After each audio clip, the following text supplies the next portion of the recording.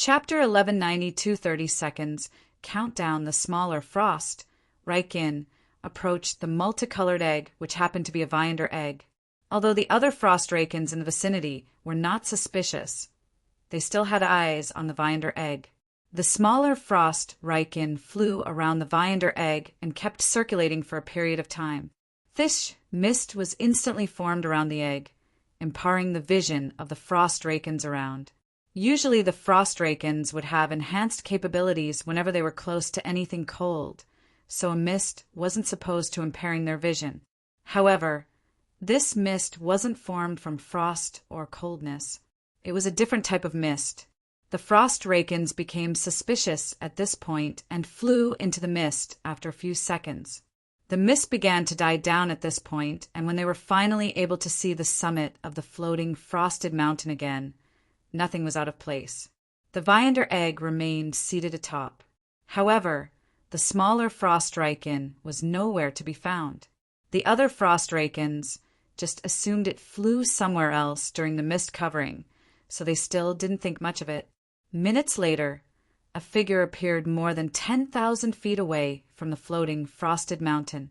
He stood above a massive floating diamond-like platform with a Viander egg in his grasp. "That was easy," Gustav muttered. "Only because you were smart enough to acquire the form of a frost Riken initially," the system voiced. "Even with that, it would have caused alarm had I not exchanged it with a fake," Gustav stated. Before Gustav took on the form of a frost Riken, he did a little painting with a white egg he had taken from one of the caves. White wasn't one of the required eggs to make a Viander egg, but Gustav had taken this one, just like he took many others that would be considered useless as well. Cases like this was where the usefulness of these colors of eggs came into place. Gustav painted the egg to look just like a Viander egg and replaced it with the one at the summit of the frosted mountain. From the moment he stirred up the mist, he was already gone. He had made use of his cognitive concealment ability to mask his presence. "One more Viander egg successfully acquired," Gustav stated before keeping the egg in his storage button. "Going after the others won't be as easy," the system voiced. "I know, especially since I don't have the forms of the other creatures." Gustav turned to stare in the southwest direction. A platform growing out from the rocky wall in the distance looked like the massive floating diamond-like rock he was currently standing on. However, this one seemed to be stationed on the wall, for times as large as a skyscraper, and had an entrance. Creatures who only had a massive owl-shaped head for a body and thin, but gigantic fowl-like wings, could be seen flying around the entry point. Besides this, they had sharp claws for beaks, and their legs looked like it could easily rip a person in two like paper. While it looked like there were only about 30 in number flying around the entry point, Gustav's perception had picked up on the high numbers that were nestling within the platform. They were over 50,000 feet from his location. Yet Gustav's perception had infiltrated their territory to the point where he could already tell where the Viander egg was. Why do they all keep the Viander eggs like it's some kind of trophy? This was amongst Gustav's many questions. On the surface, the frost Rakens protected the required eggs to form a Viander egg like it was their child, and here, thousands upon thousands of creatures protected just a single Viander egg. Gustav couldn't complain. He had managed to save days of wandering up there by getting a single Viander egg. He didn't want to be too greedy, but one wasn't enough. Zing, a circular metal-like button appeared in Gusta's grasp, and he proceeded to put it on his forehead. Cognitive concealment has been activated. Gustav's presence completely disappeared to the point. One wouldn't be able to tell if he was even around them unless they directly set eyes on him. His footsteps made no sound. If he tapped on anything, it made no sound. His speed also made no sound, as it would always generate whooshes. Everything was masked. "I'll have approximately 30 seconds to get in there and take the Viander egg out before I am spotted," Gustav stated as he tapped the button on his forehead. Thish Huai, his entire figure, instantly turned invisible. Now he was at a near perfect state of concealment. Gustav's body transformed as he leapt into the air. "Dash has been activated." The timer had started counting down. There was no sound as he arrived before the entrance of the diamond-like platform only a second after the countdown had started. 29 seconds, wings sprouted out of his back in his invisible state as he glided across the air, evading the creatures around the entrance, so as not to make contact with them. Oh, so they're called Ziaphanos. Gustav took note of the species name as he flew into the diamond-like platform. The instant he got in, flashes of bright reflections assaulted his eyes. The gravitational force within the diamond-like platform shifted, causing Gustav to bear the weight of 100 tons. Gustav was surprised by the shift and paused for a bit as the pressure bore down on him. However, the weight was really nothing, and he resumed flying a moment later, since it had only startled him a little. The Ziaphanos kept flying across the place, unrestrained by the difference in gravitational force between the exterior and the interior. This made Gustav realize that these creatures would be very fast, so he had to be careful so as not to attract their attention. 25 seconds, the scenery within the diamond-like platform was quite inexplicable. It looked much larger on the inside compared to how anyone would have thought. The shards and icicle-shaped objects reflecting rays of light across the vicinity could be seen hanging from the rocky walls and even the ground. However, one stood out the most. "It's up there," Gustav said internally as he stared at the massive shard in the middle of the Ziaphanos territory. This shard was so massive, it towered high up, reflecting blinding rays across the entire vicinity. Due to its height, the ceiling of this diamond platform was thousands of feet above. Swarms of Ziaphanos flew around the massive shard, similar to how the frost drakens were flying around the floating frosty mountain earlier. Just as initially calculated, there were over 10,000 of them flying around the shard, and even more just moving about the place. The space within their territory was like a mini-city. Despite the increment in gravitational force, Gustav flew upwards with speed. He was well aware of his limited time and didn't want to waste even a second. The usual vibrational waves and turmoil his speed would cause the environment had all been masked by the cognitive concealment ability, and the invisibility button just made things smoother. However, as Gustav flew higher, he noticed the difference in gravitational force. For every 50 feet scaled, the pressure would increase by 100 tons. Gustav noticed this when his speed decreased after scaling up to 1,000 feet in an instant. He knew that with his current speed he would be way faster, but then the pressure was already bearing the weight of up to 2,000 tons while still maintained flight. The Ziaphanos, who were higher up, still flew around the shard unrestrained, which was quite surprising to Gustav. With this, he realized that the ones lower were weaker than the ones at a higher height. If Gustav got noticed, the chances of escaping would be quite low, considering he would be spotted by their strongest first. 23 seconds, Gustav's brain processed information very quickly, so he already well aware of the current situation. He increased his speed and flew even higher, fighting against the pressure. By the time Gustav scaled 2,000 feet, he felt like he was carrying an entire city on his shoulders. Fly! He suddenly and swiftly swerved backwards, dodging the massive body of a Ziaphano that changed trajectory in midair, nearly bumping into him. The creatures were more up to 300 feet large. Gustav's size compared to theirs was like a grasshopper standing beside a human. 21 seconds, he resumed flight upwards after distancing himself a bit from the area of the swarm circulating the shard, bearing the force of more than 2 million kilograms upon his entire being. Gustav kept flying upwards till he was on a couple hundred feet away from the top. He could finally spot the Viander egg above, firmly seated on the tip of the massive shard.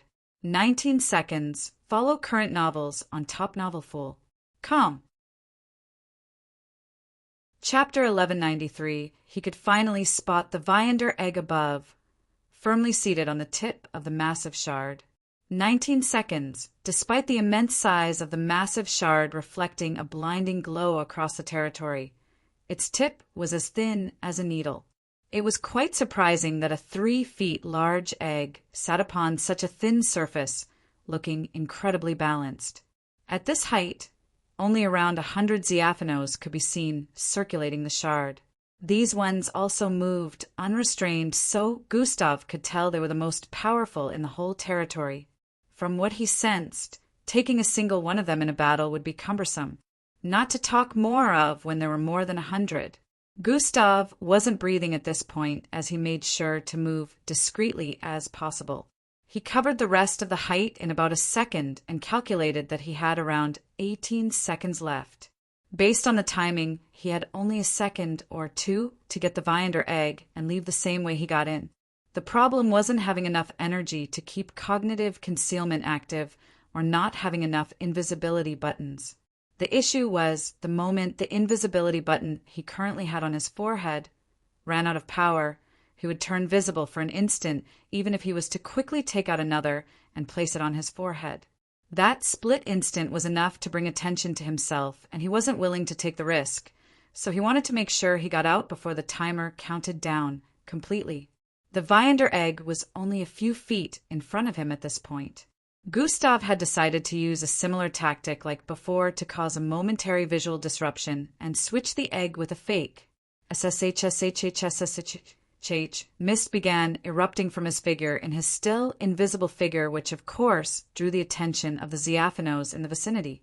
However, Gustav was still invisible and the mist spread so quickly there was no way to ascertain the source. Gustav moved quickly and reached for the Viander egg as a fake appeared in his grasp. He was only about 30 centimeters away from making contact when he suddenly felt a strange energy ripple forth before he could touch the Viander egg. "You just triggered some," the system voiced, but it was too late. Boom! A yellow-colored blast was sent forth, which pushed Gustav as well the mist in the environment backwards.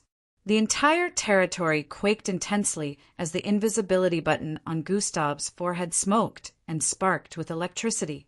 Gustav let out a sigh of defeat as the massive eyes of the Ziafanos turned to his direction and focused on him. He was very visible at the moment, and marked by the yellowish energy that just blasted forth, which happened to cause him to glow intensely, as if announcing that an intruder had infiltrated. I didn't sense that Gustav's forehead creased as he thought. It didn't exist a moment ago. It seems to be the ability of one of the Ziafanos. The system words explained why Gustav didn't sense any trap of sorts. Phew home. This wasn't the time to go into analysis, so Gustav's quickly bolted forward and grabbed hold of the Viander egg. "How dare you!" The Ziafano closest to the tip roared. "They can speak!" Gustav voiced with a tone of surprise. "You will die here, vermin."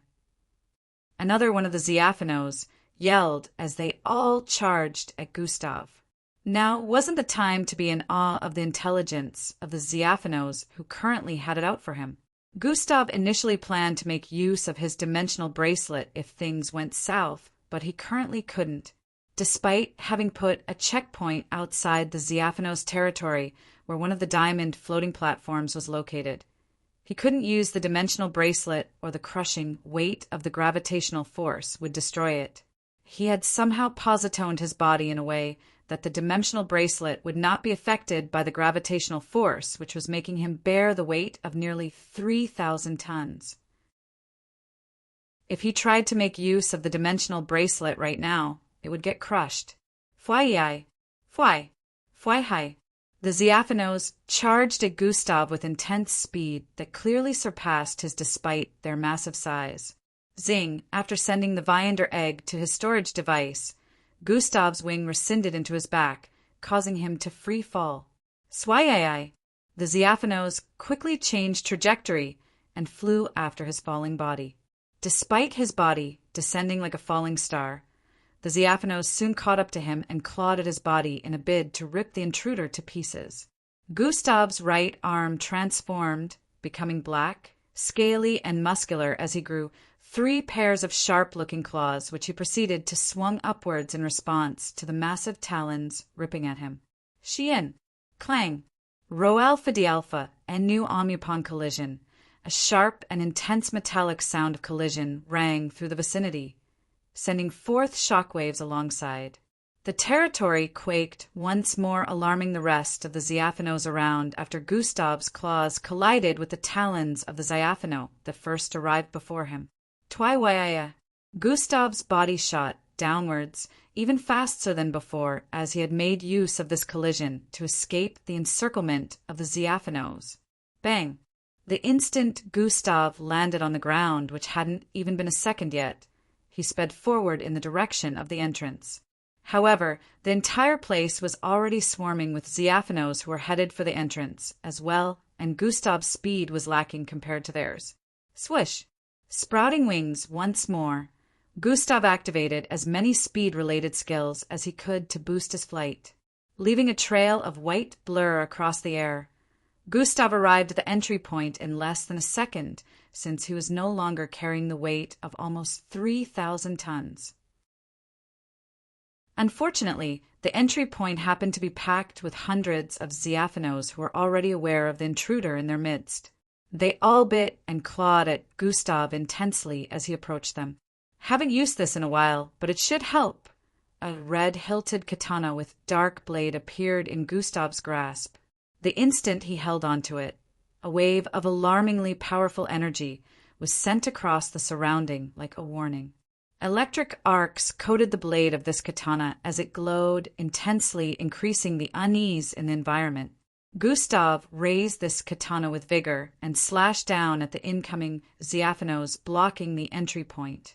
Alpha Dialpha Theta Nu Epsilon, a disastrous red arc, hundreds of feet long, swept forward with intensity, carrying lightning streaks with it after Gustav slid downwards. Boom! The entire Ziafanos territory rumbled fiercely as the red arc cut through the first Ziafano in its path, as well as destroying the entry point by making it even larger than it originally was. Multiple Ziafanos were blasted backwards as lightning streaks also spread to them, burning a few of their feathers. The Ziafanos happened to have very sturdy bodies, so only 3 Ziafanos who were directly in the path of the arc had been sliced into 2 scorched halves, while the others were barely incapacitated. The space that had been left in between gave Gustav the opportunity to fly out of their territory. Tsiai, Zitsiai, Ziai. 3 massive talons suddenly appeared above Gustav the instant he arrived outside the territory, slashing down at him vigorously. Gustav didn't even have the chance to blink as he realized he had already been surrounded by up to 60 massive Ziafanos, and more were incoming. These were the Ziafanos who were at the topmost part of the shard. They had instantly caught up with Gustav the moment he managed to get past the entry point. They were insanely fast. However, now that Gustav was out of the intense gravitational force area, he was confident in escaping their onslaught. Lightning Blitz has been activated. Has. Gustav turned into a lightning streak and disappeared straight into the east direction, tearing right through the wing of one of the Ziafanos. He instantly reappeared 800,000 feet away from his initial location. He heaved a sigh of relief after successfully escaping far from the angry Ziafanos. He had given them a very wide distance, but so as not to take any chances, Gustav decided to activate Lightning Blitz 2 times more. Has. He was now millions of feet away from their territory, practically in another area entirely. Gustav looked around and noticed this area was a little misty, but had a weird-looking structure erected on the ground thousands of feet below. He was about to head downwards when he felt a sudden shift in the atmosphere. It sounded like a ripping sound that grew increasingly louder by the millisecond. Has.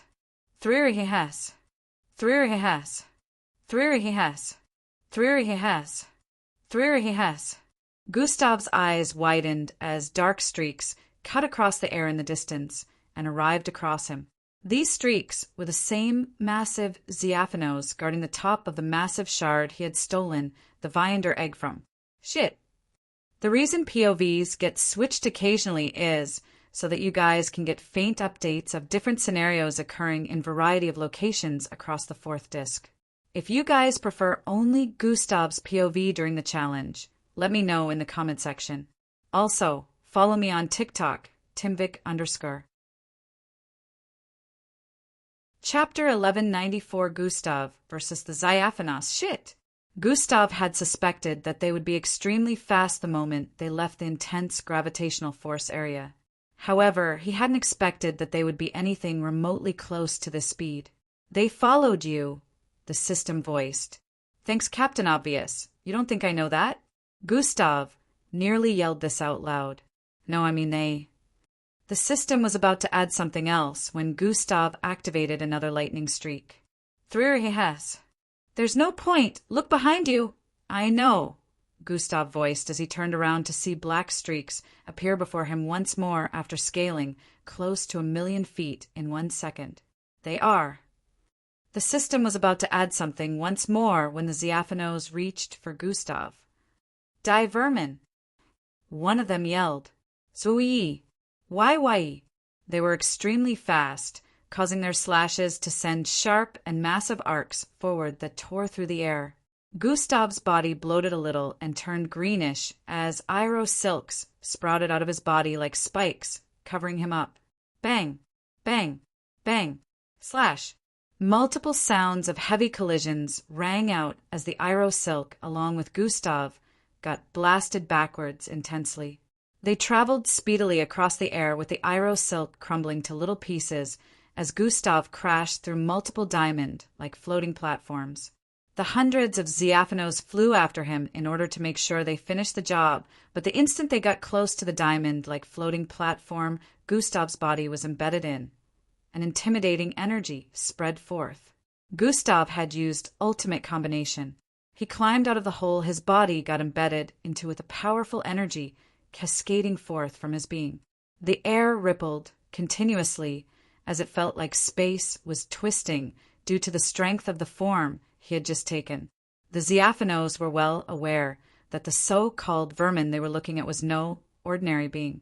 However, they seemed confident in their numbers. "Kill him and take back the Sifa," one of them yelled as they charged forward. "This is troublesome." "I guess I have no choice." Gustav charged in their direction as well. He wasn't ready to leave this place yet, and there was no guarantee that he could use the dimensional bracelet to return fast. Time was a luxury, each as powerful as level 250 mixed breeds. Gustav had to admit he had never done something so crazy before. Level 250 mixed breeds were quite rare on Earth, and each of them were extremely powerful. Their strength was equivalent to a beta ranked mixed blood, and yet he was going against more than 100 of them at once. Swish! The first 3 Diaphanos that arrived before Gustav swung their talons at him. Gustav reached out to grab the first one while his hands were coated with milky, colored energy. The talons, which could easily rip an entire city in two, just from the wind generated with its slashes, were stopped by Gustav. Fwaiwai! He spun to the right and flinging the entire massive 500 feet large creature in the direction of his associate. Kiaeth! The Diaphano cried out as its associate talons ripped through its right wing. White blood squirted out like a fountain while the Diaphano fell from great heights, unable to make use of its damaged wing. Bang! At the same instant, the sharp talons of the third Diaphanos slammed into Gustav from behind. Fwaiwai! Fortunately, he had conjured Iroh silk behind him. However, the Iroh silk crumbled instantly upon collision, sending him flying across the air for hundreds of feet. In his years of using the Iroh silk, this was the first time any creature was able to damage it with just a single strike. The Diaphanos were truly fearsome creatures. Gustav had taken a little damage from that hit despite the Iroh silk, but he quickly stopped himself in midair as he was flying towards the triple claws beak of another Diaphano. Tririaiwin, a massive, destructive dark and purplish energy beam, formed in the mouth of the Diaphano he had stopped before. With the way the air trembled, Gustav could tell that this was no ordinary attack. Fwish! He sped forward and swung his fist upwards with intensity. Boom! It sounded like a thunderbolt as Gustav's fist slammed into the jaw of the Diaphano, causing its entire head to tilt backwards, while it got catapulted away by the force. Thuam, the energy it was initially gather, exploded in its beak, causing the head of the Ziaphano to explode to smithereens. Boom! The residual energy blasted across the place, sending forth charges that also slammed into Gustav. Being small has both advantages and disadvantages. Gustav realized as the Ziaphanos around were not in any way affected by the blast. The Ziaphanos had swung out their talons once more, causing Gustav to quickly create Iroh silks. Bang! Bang! Bang! Bang! Gustav puked blood as his body got blasted thousands of feet away after the Iroh silk he constructed around himself repeatedly crumbled. The Ziaphanos were unrelenting, and he had only taken out about 3 of them so far. There were still in the hundreds. "Take on someone of your own size," Gustav muttered as he cleaned his mouth. Zuin. His body suddenly began to lengthen, along with his silver scales and muscular arms. His horns grew very large along with his tail as well. The glowing light on his forehead also increased in size as well. The Ziaphanos were stupefied once more. It looked like the so-called vermin had more tricks underneath his sleeves. Gustav reached out to the closest Ziaphano with his right arm glowing yellowish. Bang! He slammed his fist onto the head of the Ziaphano, causing it to get hurled thousands of feet backwards as a mark appeared on its body. Boom! An explosion from the mark sent the Ziaphono hurling further backwards as it cried out in pain. Other Ziaphanos didn't wait for him to approach them before baring their talons once more upon him. Now that he was larger, it was easier for them to attack him. Bang! Bang! Bang! Gustav moved as quickly as he could across the air, throwing multiple fists at the Ziaphanos, while also receiving the full brunt of the attack from the ones at his flank. The creatures were faster than he was, but he had no trouble striking blows, due to his perception that let him predict their movements. However, he couldn't dodge all of their attacks either. The battle was becoming incredibly destructive and brutal as time passed. Boom! Boom! Boom! Boom! Every single Ziaphano that Gustav managed to make contact with bore a small mark that exploded after some time. This caused the Ziaphanos to take more damage as time passed, but Gustav was also very injured as well. Thiazes. Gustav slashed at multiple massive, destructive, and dark purplish energy beams shot from the mouth of Ziaphanos. Each of them were as large as skyscrapers, causing the air to twist and turn, but Gustav struck them with massive atomic blades. Boom! Boom! Boom! They couldn't all be countered, and the explosion sent destructive ripples across the air, energy dispersal. Gustav muttered as the atomic blades vanished from his grasp, and he clasped his palms together. Thuum! A red wave of energy blasted forth from his being, colliding with the explosion. Multiple floating diamond-like platforms crumbled to dust as the ripples repelled everything within a radius of more than 100,000 feet. Gustav's figure vanished and reappeared behind a Ziaphano that was hurling across the air due to the blast. Grabbing hold of its neck, Gustav forcibly ripped its head from its body and flung it in the direction of another Ziaphano. The creatures were very sturdy, but it was nothing compared to Gustav's natural body defense. Another Ziaphano clawed Gustav's from the side, piercing a little into his shoulder, but it got stuck. Gustav reached out and grabbed the 2 other Ziaphanos that had attacked from the front, which talons were lodged in his bleeding body. Ararha! Gustav screamed loudly, causing sonic waves to blast forth from his mouth. Bang! The 2 Ziaphanos in front of him got sent flying across the air as the sonic waves caused their organs to shatter from the inside out. Reaching back to grab the Ziaphano that had clawed into his sides, Gustav held onto its beak and forcefully ripped the head of the creature open. Blood splattered across the place as Gustav realized he had already taken down about 40 of them. However, there were still a little over 70 left, and he had expended a lot of energy. I don't want to use cosmic superiority, Gustav said internally as he flew upwards while the others chased after him. It's not like you haven't used it before, the system responded in his head. On a small scale, yes, but with these creatures, they'll have to use it on a large scale, but I'm actively trying to avoid that, Gustav replied internally as he activated Lightning Blitz once more. Threra ahas, you can't escape from them using this bee. I know. Follow current novels on Top Novel Fool. Come. Chapter 1195, Threrahas. You can't escape from them using this bee. I know. They're fast, although their speed is quite inconsistent. At the very least, it gives me 1 second to collect my thoughts, Gustav voiced out as he reappeared close to 1,000,000 feet away. I was going to tell you that they're not that fast, they just tag onto your energy with an ability they possess, which also lets them reappear wherever you are when you activate Lightning Blitz, the system stated. What? Why didn't you tell me? Gustav voiced with a slightly surprised tone. To Gustav, this explained why their speed was inconsistent. The Ziaphanos were still really fast, but their speed was not a match for Lightning Blitz during Gustav battles with them. If they could move that fast every time, the battle would have gone in a completely different direction. Gustav had noticed the inconsistency and chalked it up to something related with acceleration. He thought they could only do it at specific periods and not limitlessly. Now it turned out they only tagged along with him whenever he made use of it. Knowing this information wasn't of great use to Gustav, since he wasn't aware of any means of stopping them from following him after Lightning Blitz activation. Looks like I will have to use that. What better time to test out its effectiveness than now, Gustav voiced. As he made his decision, the 1 second he had to collect his thoughts were up. Threrahas' black streaks tore through the air, and with it bore the arrival of the Ziaphanos. Gustav stood in place as they approached him with speed.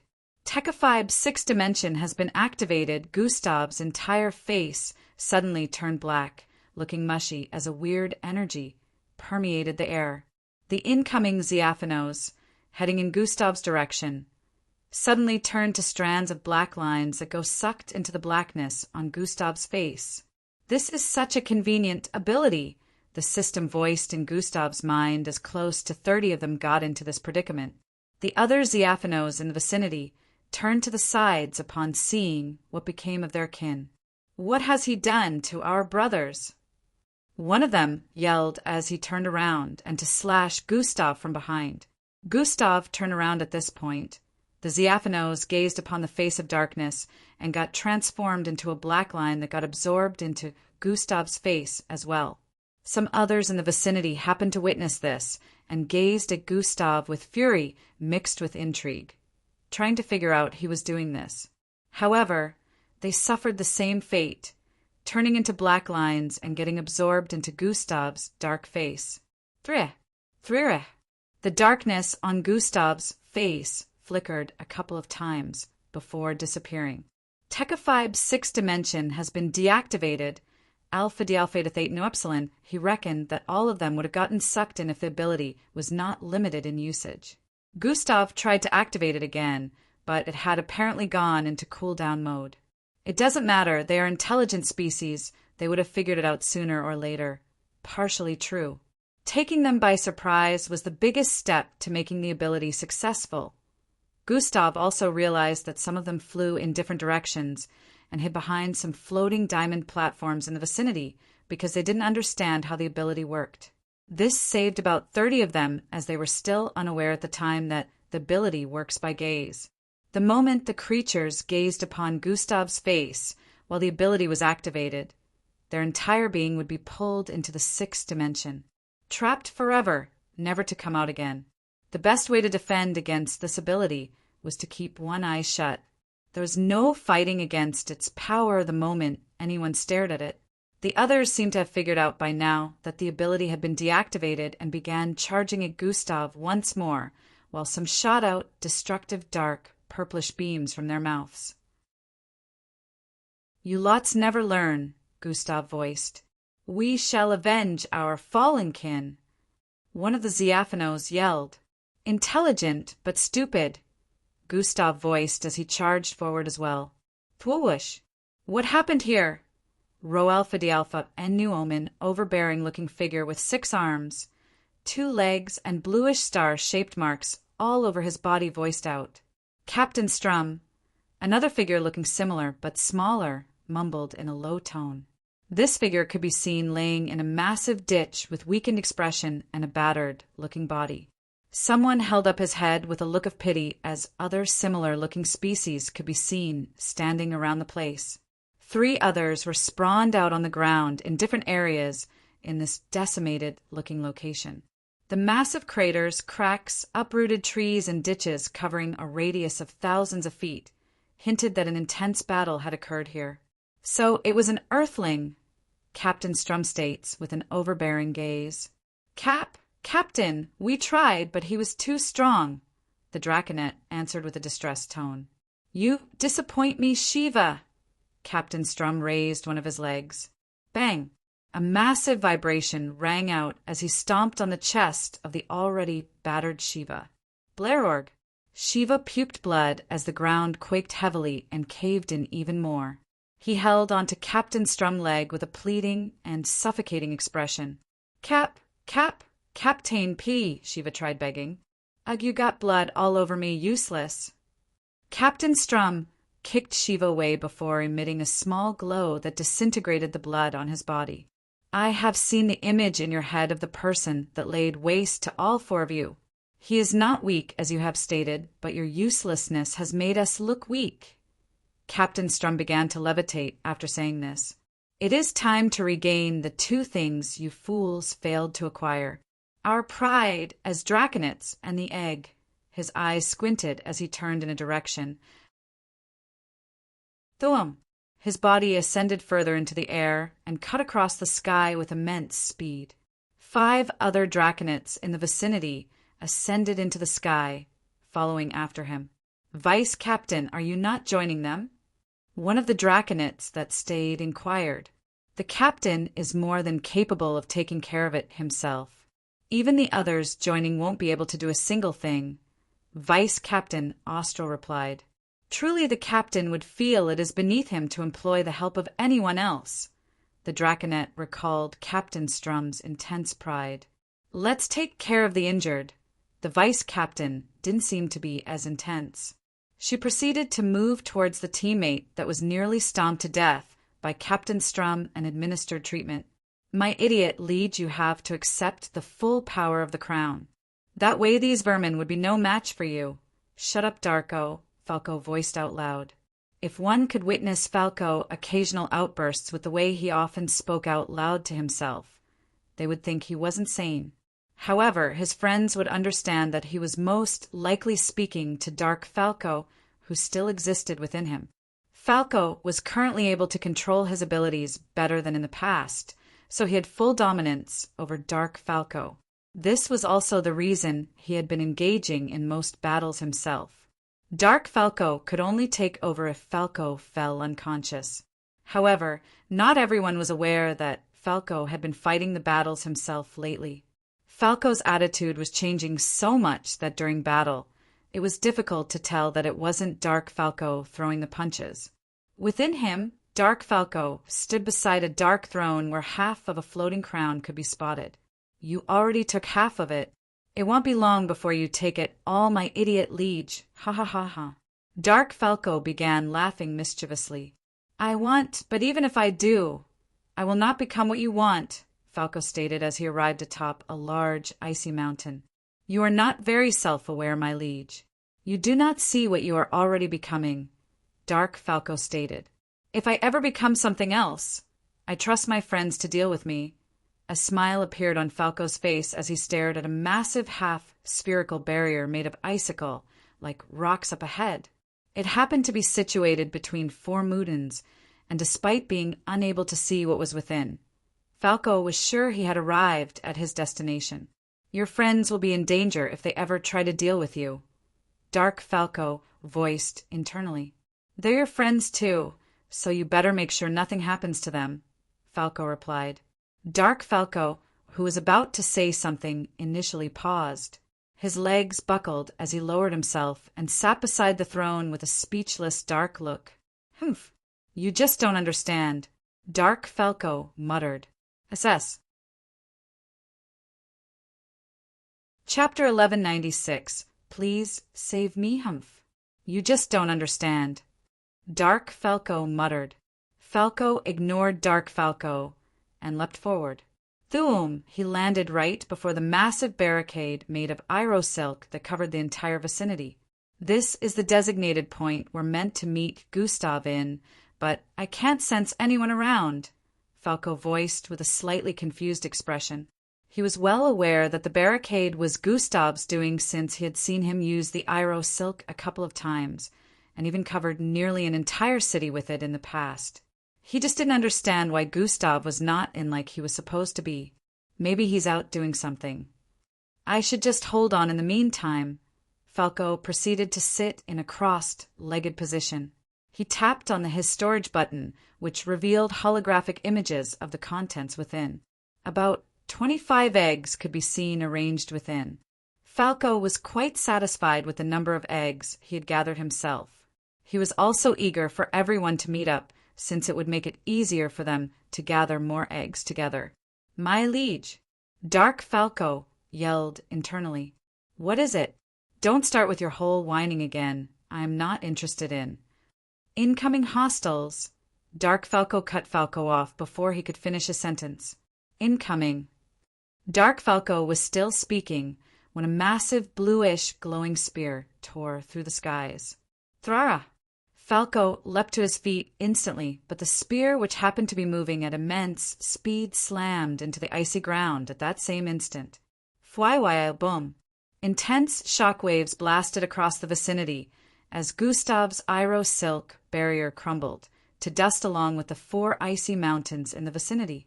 The attack was so powerful that everything in the vicinity, except the designated machine, disintegrated.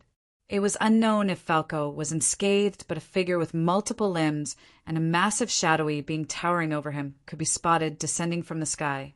Gustav held onto a Ziafano's beak, panting with his entire figure covered completely in blood. It's been a while since I've battled this hard. The torn fabric on his body due to the intense battle began to join back together, just like his injuries. You just fought against beings on the level of Omegas. It is quite impressive that you managed to take care of them all, the system voiced. Gusta recalled when he struggled to cause even the slightest damage on an Omega-ranked mixed blood, and now he managed to kill over 100 of them. He had truly gotten way more powerful than he was in the past, but seeing as he still couldn't use Kahilia, he knew he still hadn't gotten to the strength level of an alpha. If this battle had occurred on Earth, it would have caused a great catastrophe, but fortunately the 4th disk was immensely large, and whatever this dimension was, it somehow absorbed the shockwaves from their battles. His breathing soon returned to normal, as his body also transformed to his usual look. Atomic disintegration has been activated. Gustav's body emitted a milky glow on the parts with blood, causing them to turn into light particles and dissipate. He currently looked like someone who didn't just finish a crazy battle. The corpse of the Ziafano in his grasp still had blood seeping out of its body from multiple areas. Might be useful later. Gustav's fingers grew longer as he stabbed his right hand into its flesh, staining his arm with blood once more. Begin extraction, Gustav commanded. Minutes later, Gustav could be seen flying across this unknown region once more, while planning his next step. He had acquired 2 Viander eggs in this unknown place, which brought Earth up to 3 eggs in possession currently. He didn't want to spend too long here due to the others approaching the designated point, so he decided to only get 2 more and leave. He wasn't sure if bringing the others here was a good idea since their speed was not a match for his, so he hadn't given that much though yet. Fwoosh, Gustav increased his speed after deciding which place he was going to visit next. He had practically gone round this whole place during his battle with the Ziafanos, so he knew just how large it was. There were a lot more creatures down here than he thought, and some of them had gained awareness of his presence, but didn't seem to be interested in him. Gustav felt they wouldn't come after him unless he breached their territory first. About 30 minutes later, Gustav arrived above a misty, surrounded structure. The structure looked like a temple of sorts, but had a torso statue of an unknown creature erected above it. The structure was multi-layered, but still had only a single ground floor. The statue of the creature upper body seemed quite muscular, but its head had what looked like an upside-down horn protruding from it. Gustav's perception picked up on the 17 feet tall creatures in the vicinity that looked similar to the statue above the temple-like structure. These creatures were capable of walking on 2 feet like humans, but everything else about them looked nothing human-like. They had greenish-looking armored upper body, with oddly shaped variety of weapons in their grasp as they moved about the place. Gustav was still thousands of feet above their territory, but he could see them clearly and even hear the way they communicated with one another. This was another intelligent species with strength and a special ability which Gustav wasn't aware of, but he could tell that those upside-down horns protruding from their scalp wasn't ordinary. He reckoned that there were around 20,000 of them, but they happened to be weaker than the Ziafanos. However, even with this discovery, Gustav wasn't going to underestimate them. Something happened to catch Gustav's attention upon scanning their territory with his perception, which made him activate God Eyes. God Eyes has been activated. His eyes zoomed in on the altar area of the structure, and he happened to spot an unexpected sight. "There's a participant here," Gustav muttered. "Not of her volition from the looks of things," the system voiced in response. "How do you even know it's a her?" Gustav's eyes squinted as he stared at the participant's body, which looked like an ever-outpouring source of goo. The participant body was covered in ash, gooey liquid that never stopped flowing. However, greenish glowing binds could be seen all over their body, which was in a kneeling position on the altar. "It is a female Diaperonian," the system voiced once more. "How did a participant even manage to get here?" Gustav recalled nearly getting erased from existence on his way down here. The Diaperonians are not as powerful as the planets that lead the Alliance, but they are not bad in terms of abilities. Yes, but none of their abilities should be able to help her get down here.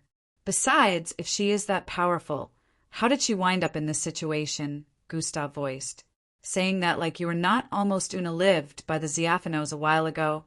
"TCH, I won that fight, barely."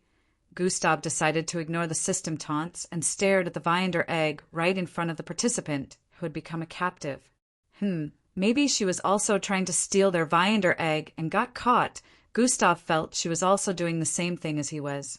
Anyways, it's time to get the egg. Since she's so powerful, she should be able to save herself, right? Just as Gustav was about to deactivate God Eyes, the head area of the Diaperonian turned and 2 snake-like creatures bore out of the parts where her eyes were supposed to be located. These eyes suddenly stared directly into Gustav's, causing him to pause in place. "Please help me," a high-pitched feminine voice rang in his mind. "What the hell?" Gustav voiced.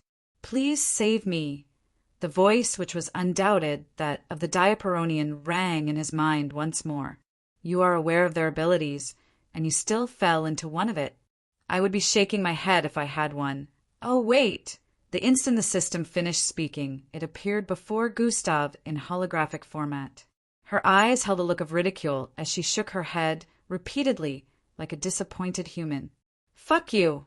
At this point, Gustav couldn't count the number of times the system had made him cuss.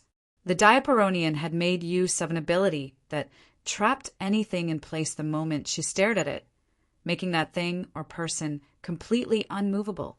Gustav was aware of this ability since he had made his research on the aliens the Earth would be going up against during ISOP, but he didn't think the Diaperonian would be able to activate it from such distance. He wasn't even aware that she was conscious or would be able to see through the structure and discover his existence. It took him completely by surprise. 62C5B29427008FD129 add 975 follow current novels on Top Novel Fool. Com. Chapter 1197. He wasn't even aware that she was conscious or would be able to see through the structure and discover his existence. It took him completely by surprise. "Stop whatever it is you're doing and let me go," Gustav spoke in his mind. "Please save me. I'll free you if you promise to save me," the Diaperonian voiced. "Let me go now while you still have the chance. You can get yourself out of whatever pickle you got yourself into." "It is none of my business," Gustav replied. "Please save me. They will turn me into a sacrifice. Please save me. Save me. Save me. Save me. Save me. Save me. Save me." Her voice kept ringing in Gustav's head, causing him headache. His face squeezed up with annoyance. "Enough!" Gustav yelled as a small pink and reddish glow emitted from his being. Thisk! He was instantly freed from the hold of the Diaperonian. "You just ruined your chances of getting saved. Do it yourself," Gustav stated before stamping an invisibility button on his forehead. "Cognitive concealment has been activated." He tapped the button on his forehead after activating cognitive concealment, causing his entire body to disappear as he turned invisible. "Are you truly not going to save her?" the system inquired. "TCH, why should I?" Gustav said internally before swooping downwards. "Don't be reckless like the last time," the system voiced. "No worries, this time there isn't a crazy internal structure with unexpected gravitational laws." Gustav was relieved that it seemed easier than the last time. Upon getting close to the ground, he hovered slightly over it, flying forward into the massive temple. More statues bearing semblance to that of the one above could be seen placed in different parts of the temple interior. Although smaller in size, they seemed to be arranged in a way meant to beautify the temple. However, some of these statues were in compromising positions, some with weapons jarring through their head or chest. Real internal organs planted in different corners as well. Gustav could easily tell. Weird rocks that Gustav had never seen before could also be spotted, which made him wonder how their sense of beautification worked. Any normal person that stumbled into this temple would be scared out of their wits instead of standing there and praising the design. Gustav immediately arrived before the altar area after avoiding the multiple creatures moving about the place. The system had once again revealed the name of this species to Gustav, but he wasn't interested in that right now. He just wanted to get the Viander egg and move out of this territory as soon as possible. "I'll alert these creatures about your existence if you don't help me right now." He suddenly heard the voice of the Diaperonian in his mind the instant he reached out to touch the Viander egg. She looked even more slimy and gooey in closer proximity. Gustav only took a glance at her and the binds surrounding her figure. "No, it'll be out of here before they can even do anything," Gustav responded while grabbing the Viander egg. "Please, I'll owe you one. I'm a princess. I'll give something back in return." "Anything you want," the Diaperonian participant begged. "Why can't you just slither your way out of that thing?" "You're practically liquid," Gustav questioned. "The binds stop me from dematerializing," she voiced. "I promise to do anything. Please just free me," she added. Gustav paused at this point. "Anything?" he questioned internally. "Yes, anything. You have my word," she voiced. "You have limited time before they discover your presence," the system reminded. "We have a deal," Gustav said internally before letting go of the Viander egg. "Didn't you say you weren't going to help her?" The system wanted to facepalm at this point. Gustav ignored the system and stared at the invisible lines surrounding the Diaperonian, who was still bound. He had seen the lines around her when he activated God Eyes initially and assumed it was some kind of trigger, but didn't understand why they didn't put it around the egg. The lines are ritualistic design which would have sucked out her life force upon activation, the system stated. "Looks like it's not a trigger like I thought. Explains why they didn't put it around the egg. Are they really that confident that no one would be able to get it?" Gustav wondered internally. "It would still cause a trigger if you tried to save her, though," the system voiced. "Yeah, it'll just disintegrate it then," Gustav decided while activating atomic manipulation. Atomic manipulation has been activated. He tapped his right feet on the altar, and a milky, glowing line spread from his feet to the lines surrounding the Diaperonian. A circular decline was instantly formed on the altar. The ritualistic lines had completely disappeared. However, the creatures in the vicinity had been alerted. Gustav was super quick to have already grabbed the egg and the Diaperonian before flying upwards. Bang! He broke through the roof of the temple, like platform instantly, however, Fwai'i. The moment he ascended about 50 feet above the ground, the Diaperonian suddenly dematerialized despite the binds surrounding her body. The occurrence took Gustav by mistake, and before he knew it, she was wrapped around his right arm and extending further to the rest of his body. Fwai'i. Multiple outbursts of greenish energy surrounded the entire vicinity at once, causing Gustav to only see a world of green before he began falling to the ground. What the hell is this? Gustav voiced as a barrier suddenly appeared around him while he fell to his knees. Hi. The Diaperonian began laughing hysterically in his mind while Gustav struggled to break free, but he couldn't get off his knees. Step, step, step, step. Multiple of the green armored creatures with weapons stepped towards the barrier with cold looks. You fell into our trap, thieving scum. One of the Zergs stated as he arrived before the barrier. He happened to be around 20 feet tall with a massive club-like weapon in his grasp. What is this? Cosmic superiority? Not quite, it feels different. Gustav questioned internally with his forehead creasing. His body wasn't listening to his commands, and this wasn't like the hold the Diaperonian had on his body earlier. That power made him unable to move, but this power was compelling him to kneel. Looking upwards, Gustav could see the upside-down horn on the scalp of the Zerg glowing a bright green light. However, it wasn't just him. Other Zergs in the vicinity had the same green glow, and it seemed to have set up the barriers surrounding Gustav. The Diaperonian Goose slid down from his arm and moved across the ground towards the largest Zerg. Good job, Fenna, the Zerg stated as the ashy slime arrived before him before getting sucked into the upside-down horn on his forehead. A participant working with one of the creatures down here. This didn't make any sense to Gustav. The binds which were supposed to stop her from dematerializing seemed to have been a fluke, and she could have dematerialized any time she wanted. Gustav had been successfully fooled. These creatures were truly intelligent, but a lot still wasn't adding up. I found Fenna and made her my slave. The 20 feet tall Zerg began stating upon seeing the look of confusion on Gustav's face.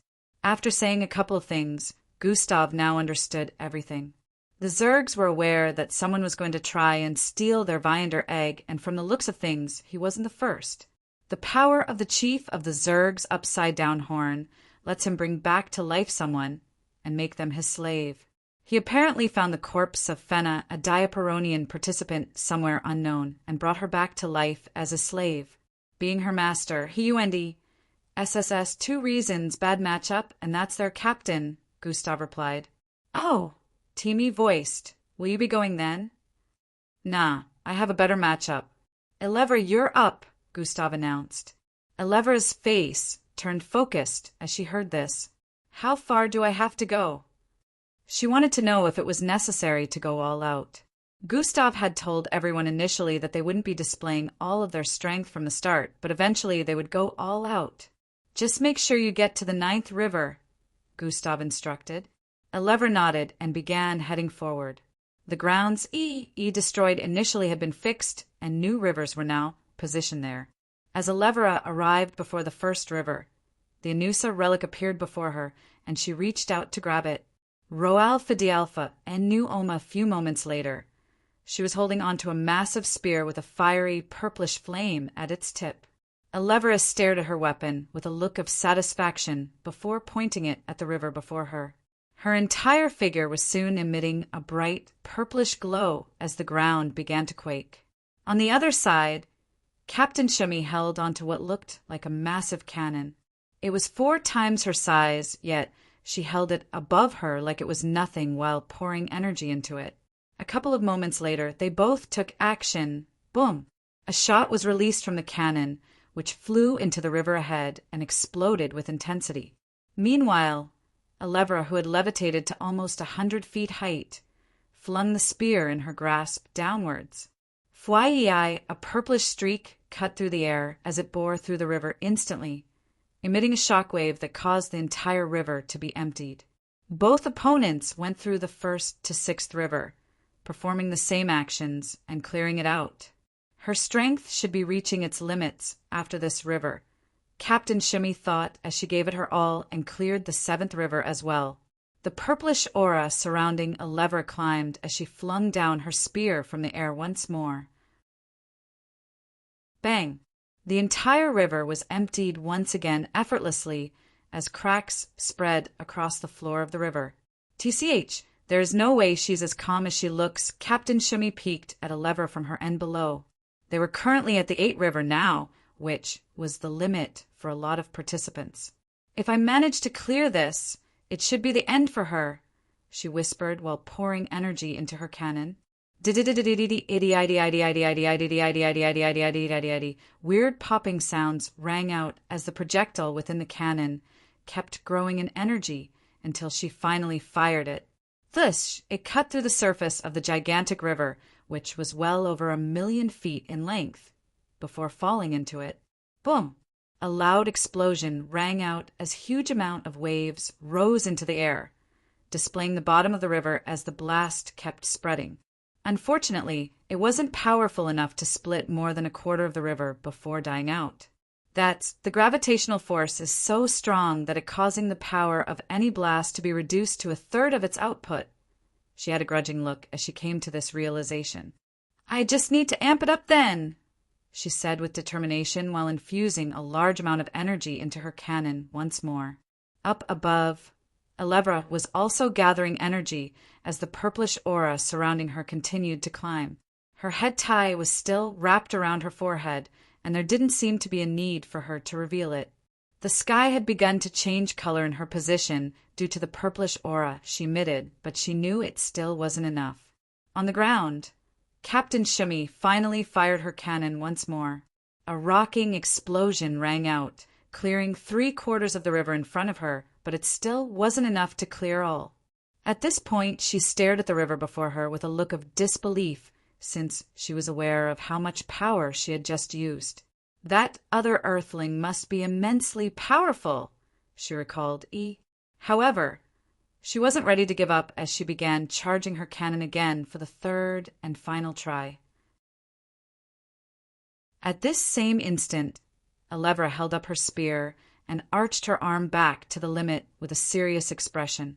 Fwai! She flung her spear downwards with intensity, causing shock waves to spread from her location even before the spear hit the water. The sky cleared out and the river's surface blasted open, while the spear was still 100 feet away from making contact with its surface. Boom! In a split second, the spear had made contact with the bottom of the river, and a powerful force spread forth from it, pushing the water body out of its 1,000,000 feet hull radius. Cheers, cheers, cheers, cheers were heard from the spectators' area as she cleared it in one attack once more. Captain Shimmy instantly lost morale as she witnessed this and released her shot impromptu. As expected, it didn't manage to clear the 8th river, leaving Elevra the winner. Planet Earth 2-0, Planet Gundabalt. The spectators' areas focusing on Earth and Gundabal's face-off erupted in cheers and groans of satisfaction as well as disappointment. They both headed back to their respective groups. Elevra and the Oths jubilated after their second win, while a cloud of gloom was casted on the Gundabalt's area. We can still win this. They are using all their powerful representatives from the start. Meanwhile, we still have Tyvin, Shu'ei, and the others, Captain Shimmy voiced. Captain Shimmy is right. WS can still win. Some of them agreed as they tried not to lose hope. Gustav proceeded to send Tiimi next as he wanted, and there was no disappointment. Tiimi cleared 7 rivers, while his opponent did not manage to successfully clear the 7th. The Earth had been hailed to have one of the most powerful species in the universe, but they hadn't expected to lose 3 bouts in a row without winning a single one. It was humiliating. Captain Shimmy wasn't happy with the current turn of events, but she made sure to keep to her strategy and kept sending out the weaker teammates from her side first. Time went by very quickly, and before Avewan knew it, both planets had completed 7 bouts. So far, Eldris, Glade, Vin, and Yonda had participated, and none of them lost. Planet Earth 7-0, Planet Gundabalt. At Planet Gundabalt side, Captain Shumi turned to one of her teammates who happened to be the smallest in their midst. He was about 2 feet tall with a glowing green root like hair that floated up. "Tyvin, it's time for us to make a comeback. Head out there and do the needful," she said to him. He didn't say a single word in response and just began to head forward. "This will be a tough one." "Endrick, you're up," Gustav voiced. Endrick, who had been silent all this time behind, finally walked forward. "I see what you're talking about. He's strong," Endrick stated as he arrived before Gustav. "Yes, the type of weapon you two get actually matters," Gustav voiced. "Have faith in me, big brother. I will take care of this," Endrick reassured before he began stepping forward with a solemn expression.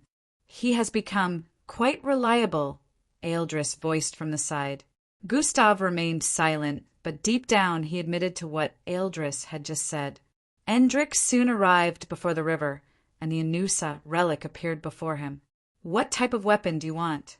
His forehead beeped with a greenish glow as Husarius' voice rang in his mind. "You can manipulate that?" Endrick questioned internally. "Yes. Just tell me the weapon you are interested in," Husarius inquired once more. "I just want something that doesn't hinder my telekinetic abilities," Endrick replied while reaching out to grab the relic.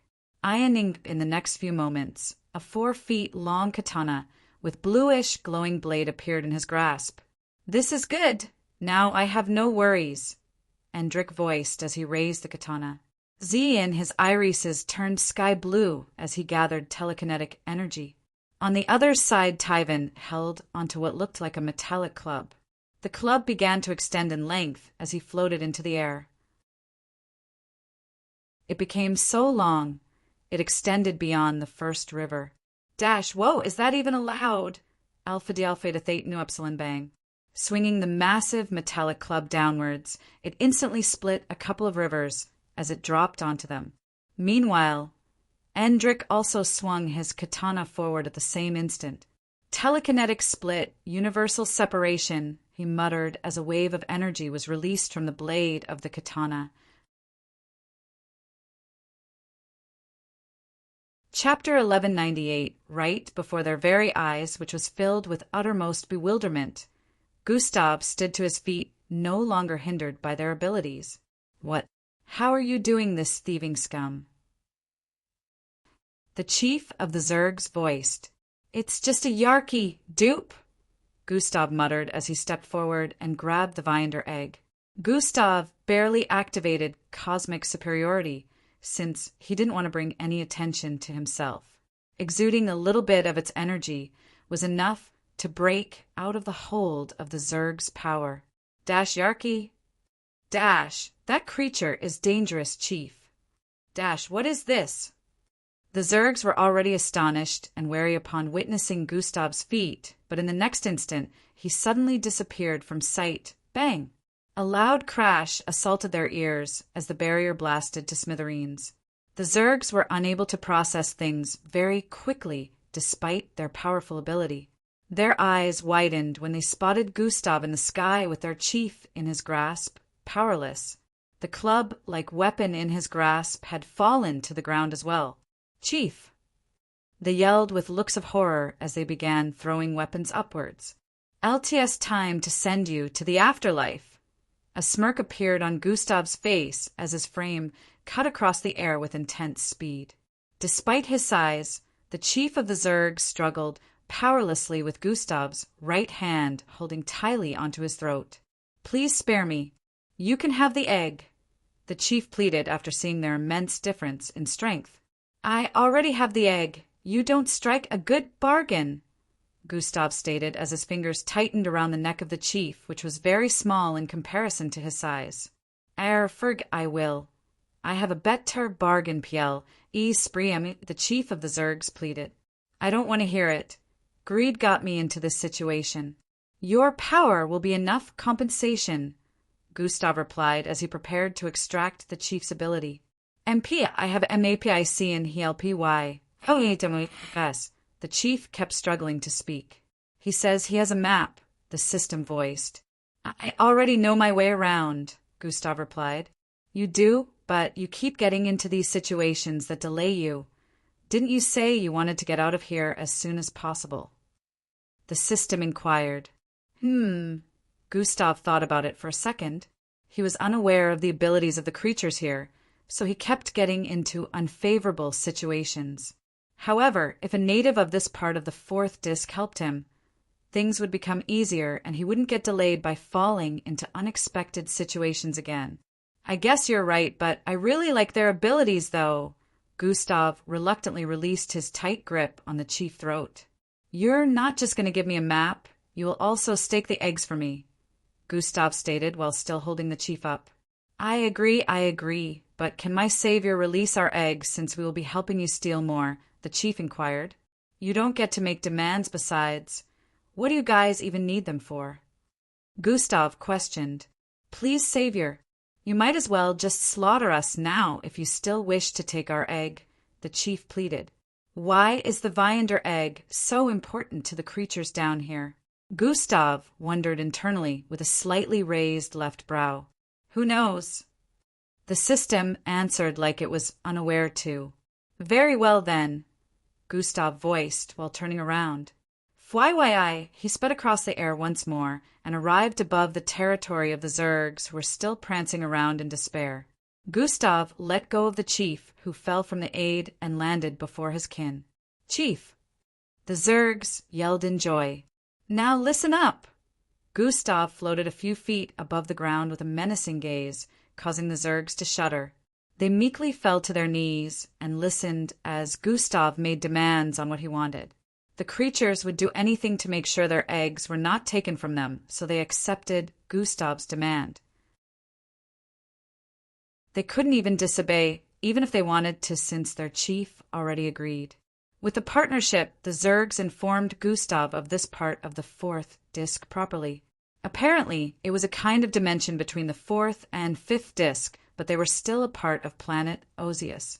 However, they weren't completely recognized by the major species existing on the surface of the discs, the Ozius. They were seen as less important and inferior, and the eggs happened to be what helped them evolve and grow as a species. Roalpha Dialpha knew it was normal for a planet to have multiple species, especially one as massive as this. However, he didn't understand why the Ozius choose not to acknowledge the existences of the ones here. As he stayed longer, he realized the Zergs were more peaceful than they looked on the surface. Despite the chief's special ability to revive the dead with that upside-down horn of his and turn them to his slave, he didn't think of conquering more territories. This ability could change the tide of battles if he wanted to conquer even the surface, but the chief only wanted to protect his people. This is the one we will be infiltrating second, the Bootfog territory. They have warping abilities and tend to set a lot of traps, but I can get you the egg without them ever knowing it, the chief spoke to Gustav after their first haul. They had already managed to get one Viander egg in the last hour. It was so easy to get into the territory due to the help of the chief and get the egg out after replacing it with a dummy. This time Gustav didn't get into any scuffle. It was almost too easy that he thought something was wrong. So you know their leader? Gustav questioned. We have been acquainted in the past, yes, the chief answered. So you're willing to double-cross this acquaintance of yours? Gustav inquired once more. To save my people, with no question, I would, the chief answered unhesitatingly. All right then, let's go, Gustav voiced before getting off the altar within the temple. Thinheim. Gustav held his right eye as he felt a small thump. Savior, is anything the matter? The chief questioned with concern while staring down on Gustav due to his large size. Nothing, let's move. Gustav lowered his arm before stepping forward. Kur. Falco coughed out spurts of blood as he knelt in the middle of a massive crater. The frost in the surrounding had completely vaporized, leaving a completely decimated environment. Falco looked up with an unyielding expression as a figure descended from above. Bang! He landed directly on Falco, who was struggling to get up. The entire vicinity quaked intensely as the figure with 6 arms and blue starred patterns got off Falco back, which had made a loud crack upon collision. Oops! I didn't mean to, Earthling, Captain Strum squatted before Falco and grabbed his hair with one of his left hands. He slowly pulled his head up a little, which had blood smeared across. I applaud you for surviving my first attack. You are indeed strong, but you know it's only right for me to treat you the same way you did my subordinates. I'll get the egg back after having a little fun with you. A confident and prideful grin appeared on his face. Don't die just yet, Captain Strum voiced before pulling Falco completely off the ground and smashing his face into the wall of the crater. Bang, bang, bang, bang, bang. Captain Strum blurred across the vicinity in a zigzag format as he repeatedly smashed Falco's face into the walls and ground, causing a quakes. Come on, don't make this boring for me. He raised Falco's entire body with two of his arms and began punching his gut with the rest of his forearms. Dash, should we stop him? Dash, do you want to die? Captain Strum would rip you to pieces. Dash, wouldn't the Earthling die if this continues, though? Dash, I think there's a penalty for that, but we can't do anything but watch right now. Above THS crater, 5 figures who also had multiple limbs watched with worried expressions and discussed their concerns amongst one another. Bang, bang, bang, bang, bang, bang. Hundreds of punches slammed into Falco's gut at very fast pace, causing him to spit out more blood, which touched Captain Strum's face. That's gross. You got blood all over me. Captain Strum let go of Falco at this point, who fell to his face with a battered body. Disgusting, Captain Strum stated before swinging his left foot forward. Bang! His foot collided with Falco's face, sending him flying out of the crater. Bang! Bang! Bang! Falco slammed into the ground and repeatedly ricocheted off it, sweeping across the ground for hundreds of feet. My liege, wake up! Wake up! Or I'm taking over! Wake up! Chapter 1199 Disappear. Falco slammed into the ground and repeatedly ricocheted off it, sweeping across the ground for hundreds of feet. My liege, wake up! Wake up! Or I'm taking over!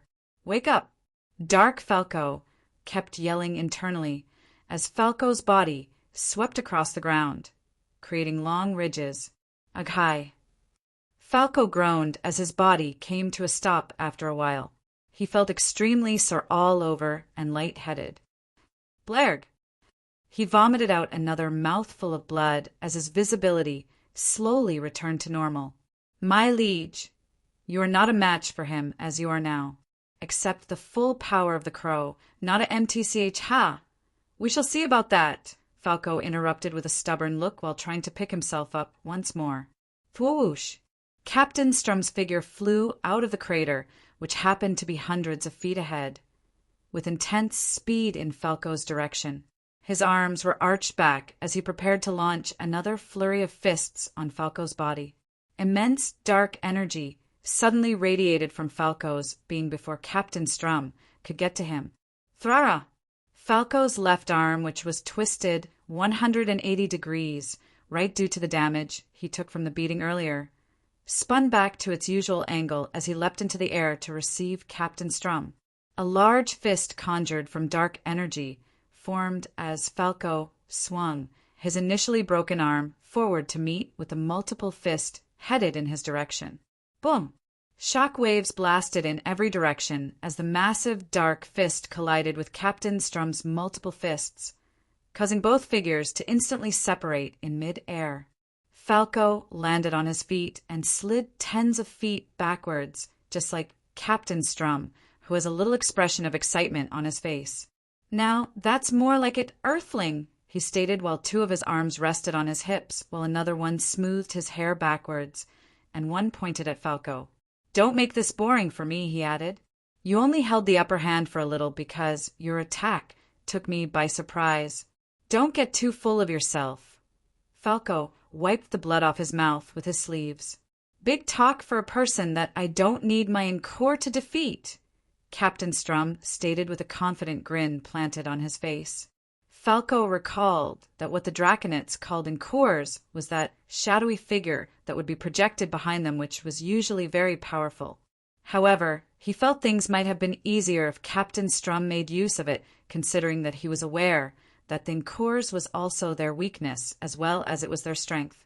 The aura of darkness covering Falco's entire being grew in size as the mark on his forehead enlarged as well. Tuwash! They both charged forward without saying any more words at this point, as Captain Strum didn't seem to have gotten enough out of the beating he gave Falco earlier. Multiple dark arms phased out of the dark aura covering Falco's being as he clashed repeatedly with Captain Strum. Bang! Bang! Bang! Bang! Bang! They both threw out thousands of punches in seconds, making it look like a flurry of blurry arms swinging forward repeatedly. Shockwaves wrecked the entire vicinity, even more as these two continued to exchange fists in midair, unyielding to the other. Dash, he managed to hold his own against the captain. Dash, that earthling is truly impressive. Dash, we can't even interfere, or the captain would face us and beat us to a pulp. Dash, this won't last for long, though. Dash, the earthling might be able to hold his own now, but the moment the captain stops holding back, that would be the end. The 5 Draconites in the sky watched the battle unfold with interested expressions and speculations. It looked like the battle was still in stalemate even after a few minutes had gone by, but Falco was not interested in letting things stay this way. He had conjured more than 17 dark arms to combat Captain Strum's 6 arms, yet the captain was able to fend off the attacks from every single one of them by swinging faster each time there was a new dark arm. I need to incapacitate him, Falco thought as dark energy spread further from his being, encapsulating Captain Strum's figure within. Zitzian!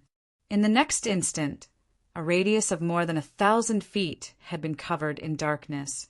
All Captain Strum could see was darkness as every ounce of light completely got snuffed out. Thrara! Thrara! Captain Strum suddenly found his entire figure wrapped by massive dark arms shooting from the ground behind him. Fwaiwai! Falco dashed forward at this point with the other dark arms extending from his being, suddenly grabbing Captain Strum's 6 arms to trap him in place. Falco, who had arched his right arm back to the limit, hurled a punch forward at Captain Strum's gut the instant he arrived before him. Bang! Captain Strum's figure catapulted across the air with intensity, spiraling for several hundred feet before slamming into the ground far ahead. Fwash!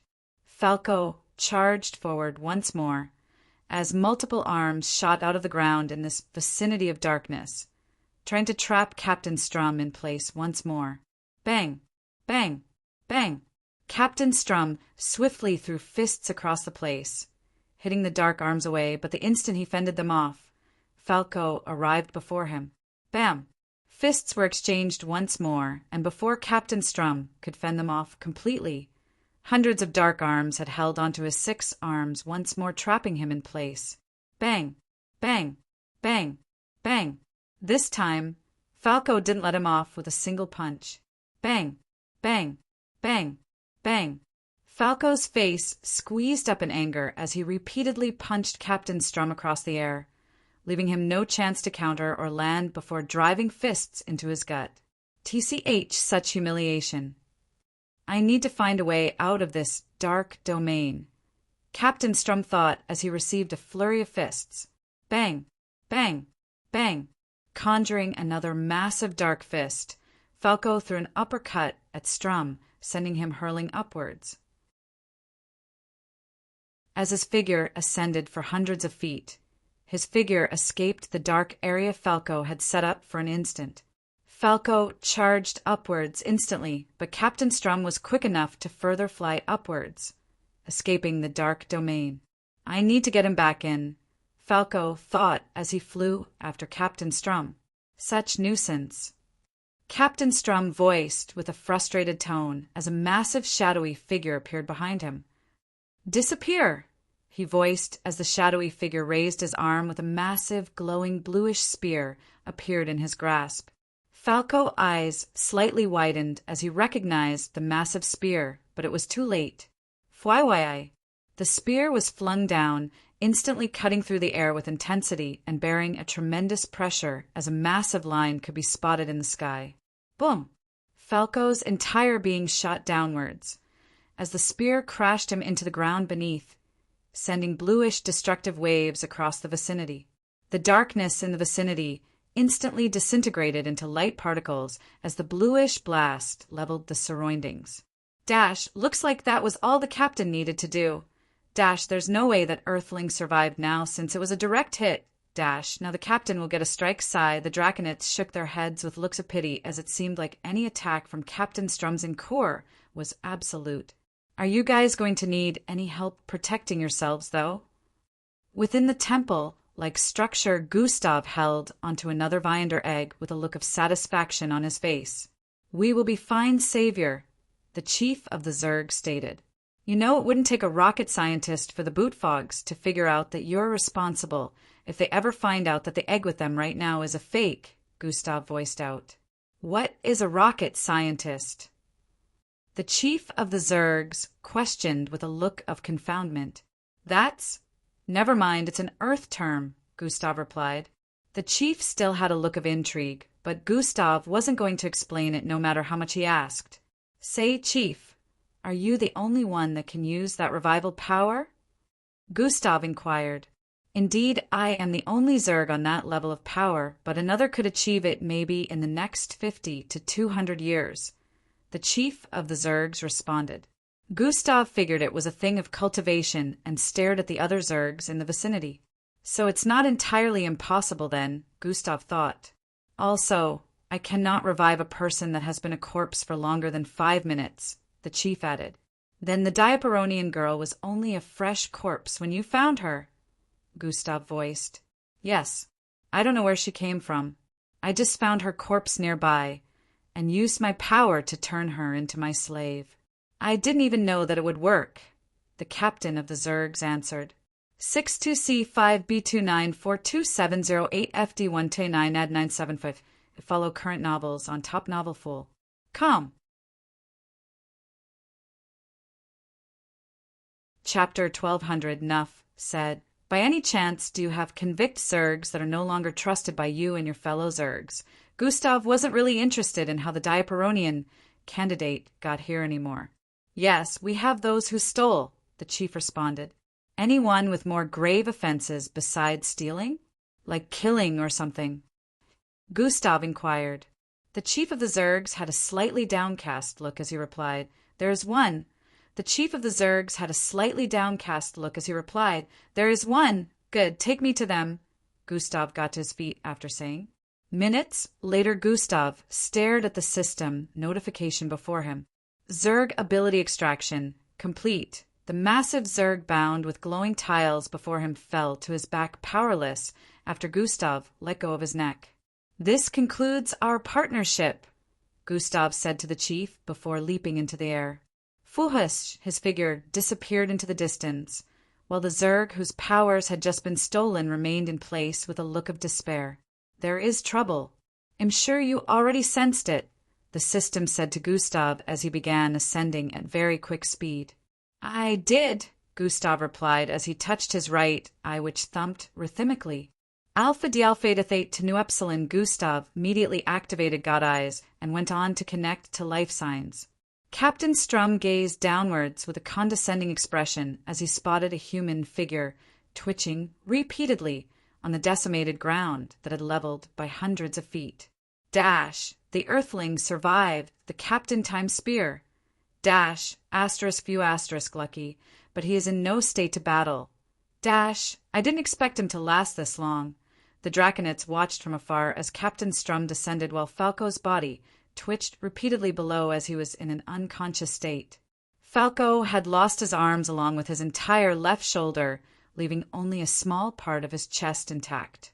His eyelids fluttered from time to time as it seemed like he was struggling to regain consciousness. My liege, my idiot liege, wake up! Dark Falco kept yelling within, but to no avail. This is what happens when you try to be difficult. Captain Strum landed before Falco's battered body. A mere Earthling subordinate like you managed to make me use my encore twice. Captain Strum had a look of anguish as he grabbed Falco's head and lifted him off the ground with a single hand. Such humiliation, bang! He threw a fist at Falco's gut. You cannot shame me without consequences. Bang. I shall not tolerate humiliation to my great planet. Bang. How do you like that now, Earthling? Bang. Did you think you were strong? Bang. Did you think you would win? Bang. That you would even harbor such thoughts. Bang.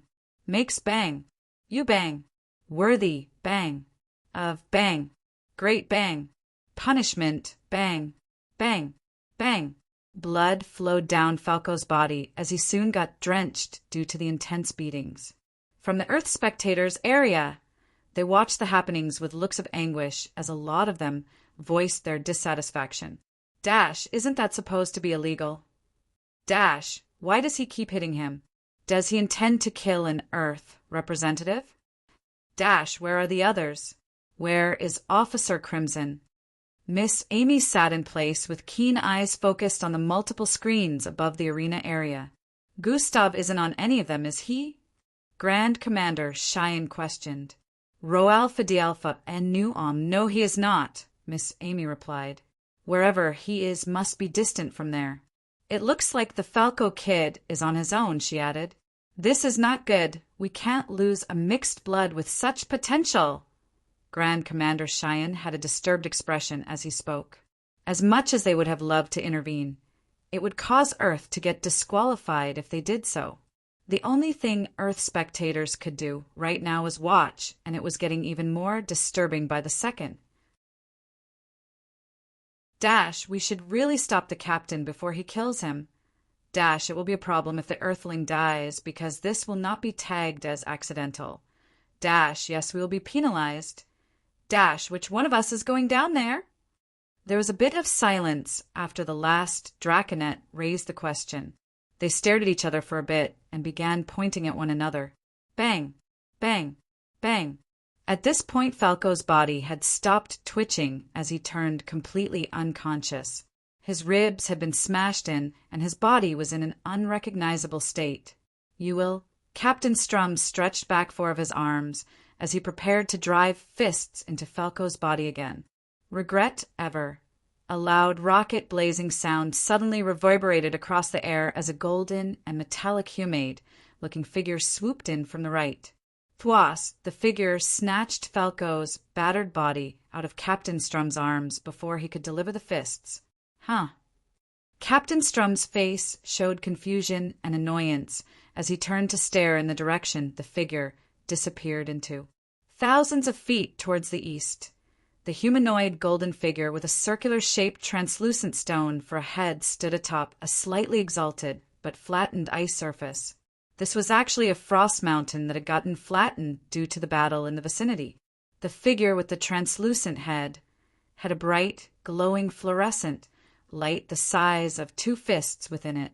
It slowly let Falco's body down and materialized a glowing pill, which it proceeded to put into his mouth. Tuhush, hey, who the hell do you think you are to take my prey away?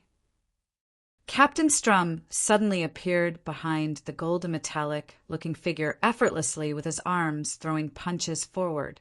The fluorescent glow within the circular-shaped, translucent head brightened intensely at this moment.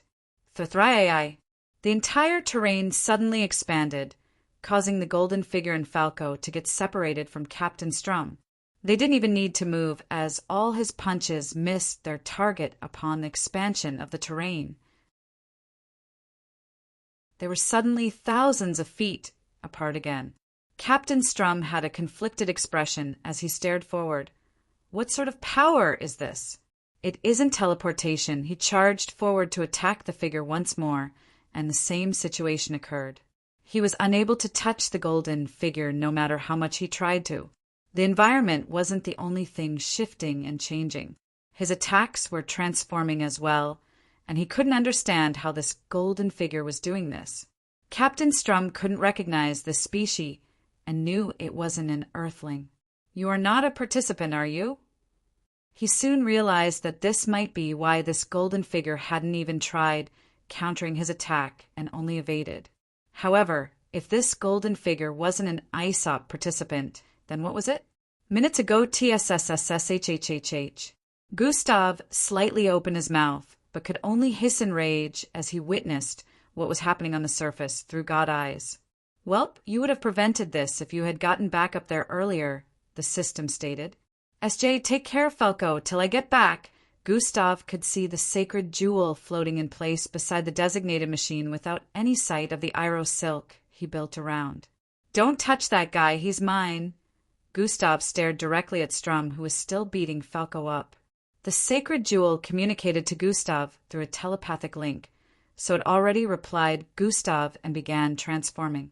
It took the form of a golden but humanoid-looking being about 12 feet tall, with its glowing translucent body taking the form of a head.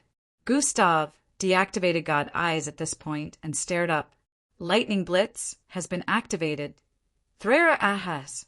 Gustav's being ascended with immense speed as he transformed into a lightning streak that disappeared from this dimension. "Fight back, you low-life thing!" Captain Strum was getting even more frustrated as time passed. He even found himself throwing fists at a hill at one point and couldn't understand just what sort of ability SJ was making use of. "My master said he wants to have the pleasure of dealing with you himself." A projection of light appeared above SJ, displaying words that only the Draconites would understand. "Your master? Who is that?" Internally, Captain Strum was a little disturbed that such a creature had a master. "Behind you, huh?" Captain Strum turned around with a look of surprise, and what he witnessed stunned him. A brewing ice storm had covered the entire vicinity behind. It looked like the ground and sky had ripped open and blasted into little pieces that caused the ice storm. This was due to something that was traveling at incredible speed and causing destruction to the environment due to ripples spreading from it. On closer look, it was a silhouette. "What is—" Before Captain Strum could even dissect the situation, the silhouette had arrived before him with glowing crimson eyes, bearing down a punch that parted the sky. Boom! A fist-packing, intensive destructive force on a subatomic level slammed into Captain Strum's chest, triggering a shockwave. Thum! It seemed like gravitational force had come to a reversal as every solid particle within a 10-mile radius got crushed into little pieces that asaneated into the sky. Chapter 12, A One Thum. It seemed like gravitational force had come to a reversal as every solid particle within a 10-mile radius got crushed into little pieces that asaneated into the sky. The Draconites watching from above also got blasted backwards by the immense energy from the attack despite being high up. They only managed to stabilize themselves after the turmoil calmed a bit. Dash, who in the name of the gods is that? Dash, the captain. Their faces were still filled with astonishment as they stared downwards. The destruction wasn't a simple crater this time. This entire part of the fourth disk had completely leveled and crumbled to dust that drifted off into space. Dash, what in the world? The skies and space was usually unclear from the fourth disk, so they hadn't seen a single piece of outer space since they arrived here. However, at this moment space was more than visible. They could also see the large silver star that acted as a sun to planet Osius from this point. Fortunately, or unfortunately, this didn't last long as the breach in the fourth disk began repairing itself, building new frosty ground to cover up the hole. Far ahead of where the destruction had occurred, a two-limbed, slightly charred body that looked like it had been reduced to less than half of its original state laid in a ditch. Gustav floated above the destruction he had created with his fist emitting smoke and his expression displaying silent rage.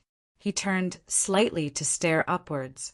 Dash, it is the captain of the Earthlings. Dash, he can see us? Dash, that look is threatening us not to interfere. Dash, he is more powerful than we thought. We should inform Vice Captain. Dash, the captain can handle himself, but just in case more Earthlings arrive, we have to let the Vice Captain know of the current situation. The Draconites didn't doubt that Gustav had just glared at them with a warning look despite their distance. This was Gustav trying to say he wouldn't engage unless they tried to mess around like their captain, and if so, they would end up in the same state. Gustav turned to the east and flew forward. Fwoosh! The sacred jewel was quick enough to act in accordance with Gustav by moving Falco out of the area of concentration of his attack. Gustav arrived before SJ and squatted in front of Falco's body. He had begun to slowly heal, but his face was still pale as well as the rest of what was left of his body. SJ's surface made a little blinking glow, communicating with Gustav that Falco would be fine. Don't use too much of that power. Remember what happened the last time. Gustav warned SJ, who lowered his head in response. The power Gustav was referring to happened to be reality, warping. The sacred jewel had made use of this initially when saving Falco from Captain Strum. Apparently an accident had happened in the past when SJ continuously used reality, warping, so Gustav cautioned it against continuous use. Why are they still there? Gustav could still sense the presence of the Draconids above. Knowing how prideful the Draconid species are, I doubt they'll take this lying down, the system voiced. Then it won't end well for them either, Gustav stated. SJ, watch, F.A. Gustav was about to give an instruction when they sensed an immense energy far behind. An encore! Gustav recognized the massive shadowy figure towering into the sky as it stood above where Captain Strum had winded up. He's conscious, Gustav voiced in realization. He knew Captain Strum didn't die from that attack, but he was very sure he incapacitated him, so Gustav was expecting the Draconids, watching to swoop down and take Sir Captain away. However, Gustav was just realizing that the Draconids watching didn't do that because they were somehow confident that their captain would be okay. Whoosh! Gustav turned around completely at this point and sped forward. Far ahead within a massive ditch, Captain Strum's body, which was missing 6 of his limbs as well as his lower half, suddenly opened his eyes. Arfha! He roared, but it was unknown whether it was in pain or rage. Roalpha Dialpha and New Omi's shadowy encore, which towered above him, brought down its palms on Captain Strum's body. Thaiahen, a blue glow like that of the spear he used against Falco, suddenly encapsulated the entire vicinity. Gustav paused in midair and shielded his eyes as this glow was so intensity that it caused even his skin to emit mist. The glow dimmed in the next moment before disappearing, and what appeared in Gustav's line of sight next was an incoming figure. Thwoosh! Bang! Bang! Bang! Bang! Bang! Bang! Multiple powerful fists slammed repeatedly into Gustav, sending him flying backwards as he only managed to counter 4 of them. As Gustav's body flipped backwards in mid-air repeatedly, Captain Strum raised 3 of his right hands while flying after Gustav. The encore towering above him put a massive 100 feet long glowing spear in his hands. He arched his arms backwards with intensity before throwing the glowing blue spear forward with incredible strength. Alpha Delta Theta Nu Epsilon, however, at the last moment Gustav suddenly stabilized himself with a tip which was larger than his entire body, only inches away from making contact. Lightning Blitz has been activated. Thrades! His entire figure turned into a lightning bolt that streaked upwards with speed, instantly disappearing from everyone's line of sight. Boom! Another area ahead was instantly disintegrated as the spear slammed into a frosted mountain.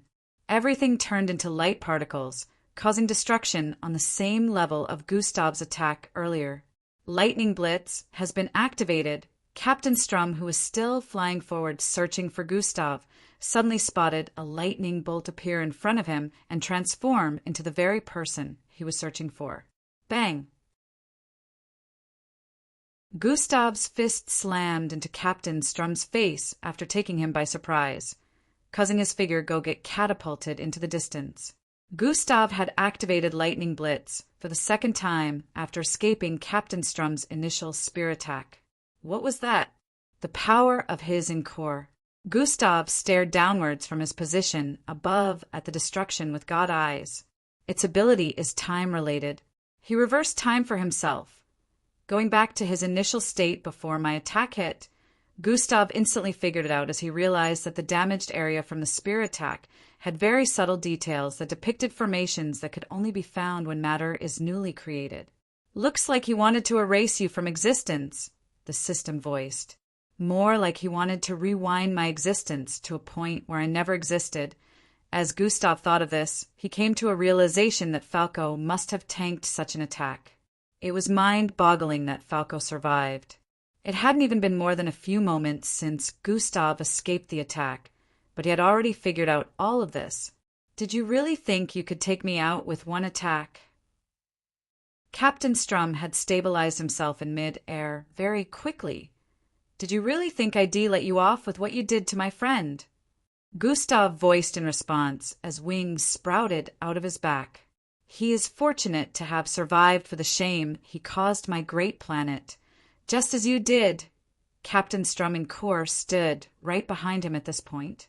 "Shame? Your great planet feels no shame for trying to steal an egg, but feels shame after getting their ass kicked." "Typical," Gustav replied.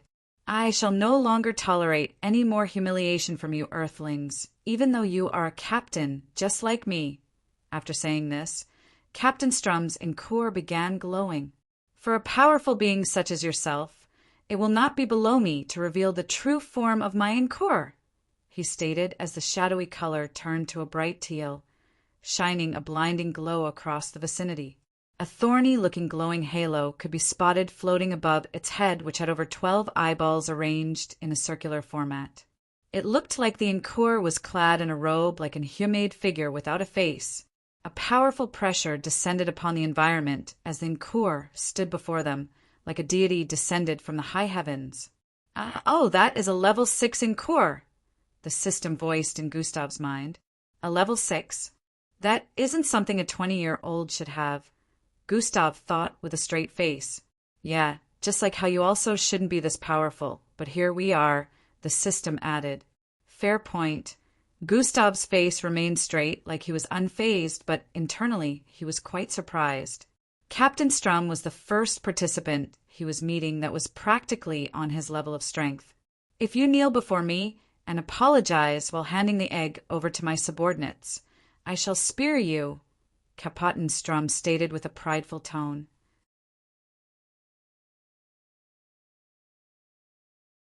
Chapter 1202 The Group Arrives. "If you kneel before me and apologize while handing the egg over to my subordinates, I shall spare you," Captain Strum stated with a prideful tone. "Is that so? I haven't dealt with you enough for hurting my friend." "Prepare to be in a world of pain," Gustav replied as his eyes glowed menacingly. The entire vicinity trembled intensely due to the clash of energies emitting from their beings. Just as the spectators were about to witness what might be a proper first battle between captains, a massive wall suddenly descended and landed right in between them. The massive wall had brick-like lines but looked too smooth to be made of bricks. It was so wide and massive that it covered a very long distance. The wind that spread forth from it upon its landing caused Gustav's hair to flutter as he floated in midair. Gustav and Captain Strum were aware that this wall that had arrived in their midst couldn't stop them from engaging each other, but they paused briefly.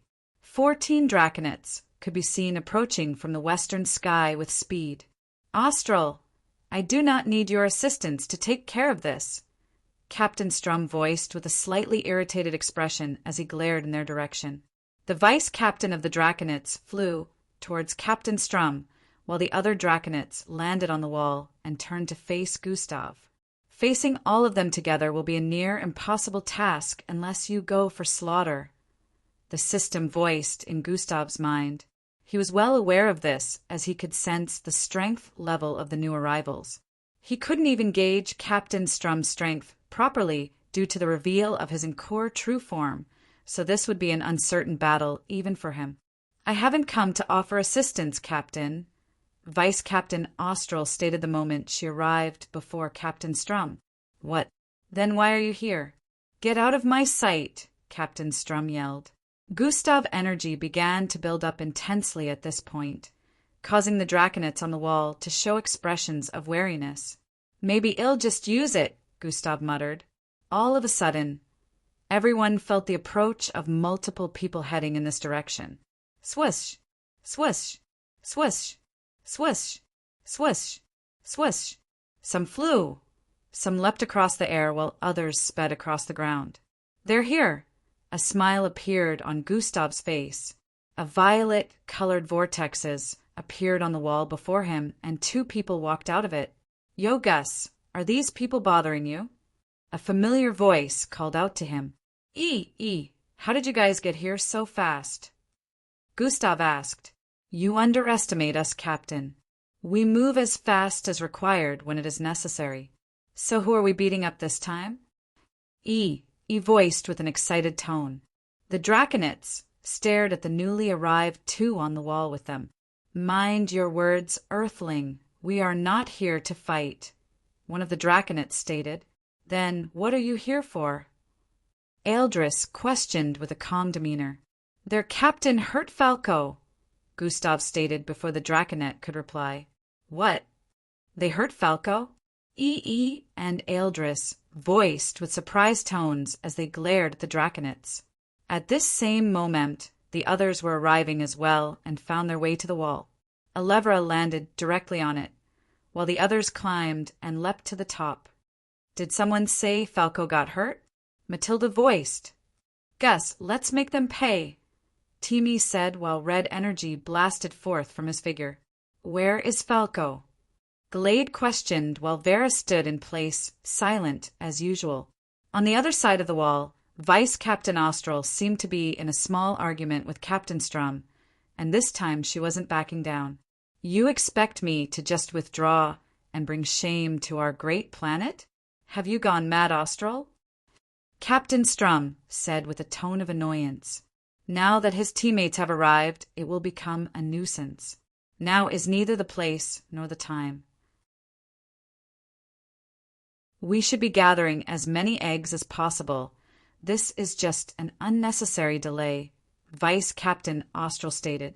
I shall not. You will have the opportunity to face any one of them you wish to again when the time comes. Then you can have a proper fighting stage and show the might of our great planet to everyone. For now, it is best we withdraw, she explained with a convincing tone. Captain Strum had a slightly sour look, but was starting to see reason. TCH, why? He flew upwards in the next instant. Withdraw everyone. Yes, Captain. The Draconets answered and ascended as well. Where do y'all think you're going? Do you think you can just leave after hurting our teammate? Timmy voiced as the whole vicinity suddenly turned completely red. Captain Strum paused in midair and turned to stare at the Earthlings standing on the wall. I have no business with you. Gustav Crimson, we will meet again to finish what we started soon. After saying this, he sped forward with speed, disappearing into the distance. You done? My apologies, Vice Captain Austral, who was still floating in place, interrupted Timmy before he could do anything. We don't want to cause a mess, and we believe this is also in the best interests of Earth as well, since this will delay both parties in the gathering of eggs. Let's focus on the task at hand till we meet again later in the competition and have a proper battle, she explained politely. Austral, are you coming or what? Captain Strum's voice resounded in her mind. Farewell, she stated before flying away. What should we do, Gus? E questioned. Let's go after them. They will pay. Timmy yelled in anguish. Tap! Gustavs placed his palm on Timmy's shoulder. Let it be. What? How? Could? The vice captain of the Draconets was right. Gustav cut Timmy off before he could complete his sentence. I agree the battle would delay us, since it isn't the focus of this challenge. We can deal with them later, and we certainly will have the opportunity to, Eldris specified. Timmy slowly calmed himself after hearing this, but asked Gustav, You really didn't do anything after he harmed Falco? Would you believe it if I told you he was nearly dead a couple of minutes ago? Gustav responded with a question. He looked fine to me, Timmy said. Gustav recalled his energy at this point and flew in the direction of the sacred jewel. Don't push the subject. You should know Gus well by now. There's no way he would just let a person who harmed someone he cares about go just like that, Eldris said to Timmy. Eldris is right. I would know since I've experienced his wrath firsthand. Endrick chipped in from the side. The tension within the group began to dissipate as they flew in the same direction Gustav headed in. Dash, we don't even know if he is the right person yet. We need more time. Dash, our lord said his offspring hangs around our target, so it has to be one of them. Dash, we cannot make the mistake of using the ultimate attack on the wrong person. Remember, we can only use it once. A group of dark phantom-like participants with dark bandage, like clothes wrapped around their body from head to toe, could be seen transversing past a cold valley. What about our captain? One of them questioned. He is still making his findings. I believe we should have confirmation after this challenge. Another one answered as darkness steamed out from his head like smoke. The offspring, should we kill him too? One of them asked.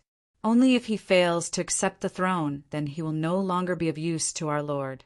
We can execute him if that happens. Flicker, flicker, Falco slowly opened his eyes to see a roof of icicle like rocks covering his head.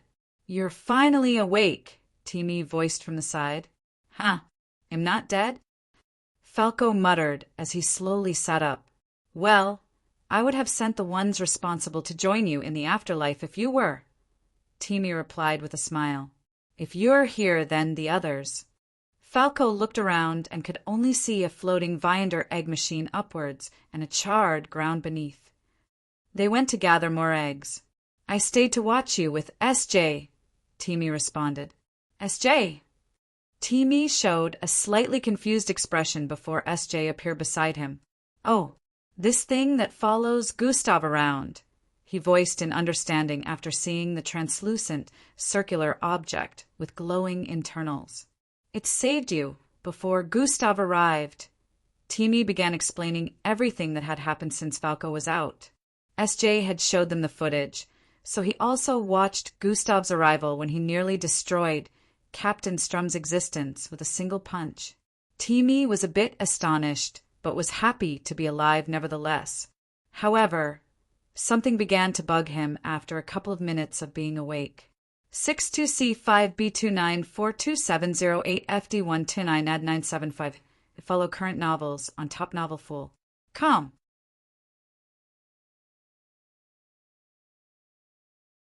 Chapter 1203. Falco was a bit astonished, but was happy to be alive nevertheless. However, something began to bug him after a couple of minutes of being awake. He could no longer feel Dark Falco. Hey, Darko, are you there?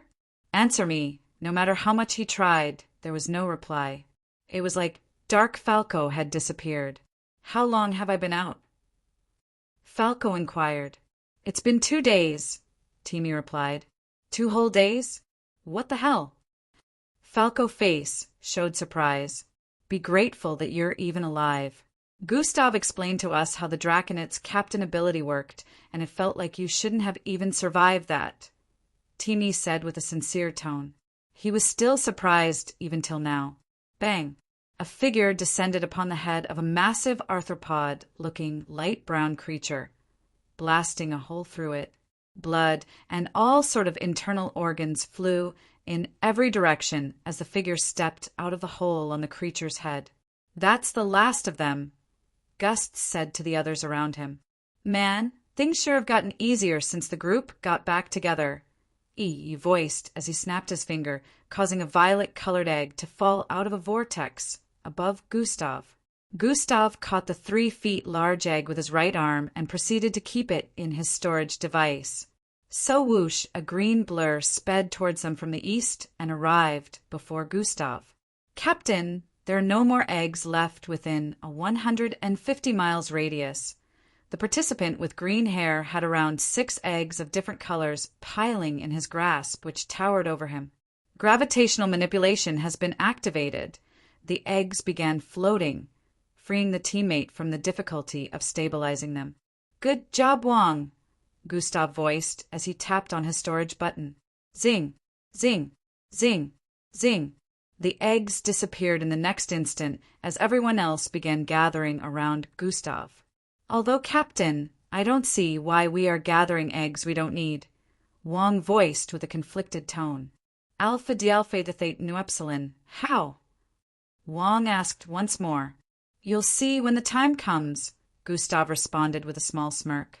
The others who were more familiar with Gustav could more or less tell what Gustav had in mind, and as usual it was something cunning. Let's head back to the designated point for now, Gustav instructed. It must have been really smooth sailing for you before the group got together, Glade said to Wong as they began their journey back to the designated point. What? Why do you say that? Wong questioned as they sped side by side. Because you don't understand why Gustav needs those useless eggs. You definitely didn't get chased or accosted by other participants who wanted your egg. Glade spoke with a slight look of ridicule. Wong still had a look of confusion even after hearing that. The useless eggs are mostly going to be used to deter teams that come after us in the future with the intention of taking our eggs. Endrick voiced from above. He was standing atop an invisible, floating platform that flew forward, right above Glade and Wong. Oh! Wong had a look of realization mixed with contemplation after hearing that. He definitely didn't have to battle any greedy participants off. I and Timmy even had to deal with those stinking Zionsis, Glade stated. I and Eldris had a group of Flokies chasing us for days too. He who was being lifted princess-style by Elevra as they flew, yelled from above as well. Eldris chuckled as he recalled their experience. He got stripped, he voiced. Hey, foul man, you were supposed to keep it between both of us. Yelled with a look of injustice. Ha, I want to hear more about this. How did it happen? Matilda cackled from the side.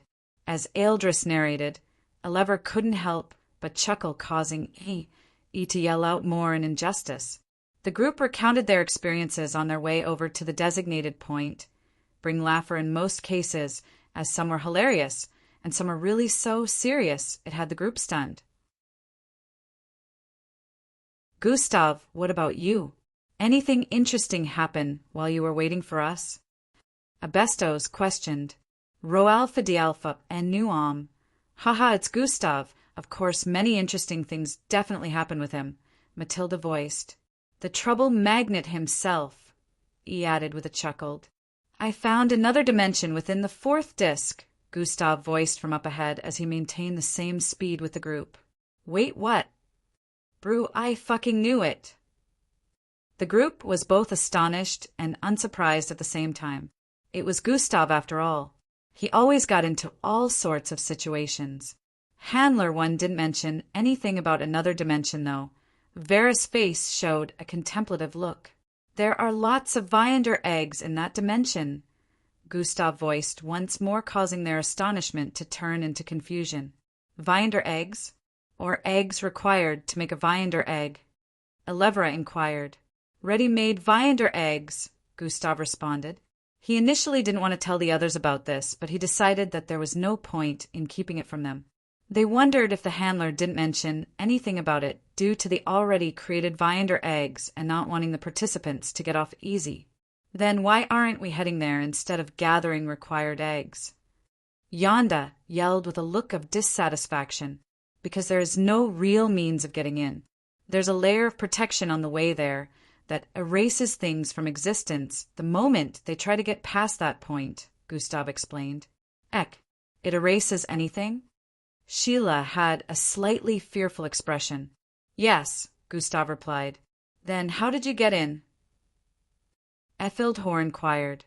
I moved too fast for the layer to successfully erase me completely, although I did lose an arm, Gustav responded once more.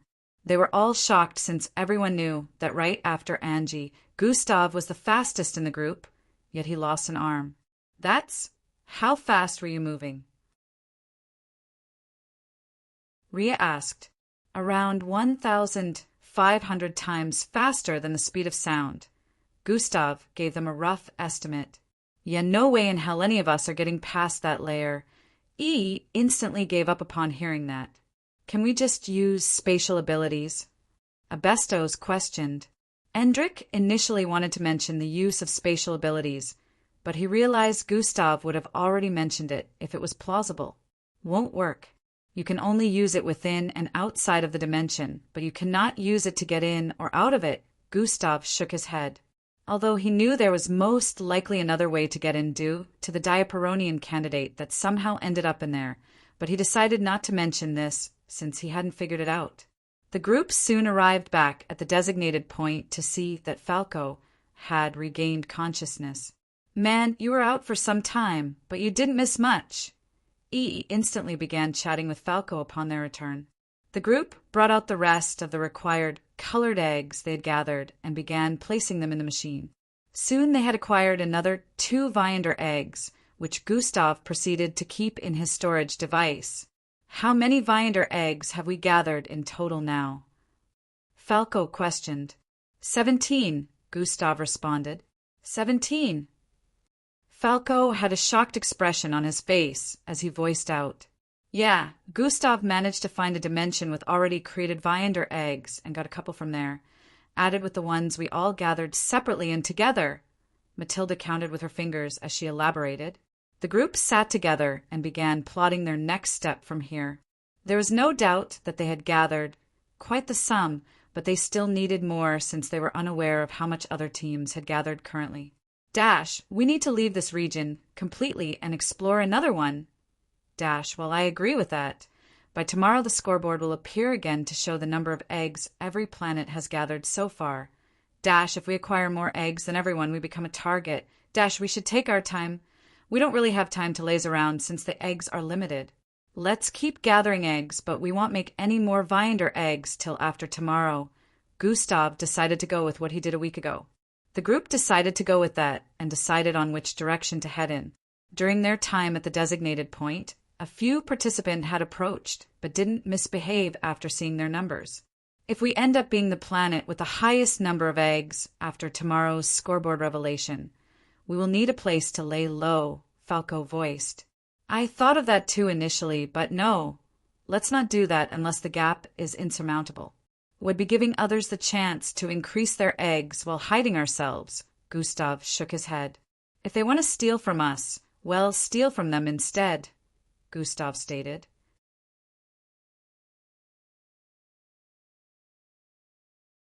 Chapter 1204. The Towering Statues Terrains. "If they want to steal from us, well, steal from them instead," Gustav stated. "Yeehaha.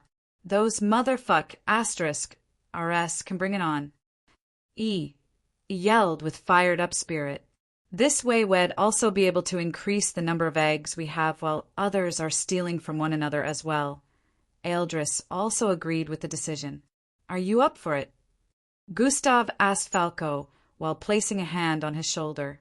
"Of course, why not?" Falco responded with a wry smile. "Good," Gustav voiced. Falco walked away with a contemplative look to wait for the others outside the Iro silk cover. "Darko, where the hell are you?" he wondered internally as he raised his right palm. "He isn't all right," the system voiced in Gustav's mind while he deactivated the Iro silk. "I know, but I won't push it unless he asks for my help," Gustav replied internally. "Guys, shall we?" He proceeded to conjure a large vortex. The group proceeded to move into the vortex and reappeared a great distance away. ES spatial abilities had become so powerful that he could open a vortex in space while standing on the surface of a planet. His range had improved a great deal, as well as many other aspects since their time at the Oasis. The group wasted no time in searching for eggs upon arriving at a new environment. This was a sparse forest of frosty trees which happened to have a sloppy terrain. Gustav's first action was scanning the entire vicinity and telling his teammates which direction to head in to gather eggs. They soon cleared the area of required colored eggs and moved on to the next. He ensured to conjure a vortex that was close to 1,000 miles away just to make sure they were away from the vicinity completely. Gustav would always make sure to spread his senses around so he could inform the group when there was nothing left. Occasionally, they came across different participants of other planets, but they continued on with their business, and only left if Gustav sensed that there was no eggs around. After many hours had gone by, They arrived in another area that happened to be silent and very gloomy. What stood out to them were the massive statue towers arranged in rows and columns across the surroundings. These statues were around 3,000 feet in height, and each of them looked similar to handlers with insect-like head and antennas that held their eyeballs. However, each of these frosty statues held on to different weapons, each just as massive as they were, and Gustav calculated that there were at least 10,000 statues. Since the statues were lined up in rows and columns, there were passable spaces in between them, despite their figures covering up the entire vicinity. Is this ominous to you guys? Or it's just me? E broke the silence as they stepped forward. Everything has been ominous since the Viander challenge began, Falco said. Yes, but super ominous. It seems like the statues are glaring at us. E responded. That's because they actually are, Gustav replied, causing everyone to show startled looks. This is one of Thoth's challenge areas on THS 4th disk where passing would get us eggs. Elevera seemed to have figured it out. She is right. If we don't go around this AEA and decide to pass through, we are technically accepting whatever challenge this place has for us, Gustav responded. E and some of the others didn't realize this because they didn't encounter a similar terrain on their way to the designated point they were supposed to meet up at. Elevera, on the other hand, already engaged in some challenges herself. Although it was different from this, she was instantly able to recognize this as one after viewing the similarities. The challenges are not very beneficial since they only grant a single required egg after completion, Elevera voiced out. It wouldn't be very beneficial if it was a single person, but we're 20, which also means 20 eggs, Aeldra stated. Everyone nodded in agreement. 20 required colored eggs would be acquired if they were all successful. Let's go, Gustav instructed. Everyone began stepping forward while activating their bloodline energies in preparation for what was to come. The instant they walked past the middle of the first statues before them, the eyeballs of the statues emitted a bright aqua glow. Bang! Bang! 2 statues ahead suddenly dropped their arms to the side, slamming their weapons to the ground in between the space in their midst, blocking the path of the group. Their axes, like weapons, instantly emitted frosty fog that spread across the vicinity. Usually they were unaffected by the intense coldness of the 4th disk. However, once this frost fog spread around, everyone felt their speed decreasing. It was like the frost had seeped into them and began to slow everything in their bodies down, including the flow of bloodline energy from their channels. Watch out! Elevera quickly pushed E out of the way as the ground around them suddenly crumbled and a massive spiky ball shot out of it. It looked incredibly gigantic, but wasn't half the size of the statues around. Spread out! Gustav instructed as he kicked the ball. Bang! A loud collision reverberated across the vicinity as it ascended further into the air, but then Gustav noticed that half his leg was covered in frost. HNG! He hissed in pain and quickly emitted flames from his body. However, the frost remained. Don't touch the ball! Gustav yelled as the ball began descending from the air. Spy! Spy! Spy! Spy! The massive spiky ball made of frost suddenly multiplied in midair as it descended. Move now! Gustav yelled to the others to begin heading forward. They split in different directions, avoiding the path that was blocked by the massive axes of the 2 statues. However, Gustav conjured an atomic blade as he floated a little above the ground while speeding forward in between multiple statues. Slash! He swung downwards, cleaving his right leg off. Plop! Blood flowed out like a fountain as his leg fell to the frosty, sloppy ground and began rolling down. He hardly flinched as he snapped his fingers, causing a milky glow to fall on his cleaved-off leg. This, the leg began disintegrating into light particles as he kept flying forward. One of the split, massive spiky balls followed him from behind as he sped forward. Bang! Bang! Bang! Bang! Weapons suddenly descended up ahead, blocking the path with the ball, still chasing from behind. The surrounding statues also made their weapons descend, blocking the left and the right to cut off escape as more frost spread across the vicinity. Thump! Gustav wasted no time in flying upwards, so as to go over the spaces left above the weapons that blocked his path. All of a sudden, fly! 2 statues let go of their weapons and swung their hands backwards. Pa! Gustav was instantly slapped backwards as soon as he reached a particular height. Thump! The spiky ball ascended into the air at this same moment, and it seemed like Gustav's catapulted body would slam into it with his back. Zing! The Jiko Hakai katana appeared in his grasp in the last instant as he spun a little over and swung his hand downwards to hit the ball so as to completely avoid making contact with it. Thryrii! In the slight millisecond of the katana blade making contact with the ball, frost spread from it to Gustav's forearm. Thyanin! The collision sent the ball tumbling downwards with a metallic echo spreading across the vicinity, while Gustav landed a couple feet behind on his left leg. Mental manipulation has been activated. Guys, make sure you don't make any sort of contact with the ice ball, even if you make use of an extendable object, Gustav quickly warned through mind link. Vera, who was about making use of one of the vines from the forestry surrounding her being to capture a ball, quickly paused. The vines happened to be attached to her body as well, so fortunately for her, she avoided getting turned into frost like Gustav. Things were a walk in the park for as he kept conjuring vortexes that sent the balls to another location while he sped away. He didn't try conjuring a vortex that would take him past the challenge area because they were unaware if that would result in disqualification, and he wasn't willing to risk it since they needed the eggs. Gustav cleaved his entire right arm as he sped to the side and began flying to escape the ice ball and the blocked paths. At this point, "I'll turn limbless," Gustav voiced as he kept flying forward. He quickly arrived at an unblocked area and turned around to resume speeding forward.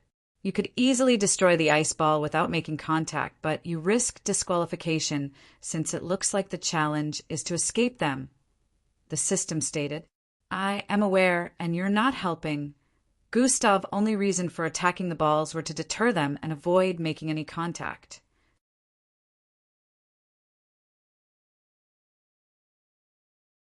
Chapter 1205, I am aware, and you're not helping. Gustav's only reason for attacking the balls were to deter them and avoid making any contact. He was never trying to destroy them in the first place. Fwihai. As the group made it past a quarter of the statue challenge terrain, the statues behind suddenly stabbed their weapons downwards. Bang, bang, bang, bang, bang, bang. The statues behind, lined in an horizontal format, blocked the path with their weapons, slamming into the ground. The ice balls chasing after Gustav and the others were completely blocked off and could no longer chase them. Phew, that was something. He heaved a sigh of relief as the group came together once more. "Man, you didn't even have any issues," Timmy voiced with a slight tone of annoyance. "Gustav, are you okay?" Vera questioned as they stared at Gustav standing with a single leg and missing an arm as well. "It will grow back," Gustav stated. "Don't let your guard down." "We're not out of the clear yet," he quickly added before the group could ask any more questions. "We've definitely entered another stage of the challenge," Ealdris stated as they peered forward with intrigued and wary gazes. "We should," just as Falco was about to suggest something, the ground began caving in around them. "KRRYYCCC Dai." As the icy, sloppy ground caved in around them, they were forced to head towards the middle path as it seemed to be the only unaffected area. The statues remained standing in the vicinity despite the crumbling grounds. The team arrived in the middle path, which was large enough for them to stand side by side. Looking over the edge, they could see a water body hundreds of feet below where the grounds had caved in. "God Eyes has been activated. It is, as I suspected, the water below us is not ordinary," Gustav informed the others the instant he inspected the liquid below. A metal bar appeared in Gustav's grasp from his storage space, which he proceeded to drop as he stood before the ledge. As the bar fell towards the liquid below, it began freezing up before turning into a complete chunk of ice in mid-air. It hit the liquid moments later and drowned in it, which meant the body water below them was extremely cold. Cold enough for the mist emitting from it to turn anything or anyone into a statue of frost before they even hit the surface, yet the water body remained liquid. "We just gotta make sure we don't fall in, right?" Rhea said while gulping down saliva. "I don't think they intend to let us make it through." He voiced while pointing at the statues lining up on the sides of the path up ahead. High. Their eyes emitted a silver gleam as they raised the weapons in their hands. "Move!" Gustav instructed. Bang! Everyone dashed forward as quickly as they could, missing the descent of a massive club-like weapon that slammed into the path. KrrrYC. Web-like cracks spread across the place as the path began to split open. The group had rushed forth, so they escaped the area of impact. However, up ahead, the other statues were swinging their weapons downwards and backwards. Fwayai! Gustav jumped slightly as he reached a particular distance. A massive blade, the size of a 5-story building, swept below him as he ascended, sending blistering winds across the vicinity. "Regeneration complete! Watch out!" Gustav warned the others since he happened to be ahead. Unfortunately, he seemed to be the one in need of this warning, as a massive staff-like weapon shot forward, heading in his direction as he had ascended to the exact height needed to make contact. His entire figure had been covered up by the looming shadow of this gigantic staff, which had arrived before him in an instant. Gustav swiftly reacted by stepping forward in mid-air. Dash has been activated. Swish! He sped across the tip of the massive spear, arriving atop its body in an instant. Fuhush! Roal Fidialfa Ennu on Datathat Nu Epsilon, Mai's teammates who were initially worried, showed expressions of relief as they also did well to avoid the oncoming onslaughts of the statues. Bang! Bang! Bang! Bang! Timi had conjured a spherical red enclosure that encompassed his entire being as he flew forward and zigzagged his way across the path to dodge the weapons. "Don't try to parry the attacks, just do your best to escape them," Gustav announced up ahead as he did multiple front flips in mid-air, dodging massive metal balls that shot forward from a cannon-like weapon in the grasp of one of the statues. Snap! Massive vortexes opened up, swallowing the weapons in ES path and appearing far in the sky. Elevra and a few others who happened to trail behind him had no issues with the attacks of the statues. They only had to make sure they were quick enough to escape the areas affected by the collision of the weapons, which caused the path to cave in. "Show off!" Glade made a low TCH as she jumped and swerved sideways repeatedly, dodging the flurry of attacks while watching Timi escape them effortlessly. "It's not my fault you chose weaker abilities," Timi shrugged. A gigantic axe-like weapon swung downwards before Gustav, which he proceeded to latch onto. The statue lifted its weapon back in the air unbeknownst to it that Gustav held onto it. After ascending more than 1,000 feet in the air, Gustav leapt off the axe. "Guys, the path ahead is missing, and there are ghastly-looking hands extending from the liquid below," Gustav informed them as he sped forward. "Can't we just leap over? Or better still, he could open a vortex for us to get past that area," Timi and Falco questioned through the mind link. If only it were that simple, Gustav proceeded to explain that there happened to be a barrier of sorts ahead that would prevent them from getting to where the path resumed. If they decided to leap over, they would slam into the barrier and fall into the liquid below, or get dragged into it by the massive hands protruding from it. If he was to open a vortex and they got past the barrier due to that, it might count as disqualification since he had noticed a small platform that extended from the surface of the water body below. This platform was in the middle of the sunken area, and the arms protruding from the water body were surrounding it. The platform has a standpoint that I believe deactivates the barrier, so everyone would be able to leap over and arrive on the new path. The instant Gustav got to this point, he descended from above with speed. Fwayai! Leap now! Gustav's presence had attracted the hands, which shot forward in an attempt to grab him. Bang!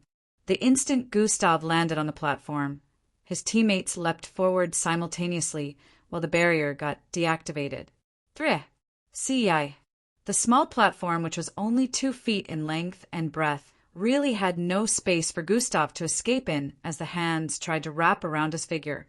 Swihai. Size manipulation has been activated. Unfortunately for them, Gustav evaded the reaches one after the other as he decreased and increased his body size as desired. The liquid hands would squeeze up, thinking they had the gruesome being in their grasp onto Tenotus. He was standing on the platform finger-sized. Swai. Swai. Swai.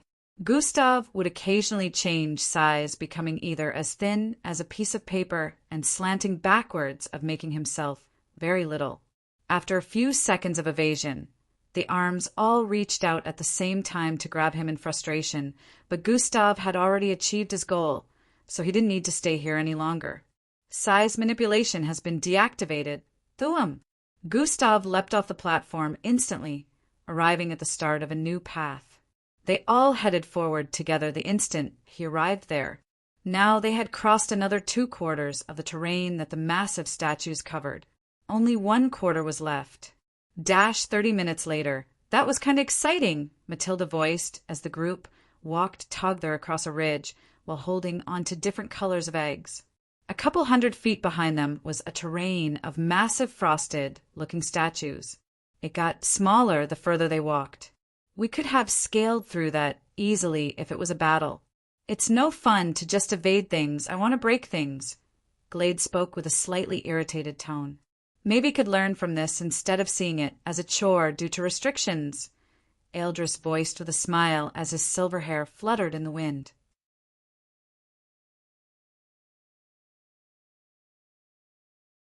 Chapter 1206. Maybe could learn from this instead of seeing it as a chore due to restrictions. Eldris voiced with a smile as his silver hair fluttered in the wind. I have said this before. Not every battle will be a battle of strength or power, Gustav voiced with calm tone. There will be battles you cannot win with just your fists. That is where your wits and intelligence comes in, he added. Indeed, intelligence is power, but power isn't always intelligence, and something intelligence could save you where power fails. Eldris voiced out as well, causing the teammates to show expressions of understanding. I see why they are the captains of the team, Wong voiced with a tone of inspiration. Glade kept quiet while everyone handed their eggs over to Gustav so he could keep them in his storage device. We should head back to the designated point, Falco suggested. Taish, Taish, Taish, Taish, Taish. Immediately after Falco spoke, screen projections began appearing in the sky. The scoreboards are here. Every participant across the 4th disc gazed upwards with expressions of intrigue. 1. Planet Earth. 17 Viander eggs greater than 6,800 points 2. Planet Diaperonian. 15 Viander eggs greater than 6,000 points 3. Planet Ozius. 12 Viander eggs greater than 4,800 points 4. Planet Draconet. 11 Viander eggs greater than 4,400 points 5. Planet Hixto. 10 Viander eggs greater than 4,000 points 6. Planet Diav. 10 Viander eggs greater than 4,000 points 7. Planet Indulus Prime. 10 Viander eggs greater than 4,000 points 8. Planet Tribetez. 10 Viander eggs greater than 4,000 points 9. Planet Gundabalt. 9 Viander eggs greater than 3,600 points 10. Planet Zillion. 8 Viander eggs greater than 3,200 points 11. Planet Claxosape. 7 Viander eggs greater than 2,800 points 12. Planet Oxlurk. 7 Viander eggs greater than 2,800 points 13. Planet Cyrus. 7 Viander eggs greater than 2,800 points 14. Planet Osiris. 7 Viander eggs greater than 2,800 points 15. Planet Orion. 7 Viander eggs greater than 2,800 points 16. Planet Astambid. 7 Viander eggs greater than 2,800.17. Planet VA. 6 Viander eggs greater than 2,400.18. Planet Roydenstack. 6 Viander eggs greater than 2,400.19. Planet V #B. 6 Viander eggs greater than 2,400.20. Planet Kivendale. 6 Viander eggs greater than 2,400.21. Planet T429. 6 Viander eggs, 2,400. The list continued on till it reached the number 1897, displaying the scores of all the planets currently participating in ISOP. We're number 1, Matilda voiced with a tone of excitement. Oh, shit, we are number 1. E stated as well with excitement, then a look of realization dawned on him. We're number 1. That's also bad, isn't it? He questioned. Yeah, we become targets, Gustav nodded. But like I said, if they come to take from us, we will take from them instead, Gustav added. It doesn't really seem like there is much to take from others, Falco said while still staring up. From the numbers 527, the planets beneath hadn't managed to acquire a single Viander egg. This meant there were currently over 1,000 planets, without a single point. If these planets banded together out of desperation and went after the others, it would turn into a difficult war down here. If we're also being honest, only around 200 planets are worth getting worried about. The rest aren't that strong. Wong shrugged his shoulders while speaking. Don't underestimate the strength in numbers, Ealdris voiced with a tone of caution. Well, tread carefully and only partake in battles that we can handle. If push comes to shove, we can also leave. Gustav finally spoke, since they could easily escape from any situation that was out of their control. Only 1 week more till the Viander challenge ends. We can do this, Abestos said with a look of motivation. However, Gustav's face currently displayed a suspicious expression as he glared at the planet in second place. Diaperonians, they weren't even top 400 the last time. His mind instantly traveled back to the dead Diaperonian candidate that the Zerg chief turned into a slave. Rho Alpha D Alpha and Nu Omit can't be a coincidence. They must be aware of the existence of that dimension. If they haven't already infiltrated it with this thought in mind, Gustav felt their position as number 1 could be threatened. The Diaperonians weren't even seen as a challenge initially due to their weakness, so the reveal of the scoreboard must have surprised everyone. Earth was still considered one of the leading bodies of the Alliance, so it wouldn't be so surprising to see them at the top. The same couldn't be said for the Diaperonians. We need to gather more eggs, Gustav stated. I don't think we can, Falco suddenly voiced out. I just calculated the total number of Viander eggs that has been acquired, and only around 7 are left that can be created, Falco added. Yeah, after we create more Viander eggs from the eggs currently in our possession. Only around 3 will be left, Gustav replied, as he was well aware that it would be a little more than 3 since he had acquired some eggs from that other dimension. However, without a doubt, there were very few number of required colored eggs left on the 4th disk, and acquiring them before other planets got hold of them was close to impossible. The 4th disk was still stupendously immense, and trying to scour its entirety before a week was up would be a completely impossible mission. The other planets would not just sit still and let others gather the rest of the required colored eggs either. So, how do we gather more eggs since none are practically left at this moment? Or are getting it from others like you said? Falco inquired. We won't be taking the initiative to approach anyone unless they approach us first, so no. Well, head to that dimension I spoke of and gather a couple of eggs. I have a feeling I am not the only one that knows how to get there, Gustav voiced with his tone hinting suspiciousness. I thought you said, I know what I said. Gustav cut Rhea off before he could complete his sentence. Well, just have to find another way in, Gustav added. How do we do that? Glade questioned. I guess I'll have to ask someone who knows. Gustav's reply was cryptic, but the others already knew how he was. It just meant he already had a plan in mind which he has decided to follow through with. The group began hurrying back to the designated point. Alpha Dialpha Theta Nu Epsilon Theta few hours later. We have 20 Viander eggs now. Do we really need to go to this other dimension to get more? Falco questioned with a slightly wary look. Yeah, we do, Gustav responded while deactivating the Iros silk around the designated point. Why don't we just stay here, hide out, and protect ourselves? I think we'll still win, Falco suggested. I'm with Falco on this.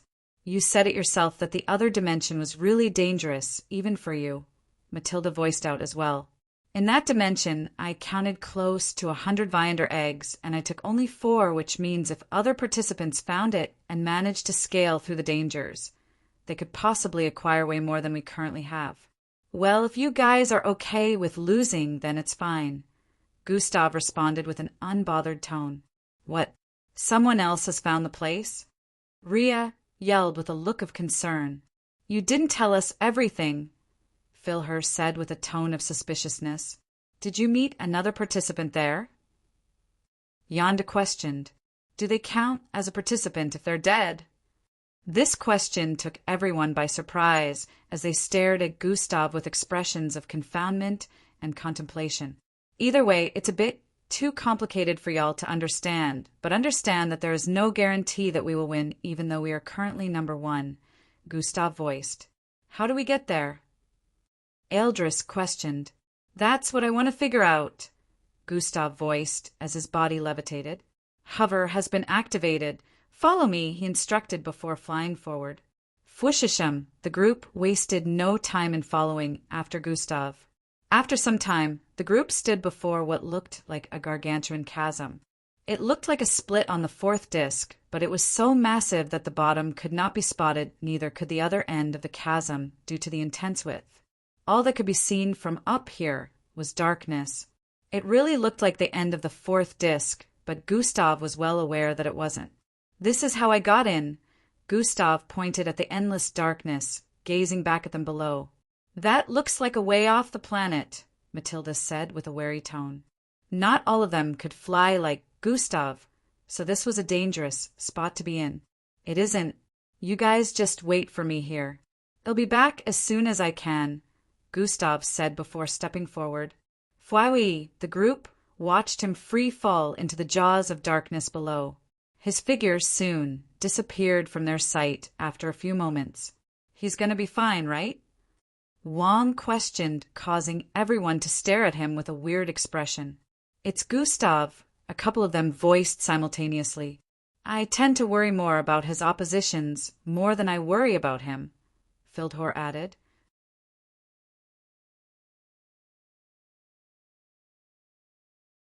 Chapter 1207S. I tend to worry more about his oppositions more than I worry about him, Fildhor added. 600,000 feet, 700,000 feet, 800,000 feet. You're there. I am aware. Sure you are. You're only useful in telling me information that I am already aware of, which makes you useless. You're the useless one hoof. Gustav ignored the system and activated Ultimate Combination. Immediately after his body finished transforming, he built up a tremendous amount of energy around him as he prepared to speed downwards, past the layer that erased things from existence. Lightning Blitz has been activated, Threra as, coupling Lightning Blitz with the speed of his ultimate combination. Gustav's form transformed into a silver lightning streak. I need you to show me where you found the corpse, Gustav stated as he stood before a massive 20 feet tall figure with an upside-down horn. Is that why you have returned savior? The chief of the Zergs questioned with a wary expression. Yes, there is something I have to investigate, Gustav stated in response. The chief of the Zergs turned to stare in a particular direction, which Gustav's eyes also followed. There. Gustav pointed at what looked like a passage way by the side of a large rocky wall. One could easily fall from this ledge of this passageway, since its right had no railing or wall, whereas the wall of this chasm was located on the left. It extended into the distance, farther than the normal eye could reach. It'll take you there, the chief of the Zergs voiced before turning to the side and stepping forward. The wall of the chasm was quite distant, and Gustav didn't want to waste any time, so he quickly sped forward. Fuhush, just direct me, Gustav voiced as he picked up the 20 feet large chief and leapt into the air. They soon arrived at the wall of the chasm and stepped onto the platform that extended from it into the distance. The land was soon far from them, as all that could be spotted on the side was another endless looming depth with fog all over. A couple of minutes later, Gustav and the chief arrived at a part of the chasm wall which had a boulder-sized hole. There was a small space within which looked like a cave, but it was completely empty. This was where I found both of them, the chief of the Zergs stated while hinting at the hole. Them? You found more than one. Gustav questioned with a look of confoundment. Yes, Savior. After you left the last time, patrolling guard Zergs found yet another corpse similar looking to the one I turned into my slave, the chief of the Zergs stated. Another Diaperonian dead? There's something off about this whole thing, Gustav thought after hearing this. So you have another slave now? Gustav questioned. Unfortunately, the guards found the corpse too late. I was unable to bring the corpse back to life. The chief of the Zergs shook his head. You said this was not too long after I left. Gustav inquired. Yes, Savior. We found nothing else here, but this is the same place where the one I resurrected appeared as well. The chief of the Zergs confirmed. Something is definitely fishy. The first one was already suspicious, but with the second, I can be sure that something is going on just as I thought, Gustav said internally. It is just as you humans say lightning never strikes in the same place twice, the system inputted. No one uses that term these days. Mixed bloods with such abilities could do that, Gustav said internally. You know what I mean, the system voiced. New quest has been issued. Gustav saw a notification pop up in his line of sight at this moment. Really? Right now. Gustav voiced out loud. Savior. The chief of the Zergs had a look of confusion. You can leave now.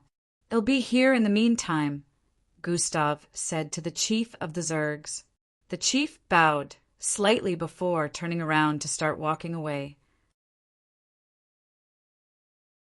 Tell your guards not to approach this area as well, Gustav voiced as the chief walked away. He paused briefly before turning around to bow slightly. The Zergs were incredibly fearful of Gustav's existence, so they never questioned anything he said. A person that could render their special ability useless and even use a better one against them was to be feared from their point of view. Successfully bring the rest of Earth's candidate into the dimension in between the 4th and 5th disk. Duration 48 hours. Failure punishment -1 000 000 EXP. Success rewards +10 000 000 EXP. Rho Alpha D Alpha. And new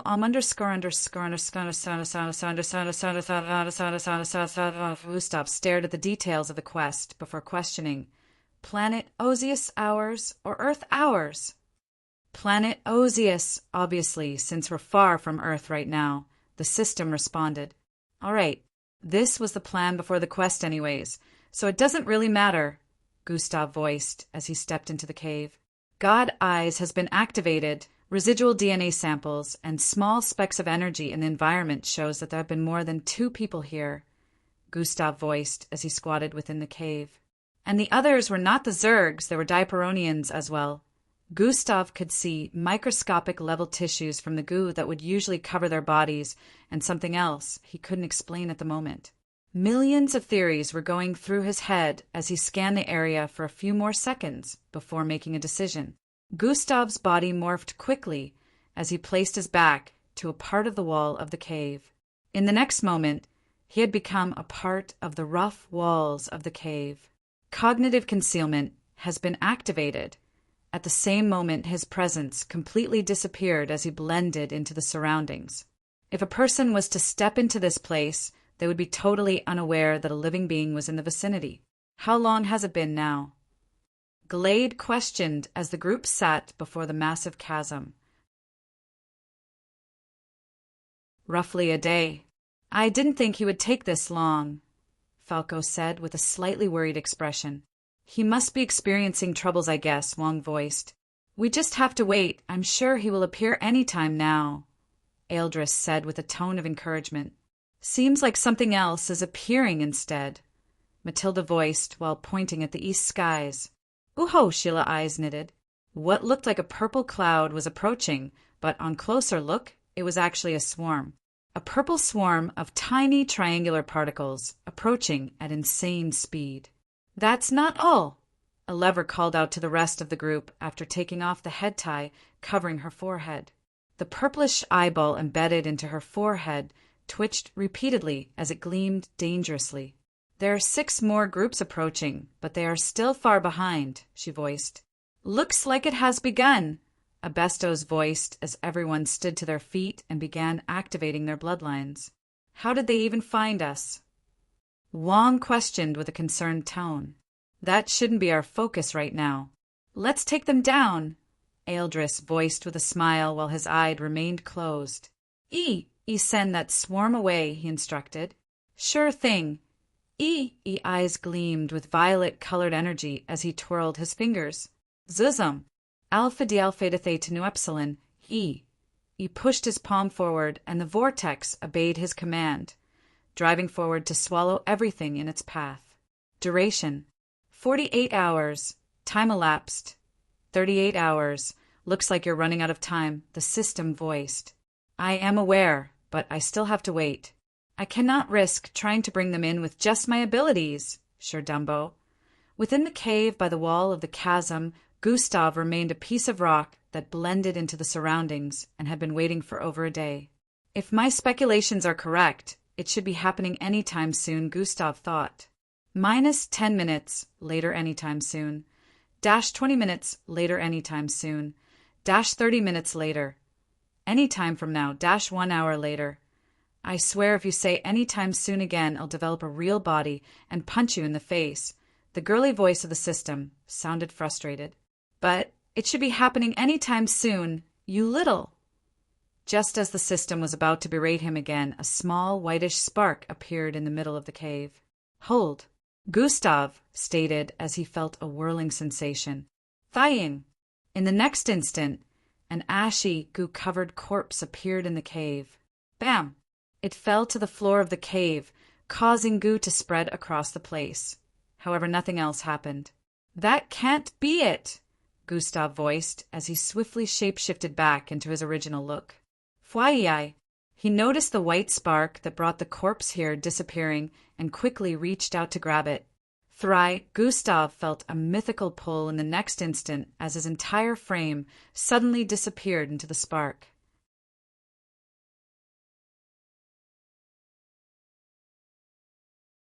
Chapter 12:08 Thry. Gustav felt a mythical pull in the next instant as his entire frame suddenly disappeared into the spark. In the next instant, Gustav found himself standing atop a small rock surrounded by a body of sparkling green water. Who in the name of the gods is this? A loud yell welcomed his arrival. Gustav noticed that besides the rock protruding from the surface of this green body of water, a group of 17 people with ashy goo covering their entire body surrounded him. On the rock was a formation of unknown glyphics, shapes and lines that emitted a white glow. Thryria, a small, dark portal began opening up ahead on the body of water, while the participants around him glared at him in confusion and disbelief. Diaperonians, that means. Gustav instantly put 2 and 2 together. At this moment, all of the dots connected, and he was finally able to tell exactly what was going on. How did an earthling get here from the circle? Restrain him first. We'll ask him questions later, they yelled out as snake-like creatures burrowed out of where their eyes were located. However, they were too slow as Gustav-eyed were already emitting a pink and reddish glow shaped like a cross on his irises. A small wave of energy spread forth from Gustav being as he activated Yarki on a very small scale. Dash, what is going on? Dash, I can't move. Dash, I think this earthling is. Gustav Crimson. Dash, their captain. The Diaperonians had shaky tones as they barely managed to utter words in their frozen states. Bam! Bam! Bam! They began falling to their knees within the water, which happened to be at their chest area, currently. They had only just realized who Gustav was, but they were still astonished because no one was aware that he possessed such an ability. They only had the intuition that he was amongst the strongest participants. As the portal opened up before Gustav, he inspected it for a moment before turning to stare at one of the Diaperonians. This leads to that other dimension within the fourth disc, right? He asked. How does he know about that? This was the question running through their minds as they knelt in place. Gustav didn't need an answer to what he was sure about. He climbed down from the rock and began tapping on the dimensional bracelet strapped to his left wrist. Now, y'all hold on to one another, Gustav voiced, which in turn caused them to move forward till they were making contact in a perfect circular formation. After picking a checkpoint, he tapped onto the gooey shoulder of one of the Diaperonians. What is he doing? We need to break free from this right now. 3. We're in trouble. 2. No matter how much the Diaperonians tried, they couldn't break free from Gustav's Yarky. 1. Alpha Delta Theta Tau Epsilon, a flash of blue light encapsulated the entire vicinity, and in the next instant, the Diaperonians were all gone. The portal is closing. You have less than 5 seconds, the system voiced in Gustav's mind. 15 seconds should be plausible. Gustav was already picking another checkpoint the instant the Diaperonians were gone.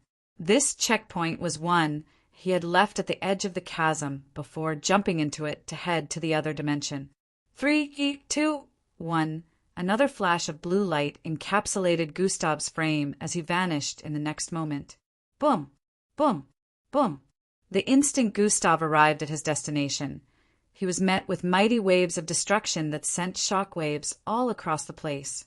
I was only gone for almost 2 days. That's a lot of time, the system voiced. We don't have time for this, Gustav said as his perception spread across the vicinity. He was facing a bunch of participants with gem-like bodies alongside Eldris. Endrick was in midair, swinging his hand down and causing a calamitous disaster across the vicinity as massive telekinetic palms descended. Roal Fidelfa and New Amalevra was on the west with flying forward as a purplish beam shot downwards from her forehead, causing a rift in the ground below. The whole team was in a heated battle with multiple other planet groups, and it was very heated at the moment. Mental manipulation has been activated. Get everyone to me right now. Gustav made use of Mind Link to quickly pass a message. Who was thousands of feet away, turned around and spotted Gustav. You're back. We have limited time. Do it now. Gustav quickly cut off before he could say any more. He wasted no time in clasping his hands together and turning them before separating his palms. To wash, to wash, to wash, to wash, to wash. Vortexes began to open all across the vicinity, which pulled every single Earth participant into it. A vortex opened before Gustav, who was already tapping on his dimensional bracelet. The instant everyone began appearing from the vortex in duos or trios, the dimensional bracelet began counting down. Hold on to each other right now, Gustav instructed as soon as they arrived. 3. At the same time, Gustav felt the approaching presences of the other participants around. They were over 100 in number, speeding towards them right now. Gustav had no doubt that some of them would arrive before the dimensional bracelet teleported them out of here, and he couldn't risk letting any one of them ruin it. Buririk. His body bloated slightly as he turned greenish and stomped on the ground. 2 icicle-like rocks shot out of the ground at very quick pace, surrounding the entirety of the Earth, participants, like a barricade. 1. At this same moment, multiple of the participants around had began attacking the barricade, causing the space within to tremble immensely. Gustav reached out to grab Eldris' shoulder at this point, since everyone had formed a circle where they held each other. 0 Thiang. The other planet participants attacking the Iro Silk barricade from the outside could see rays of blinding blue glow poking out of the small spaces in between the Iro silk. In the next instant, the Earth participants were gone. "Get in right away!" Gustav instructed the instant everyone arrived within a small body of green water with a rock protruding out of its surface ahead. They could see a dark-looking portal ahead of the rock that seemed to be decreasing in size already. They didn't ask questions and quickly sped forward before the portal could close up completely. Swoosh! Gustav sped right into it at the last millisecond after everyone was in. The portal completely disappeared that instant, and the surroundings were left in utter silence. How dare him? He stole our blood, our hard work. Within an area with caves and a burning frosted tree up ahead, a group of participants with ashy, goo-covered body could be seen sprawled all over. One of them melted completely onto the terrain and swiveled across the icy ground towards the bottom of the blazing frosty tree. How did he even know what we were up to? A mouth that had formed from the goo that seemed to have gone splat on the ground began speaking. "Dash, no matter how much we think about it, I don't think we will figure it out unless we ask him first. Dash, we must have our revenge." The other Diaperonians voiced with tones of dissatisfaction. "I understand everyone's rage, but right now we should be focused on one thing: winning the Viander challenge." The Diaperonian on the ground, who seemed to be the captain, stated, "Since Gustav Crimson, the Earth Captain, must have made use of the portal, he is aware of the other dimension and obviously intends to gather more eggs. We have to get there as soon as we can to gather more. I am sure he is unaware of the process and knows nothing about the timer, so we can still best them," the Diaperonian captain voiced. Just as another one of them was about to speak, they were interrupted by a raspy and loud voice from behind. "Did you just mention Gustav Crimson?" A participant with completely dark wraps of bandage, like clothes covering his entire body, could be seen approaching them. His eyes were extremely dark and soulless, emitting an enchanting pull as his figure emitted dark mist as well. I mean no harm, neither do I approach with malicious intent," the dark figure spoke. "I just need you to tell me about what happened with Gustav Crimson. Your information will be much appreciated," he added. The Diaperonians' eyes could not be seen due to the goo that covered their body, but it was obvious that they were currently staring at each other. "Well, this is what happened." The captain went on to narrate their encounter with Gustav while leaving out details of their plans and what they were doing in that location in the first place. The dark figure didn't seem to care about what they purpose there was. He was only interested in the actions Gustav performed there.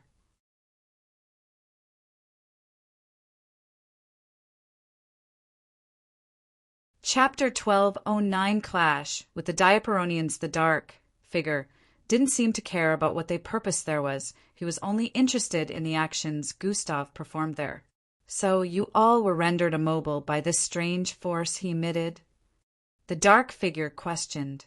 "As insane as it sounds, yes. It was like our will was stripped from us and now belonged to him." His eyes glowed a strange color. The world turned to that color. His eyes emitted for a bit, the captain explained. I see. Thank you for your cooperation," the dark figure voiced before handing a Viander egg to the captain. The captain was speechless as the egg landed on his gooey frame that was still in a splat formation the ground.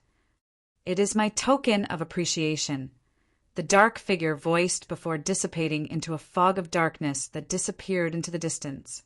"Dash, just what was that?" "Dash. And why did he want information on the Earth's captain?" "It doesn't matter so long as it doesn't affect us. We have gotten a Viander egg out of it. Now let's focus on getting back into that dimension," the Diaperonian captain voiced with a dismissive tone. "Dash, who are we sacrificing next?" Upon the utterance of this question, the entire place turned silent.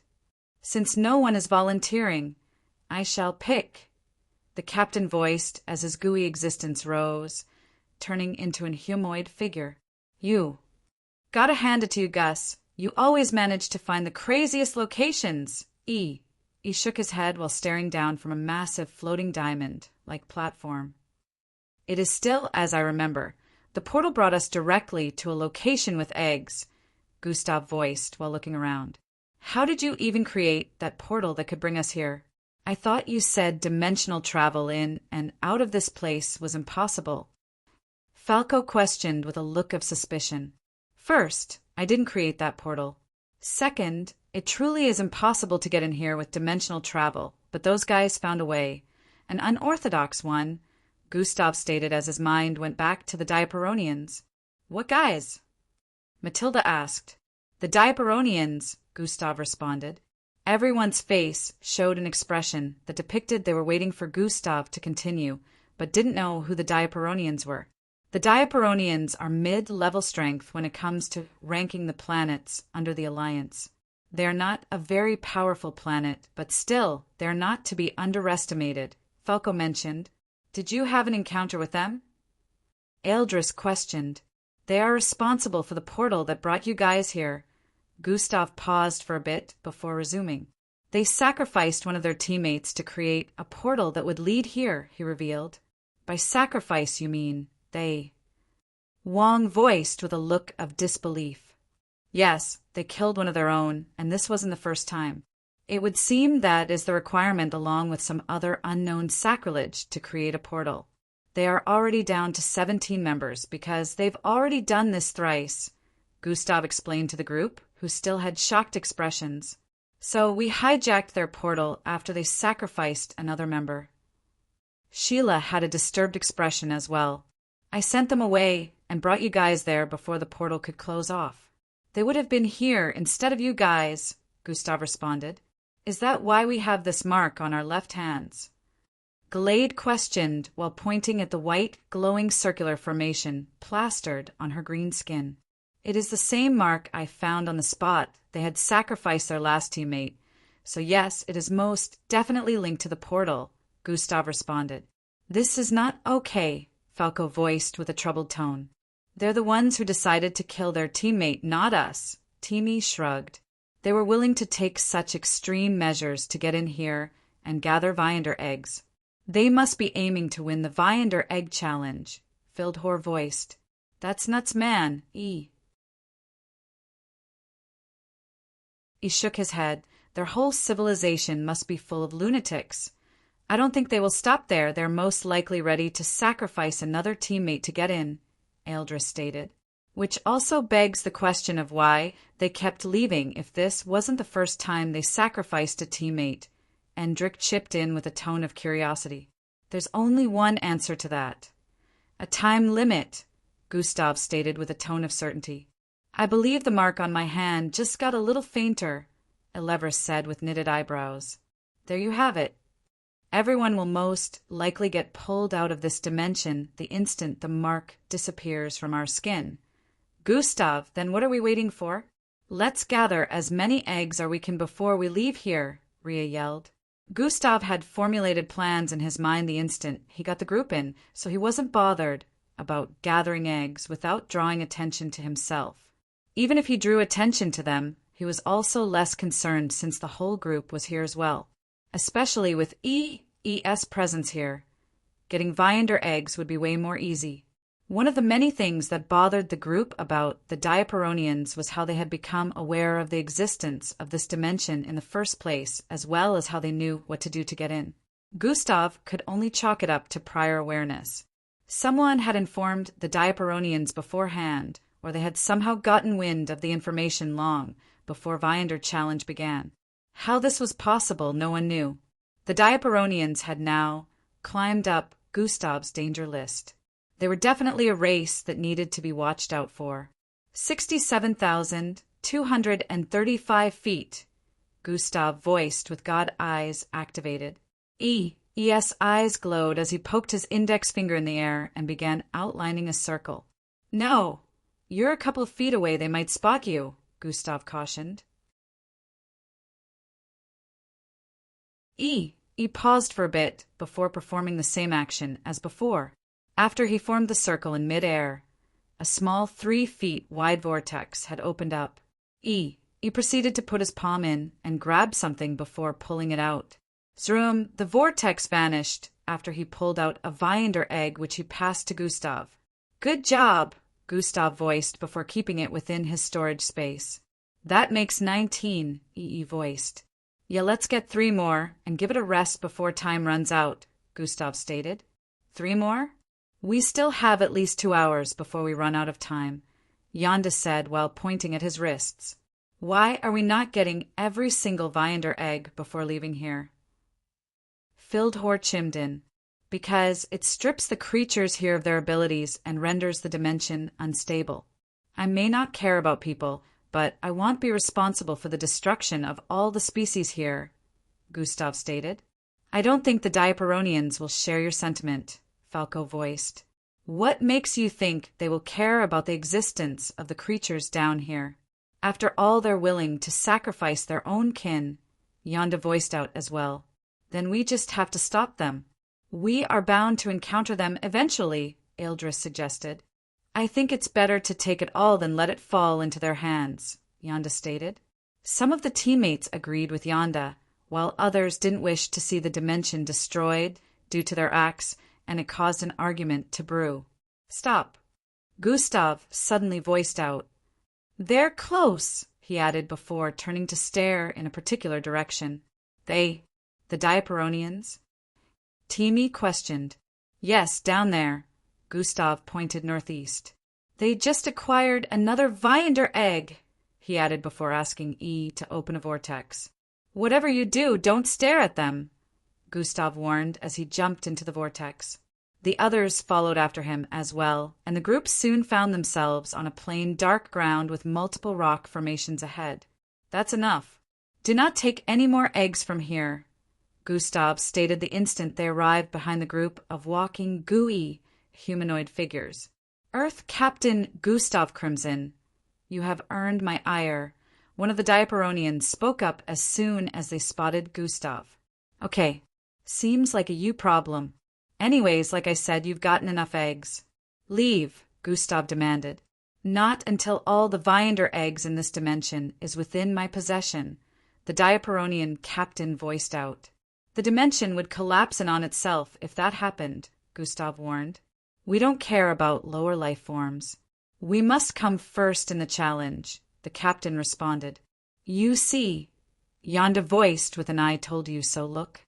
"This is the last you take," Gustav stated while stepping forward. "I refuse," the Diaperonian captain voiced before dropping to the ground splat and swiveling forward. At this same instant, the other Diaperonians dematerialized completely as well, leaping into the air in complete, thick, liquid form. Gravitational manipulation has been activated. 62C5B294270110 and 975. Follow current novels on Top Novel Full. Com.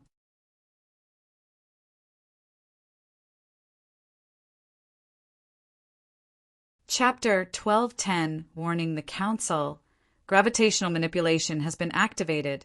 A gravitational force blasted forth from Gustav's frame, causing the Diaperonians to pause in midair. Their liquid form began coming apart, turning into multiple ashy drops that separated in midair. However, the captain, who was swiveling across the ground, had managed to reach Wang's foot. "Yeah. Who? Hong screamed as he ran around, swinging his limbs to get rid of the captain, but the Diaperonian had firmly stuck to him and spread around his entire body in a moment. "I told you guys to be careful," Gustav voiced with a slight tone of frustration. Fwai, Wang left a green blur across the place in the next instant. Bang, bang, bang, bang. Ugh. Grr. Matilda, Fildhor, and Abestos were knocked backwards with intensity as Wang threw a series of punches at them while moving at incredible speed. "He is being controlled. Stop him," Gustav said to the others, who quickly activated their bloodlines and tried to catch him. Wang happened to be too fast for them, and they were holding back, so as to avoid seriously injuring him, so it was proving difficult to catch him. Endrick ascended into the air and clasped his hands together in a bid to catch Wang with his telekinesis, but surprisingly Wang managed to barely escape it and leapt into the air. It seemed like he was going for Endrick when the Diaperonian captain suddenly phased out of Wang's body in mid-air, dropping towards Gustav's head. Gustav's eyes squinted in disappointment as he turned around and stared upwards. Spatial Construct Bloodline activated. CI, the Diaperonian captain descent was no match for his speed as Gustav raised his glowing index finger and drew square-shaped lines in midair. Fwaiwai, the gooey substance closing in on Gustav's face, fell into a square-shaped glowing opened in the next instant. Pa! Gustav snapped his finger, and the opening disappeared instantly, trapping the Diaperonian captain within. The white, glowing lines Gustav had drawn initially formed a passageway to a spatial world he had created which suppressed the strength of supernatural beings. So what are we going to do now? Babysit them? Yonda asked with an irritated tone. Gustav turned back around to face the Diaperonians who were floating in droplets all over the place. He didn't respond to Yonda. Instead, he created another spatial prison and trapped the rest of the 15 Diaperonian participants within. Is that even allowed? Fildhor asked. There were no rules against such, so I see no issues, Rhea voiced in response. Like I said before, we shall gather more eggs in the meantime, Gustav stated while moving ahead. We might not even need to take any more since the Diaperonians are subdued, but I guess Gus wants to be on the safe side, he voiced as he opened a vortex. In the spectators' area, they watched footage of battles ongoing in multiple areas of the fourth disc. It was happening just as Gustav predicted. Since only a few days were left before the Viander Egg Challenge would come to an end, the planets who had acquired lesser or no egg at all went after the planets that had eggs in their possession. Due to this, battles had broken out unlike the first 2 weeks. It was like a war was currently ongoing. The kids have disappeared, and this time with Gustav, Grand Commander Cheyenne voiced. You should be glad. That means they're okay and far from the whole ruckus, Miss Amy responded from the side. It makes me even more worried that we can't see them on any of the screens. Grand Commander Cheyenne forehead creased. It real. Amy of Earth, the Council will see you now. A voice was heard from behind as a small, circular board-like platform floated in mid-air towards the Earth spectators' area. Of Earth? I guess. For now, Miss Amy wanted to refute, but then realized that she was planning to speak with them as a representative of sorts. She stood to her feet and floated onto the board with Grand Commander Cheyenne following beside her. The board-like platform floated higher into the air and soon disappeared into the western distance. Over an hour had gone by already, and the Earth participants had managed to gather around 4 more Viander eggs. They were currently within the Zerg's territory. Be careful when they get back here. I have set up protective measures, but it might not be enough, Gustav said to the Zerg chief. Due to my slave, I have insight as to the mechanisms of their abilities. I shall be careful savior, the Zerg chief responded. I thought we were here to take their egg, Yonda stated with a grumpy tone. Gustav ignored the complaints of Yonda and the other teammates who shared the same thoughts. He stared at the back of his hand where the whitish mark was located. I will be able to come back here after this, but the same can't be said for them, Gustav thought internally. In the next few seconds, the glow on the white mark emitted completely diminished, and everyone began to feel an internal pull. A glow emitted from Earth, participants forming a kind of spiral that decreased in size till everyone vanished from view. The chief of the Zergs stood in place for some time before reaching to grab the club like weapon strapped to his back. He held the weapon up before speaking. Prepare for war! The upside-down horn on his scalp glowed immensely immediately after he gave the command. All sort of creatures began materializing around him, including the female Diaperonian he had acquired recently. The Zergs also began to move helter-skelter across the place as preparations for battle started. It'll take the savior advice and inform the others as well. I swear we better win this thing, or I'll be damn pissed, Yonda voiced the instant everyone returned to the green water body area. Our winning depends on if no one above the surface here manages to acquire more eggs, Gustav voiced in response. The Diaperonians can sacrifice more of their participants and keep going back there. How are we even supposed to find them? Yonda questioned once more. Gustav had explained to everyone that the moment the Diaperonians ran out of time like they did, they would get pulled out of the dimension between the fourth and fifth disc, returning to the surface as well. This also meant that the spatial prison he kept them in would be unable to hold them, so they would inevitably be free. Since they could just sacrifice another teammate, this meant they could get into the dimension again. Gustav could try heading back to where the chief of the Zergs showed him the corpses were found, but he knew things would be different this time. He had sent the Diaperonians very far from where he found them doing the ritual for the portal. Since they would have to sacrifice a teammate in another location, it technically meant the corpse would be sent to a different location this time as well. There was no point in wasting any time waiting in that cave. The Diaperonians won't be able to acquire any more Viander eggs from down there, Gustav voiced before turning around. What do you mean by that? Fildhor questioned. Let's focus on up here. Things will be fine down there. Gustav began stepping forward out of water body area with an icy ceiling covering. The others slowly followed after him, not questioning like Yonda did. They had enough trust in Gustav so they could tell that he must have put some kind of precautions in place. The group soon arrived on a terrain of plain icelands that covered as far as the normal eyes could see, with a couple of frosted trees in different areas. Now we form a hideout, Gustav stated while his skin turned green. Are you saying this threat encompasses the entire universe, or is it just an Earth issue? Within an unknown space with spherical shapes, glowing tiles all around, a group of 7 sat on extended seats with different heights. They seemed to be in a conversation with the enchanting but cold-looking lady sporting ash-colored hair and clad in white flowing linen. A threat that large isn't going to affect Earth alone, Miss Amy responded. From what you have told us, only Earth seemed to be affected, as well as the planet that you and offspring of Earth created. I see no reason why the entire alliance should be alarmed. One of the group of 7 with a teal, glowing rhombus-shaped head stated. I can't tell if you have ears based on the way your head is shaped or you are just being stupid, so listen to the words coming out of my mouth again. Miss Amy threw away any formalities at this point. Dash, how dare you? Dash, does this earthling have no manners? Miss Amy ignored their voices of displeasure and resumed speaking. 62C5B29427008FD1T9AD975.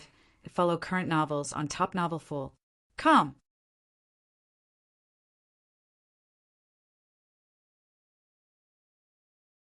Chapter 1211 Dash, how dare you?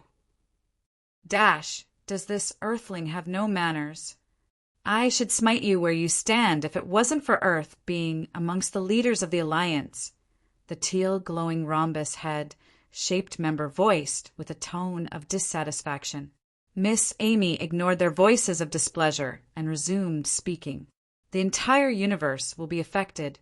This threat has only appeared in the Milky Way for now, but 4 more anomalies are coming that will appear in other different parts of the universe.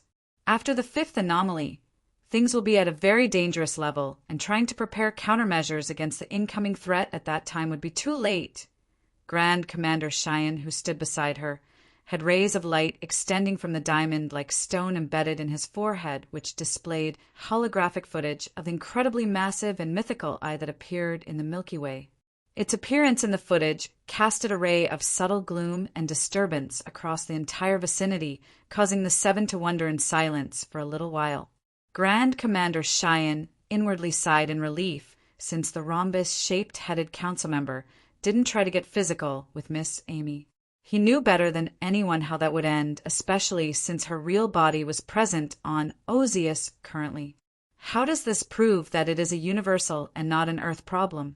Are we just going to take your word for it? A member with uncountable tapeworm-like face finally broke the silence. Yes, you should.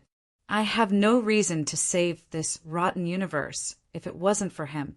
If he is gone, rest assured I can let the entire universe get buried with him, Miss Amy replied with an inhospitable tone. Who is him? The council members voiced with tones of confusion. Ahem, Council Lords. What she is trying to say is, this isn't something Earth can handle on its own. Grand Commander Cheyenne quickly butted in. Even if this is just an Earth issue, we are one of the leading bodies of the Alliance, so it is well within your graciousness to assist. We ask that after ISOP is concluded there be an Alliance meeting involving all the leaders, as well as leading members to discuss this. Grand Commander Cheyenne followed up with this. Currently, the Alliance of Planets had a leading body of 20 planets, Earth included. The leading bodies each had one representative who were referred to as Council Lords. These Council Lords practically led a body of over 3,000 planets, who were all under the Alliance. The thousands of planets underneath them also had representatives as well, but only the leading representatives from the leading planets in the Alliance were referred to as Council Lords. Currently, only around 7 Council Lords were available in this meeting, while the others were currently indisposed, including that of Earth's. An Alliance meeting where every single representative under the Alliance would gather had not been held in over 500 years. Usually it could only be issued by the Council Lords when there was a very important matter that concerned the fate of the entire universe or just the planets connected to the Alliance. Despite Earth being one of the 20 leaders of the Alliance, they couldn't just issue a meeting without the agreement of 9 other Council Lords. It would be considered a matter of utmost significance if the Council Lords were to agree to an Alliance meeting. We shall think about it and come to a conclusion before the end of ISOP, the Council Lord, who looked similar to a handler, voiced. We shall await your favorable response, Grand Commander Cheyenne said with a respectful tone before gesturing at Miss Amy for them to leave. Miss Amy threw a glare at them for an instant, causing the Council Lords to feel chills run down their spines. Let's go, Amy, he voiced with a pleading tone. Miss Amy turned around at this point and walked out with him. After they left, some of the Council Lords heaved sighs of relief as the pressure within the vicinity vanished. What do we do about this? One of them questioned. We have to inform the other Council Lords first, except for Council Lord Jean, since he sent them. The 4th disc went on to be chaotic for the next couple of days, while the Earth candidates found a place to hide out while everywhere else was in turmoil. Gustav decided to check the notification he had ignored these past few days. Quest completed.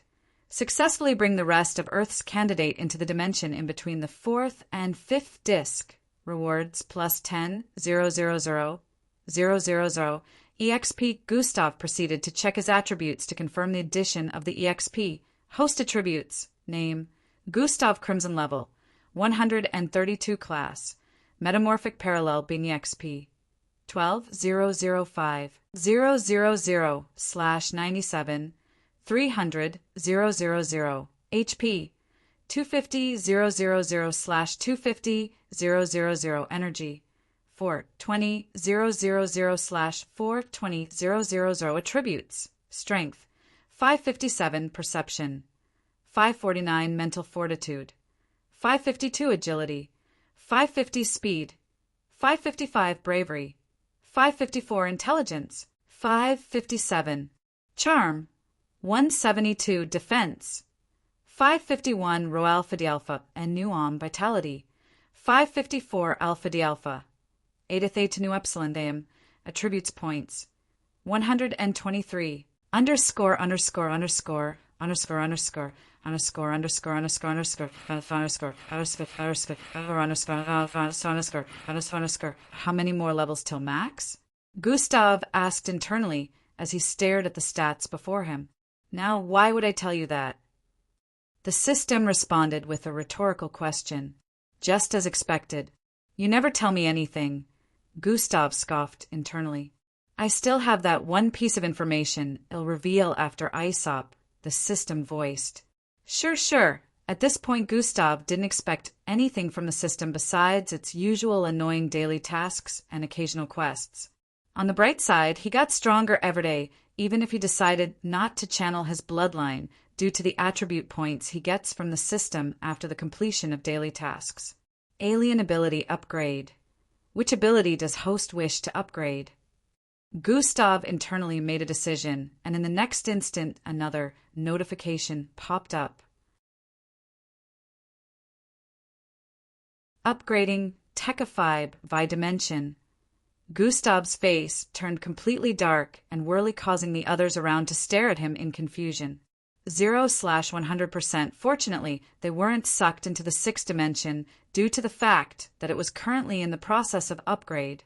10/100%, 30/100%, 60/100%, 99/100%, 100%. Upgrade complete. Gustav's face returned to normal upon the completion of the upgrade, and he was about to dismiss the system pop-ups in his face when a new notification appeared. New Techify ability unlocked. Oh! The upgrade triggered a new ability from that alien. Gustav said internally as he checked the system stats in relation of alien life form abilities. Alien life form abilities, he spotted the new ability, and multiple speculations began to play out in his mind. Sixth dimension reanimation. Double the range of where the darkness appears. Maybe if I activated it now, the darkness appears on my back and anyone who stares at it gets sucked in. Amongst Gustav's many speculations, this was one of the sensible ones, but at the same time he wasn't convinced, since this would be more of an upgrade than a new ability. It could be that the creatures within I can. Before Gustav could complete this thought, an air-shredding sound rang out. Three, boom! Along with it came collision, an explosion that caused a part of the Iro silk surrounding them to crumble instantly as the environment trembled immensely from the impact. The entire group was instantly alarmed as they all jumped to their feet. You didn't sense that? The system questioned. I did, but it was too late and sudden, Gustav replied as he stood to his feet and slowly stepped through the gap created from the explosion. Fog had covered the vicinity due to the blast, but as it reduced, a group of 20 extending powerful pressure across the environment could be spotted stepping forward. They all emitted a look of confidence and ridiculous air of strength that caused the approaching opposition to pause for an instant, subconsciously. We finally found you, Earthlings. One of them yelled with a tone of desperation. Up ahead the group could see 12 participants clad in massive red quill-like outfits with an upside-down cone-shaped head. On the left was another 17 participants with gem-like humanoid bodies, possessing just a single eye in the middle of their stone-like head. On the right was yet another group of 13 phantom-like creatures with a spear-like object in the middle of their heads.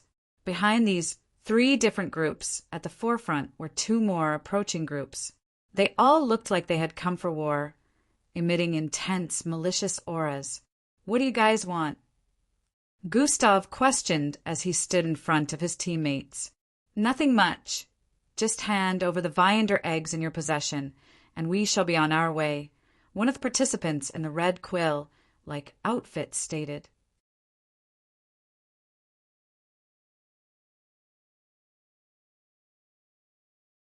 Chapter 12:12. Nothing much. Just hand over the Viander eggs in your possession, and we shall be on our way, one of the participants in the red quill-like outfit stated. We've worked to gather these eggs. They have been acquired as a result of hard work. I'll advise you lots to leave now while you still can, and work to gather eggs for yourselves as well. Ealdris voiced calmly, but inputted a subtle threat. This is us working to gather eggs. Hand it over, Earthlings. One of the gem-like humanoid figures stated. You will have more success gathering the eggs in my black sack, you oddly shaped motherfuck *RS. He yelled out while raising a middle finger. I don't know what that means. We're not giving you the eggs. Leave now and save yourselves the trouble of needing medical care, Gustav stated.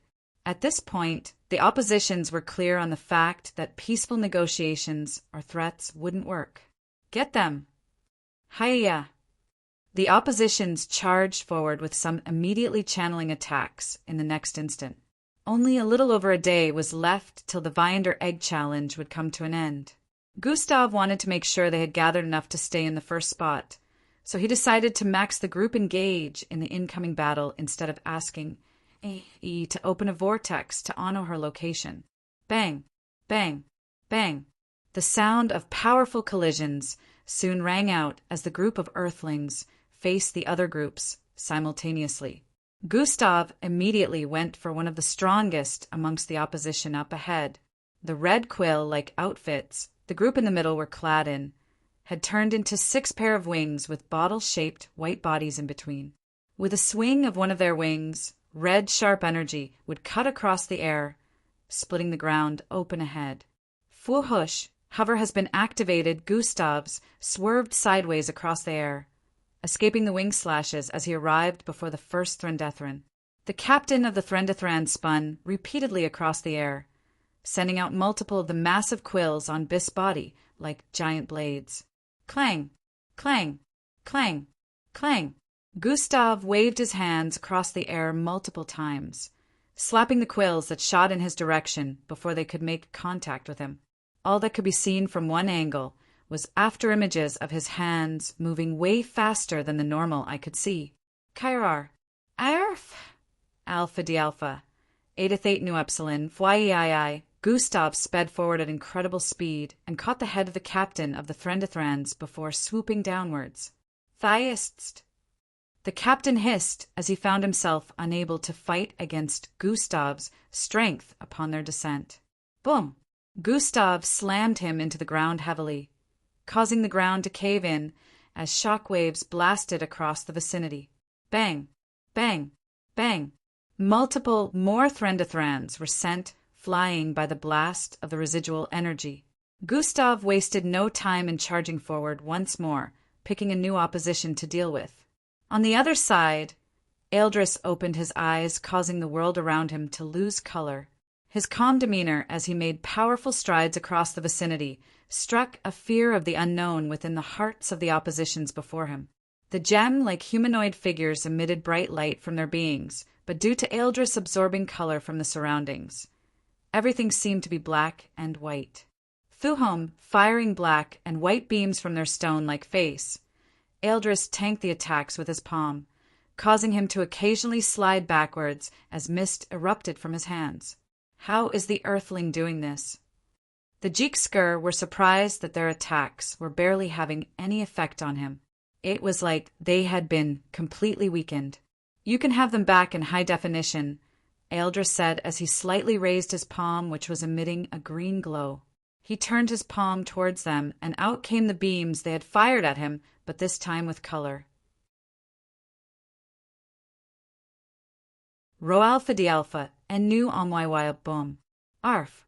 The participants yelled in terror as the green pillar of light slammed into them with the effectiveness increased. The icy mountain behind them instantly spilt open, and a lot of them lost body parts from the attack. Eldris pressed forward unrelenting, as there were still quite the number of them. E and Endrick, who were positioned on the right, dealt with the phantom like participants together. Endrick had used his telekinesis to cause the ground covering a particular radius to float in mid-air.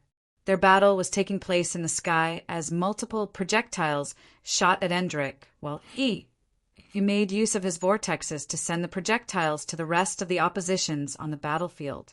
Elevra and Sheila had gone ahead of the rest to take care of the other groups arriving.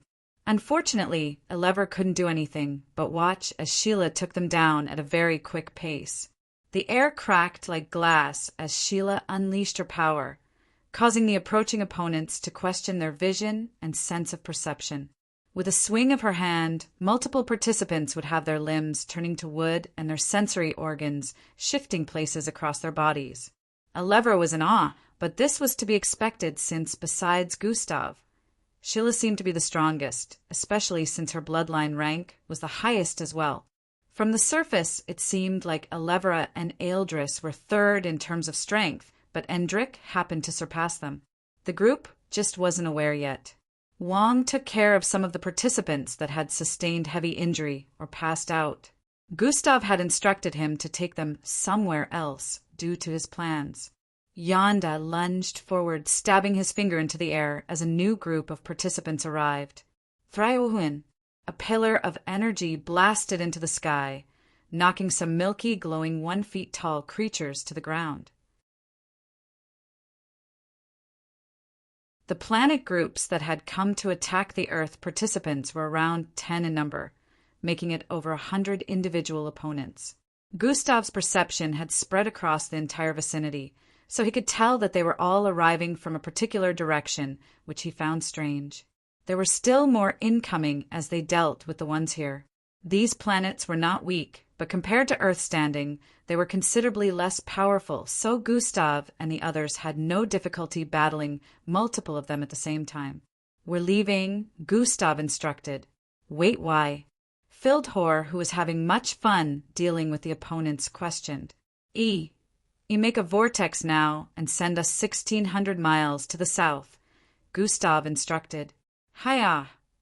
More of the participants from different planets were still charging with intensity, but Gustav had made his decision. Truroyan he conjured up a portal, and Wang proceeded to speed in and out multiple times while carrying unknown participants. The others headed in quickly, while Endrick made use of telekinesis to string a couple of unconscious bodies along with him. "Don't let them get away." A participant behind conjured a massive white chaotic ball, which shot forward with speed. However, before it could meet its target, the vortex closed up and vanished completely. The ground instantly caved in upon the impact of the projectile, leaving yet another hole in the area. This place that had turned into a battlefield was completely wrecked. Even after Gustav and the others had left, there were still more participants from other planets arriving here to partake in the assault. "Why did we leave? We were winning," Yonda complained the instant they arrived before the entry point of a frosted cave. "We can't fight them all," Gustav replied. "What do you mean?" "We were kicking their ass up there," Yonda stated with a grumpy look. "And how many more do you think you can fight before you wear out? Before stronger groups arrive? Do you think you can fight an entirety of 2,000 planetary group, each with 20 participants?" Gustav threw out consecutive questions at Yonda, causing him to keep quiet. "Why would we have to fight that many, though?" "They can't all find us," Fildhor questioned. "They actually can. It is not a coincidence that this many know of our location." "I believe Gustav figured out that there's something fishy going on," Falco responded. "Since they knew of our location initially, we can be assured that they will figure this one out as well.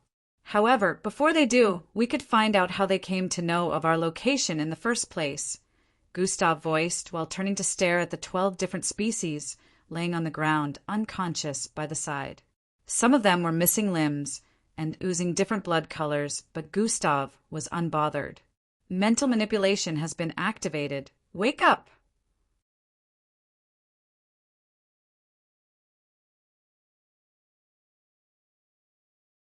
Chapter 1213, the difficult part, is finding them. Mental manipulation has been activated. Wake up!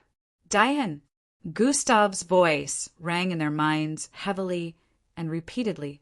It was like a hammer, continuously colliding with a nail, with the sound amplified by over 1,000 times. "Yeah!" The bunch began screaming as some of them held on their heads in agony while wriggling uncontrollably. "You lots are going to tell me how you found us," Gustav voiced with an intimidating tone. "How could they have something like that? Is that even allowed?" Wang questioned with a look of surprise. "Well, it isn't against the rules. It's just like how I have SJ here," Gustav replied as the sacred jewel appeared beside him. The bunch they had abducted confessed that a species known as the Ivtar possessed an item that displayed the location of people they had bumped into irregardless of place and time. This was how they had located Earth candidates over and over again. What the Ivtar group did was gather as many participants as they could find and convince them to join in the ambushing Earth. "Now, we can be sure that they will definitely find us again," Matilda said with a disturbed tone. "How do they expect to gain from this? They haven't even attacked us directly?" Glade questioned. "Their plan is most likely to weaken us using the forces of other participants and then swoop in when we're out of energy. That way they will barely be any resistance from us, and they get what they want," Falco analyzed. We just have to destroy the item and then we'll be fine for the next 24 hours. The likelihood of encountering any opposing participants after we destroy it will be very low, Timmy said with a look of contemplation. Destroying it is the easy part. The difficult part is finding them, Falco stated. Not so difficult if we can get them to tell us, Timmy said while pointing at the participants who were bound on the ground. No one really knows their way around the fourth disc. It is way too large. They wouldn't be able to give us directions, since they are also unaware of how to get back there, Gustav replied while slightly shaking his head. What do we do? How do we find them? Matilda voiced with a concerning tone. I have a plan, but we'll need to let them get to us again, Gustav stated. Shouldn't be long then, Ealdris voiced while turning to stare in a particular direction. Don't expend much of your energy during the coming battle, Gustav warned. That reminds me, how are they even able to gather so much forces from all across the fourth disc? Timmy questioned. Since everyone was aware of how large the fourth disc was, it didn't make sense that so many of them just happened to coincidentally find the Ivtar group, who were offering the location of the planet group with the highest number of Vinder eggs. I searched one of their memories and found out that the item also randomly sends out holographic messages all across the fourth disc, giving other participants directions on where to meet the Ivtar group. They meet the Ivtar group, agree to their ambush plan, and when a participant makes contact with the item, a kind of location pull appears in their minds that point them in the exact direction to head in, so they can find us, Gustav explained lengthily. That is not good, he muttered. This meant other stronger groups, closer in proximity, could definitely get the holographic messages soon and also decide to join in the ambush. That is why we have to destroy it as soon as possible, Glade voiced. They're here, Gustav suddenly announced while leaping into the air. Thum, a massive tank-shaped platform that happened to be descending from the sky, had casted a looming shadow over them in an instant. However, Gustav's figure had already ascended to meet it. Boom! A loud explosion rang out as waves of energy blasted across the sky. Heavy wind spread in every direction, causing the ground below to quake as the Earth participants found their hair swimming in the wind despite standing in place. Bam! Gustav landed back on his feet in the next moment. Go and stick together till I say it's time to leave, he announced before, speeding off in a particular direction.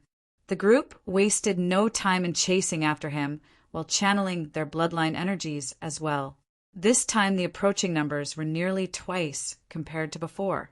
Despite the figures, the Earth participants' unwavering charged in, and another battle soon began. Bang! Bang! Boom! Gustav swept through a group of 7 at very quick pace, punching a hole through the attack of another species. You will do, Gustav thought as he evaded the swing of the opponent blade that left after images. Fuhum, Gustav ascended with incredible speed in the next instant. God Eyes has been activated. The moment he activated God Eyes and stared downwards, he passed an instruction. He opened up a vortex, relieving the battle was starting to get intense at this point, so everyone was busy dealing with a couple of enemies at the same time. Since Gustav knew it would be difficult for them to just stop with whatever opponents they were facing currently, he swooped down. Go now! Gustav yelled as he descended with immense speed. Energy discharge has been activated. His entire figure lit up with a red glow as he heavily landed in the midst of the oppositions. Boom! A red wave of energy detonated across the vicinity from his figure, sending forth intense destruction that spread across a range of 30,000 feet. Screams were heard all over the place as the oppositions had been taken by surprise. The ground caved in across multiple areas, causing a lot of them to fall in while others get blasted backwards by the powerful force. A couple of them sustained gracious injuries instantly, but a few still managed to tank the attack, receiving a little damage. Nevertheless, this had given the others time to leave as they already disappeared through the vortex he had created. Whoosh! Gustav turned around and sped away very quickly, vanishing through the vortex he had left open. The vortex closed up in the next moment, and Gustav stared at the others who were looking at him like he had just done something crazy. Up front, a long divide had been left on the icy ground, which happened to be from the residual energy of Gustav's blast. It had followed them in through ES vortex. Man, you could have charred someone with that, and they'd end up becoming difficult to locate during nighttime like me. E gestured at his black face. It's a good thing no one stood in front of the vortex after coming in. Eldris chuckled, and everyone began choking with laughter after a little while. Give us a warning next time, man. E said while tapping Gustav's shoulder. I kinda did, but anyways I will be able to locate the item in a few. I just need one of them to head back to where the Ivtar are, Gustav said while his eyes emitted a scarlet and green glow. You mean the dudes you just turned to tar? E asked with a look of concern. I weakened the effect close to me, so they'll be fine, Gustav replied. Just as he said, the participants closer to him were barely affected. The energy discharge most just grew more powerful the further it spread. What do we do now? Fildhor questioned. We wait, Gustav responded with a calm tone. Hiya! Slaughter them all! To hell with the vermins! In the dimension in between the fourth and fifth disc of battle seemed to be ongoing as thousands of beasts chased after a group of ash-colored slimy individuals. It was more of a chase than a battle. The ash-colored gooey creatures seemed to be trying to escape due to the immense number of beasts chasing after them. How did it turn out like this, Captain? I thought you said we will be fine this time? One of the gooey creatures, who was currently slimming his way across a rough, rocky surface, voiced with a tone of frustration. I don't understand how these creatures are aware of us. We can't get any eggs because of this and the sudden alarm that goes off when we get close to the eggs. Captain's voice sounded more frustrated as they scurried away. The Diaperonians happened to be the ones getting chased currently. It turned out that the advice Gustav had given the chief of the Zergs was to use the Diaperonians as scapegoats for the Viander eggs that had been taken from here so far. The chief of the Zergs had gathered creatures together from all over, telling them about the beings that had been stealing their eggs. 62C5B29427008FD129AD975. Follow current novels on Top Novel Full. Com.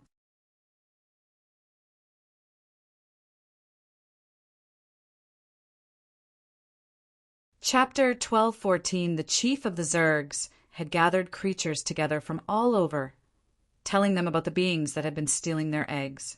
The ones who already had their territories plundered were even more enraged and wasted no time in joining the chief of the Zergs' course to eradicate the culprits the instant he proposed it.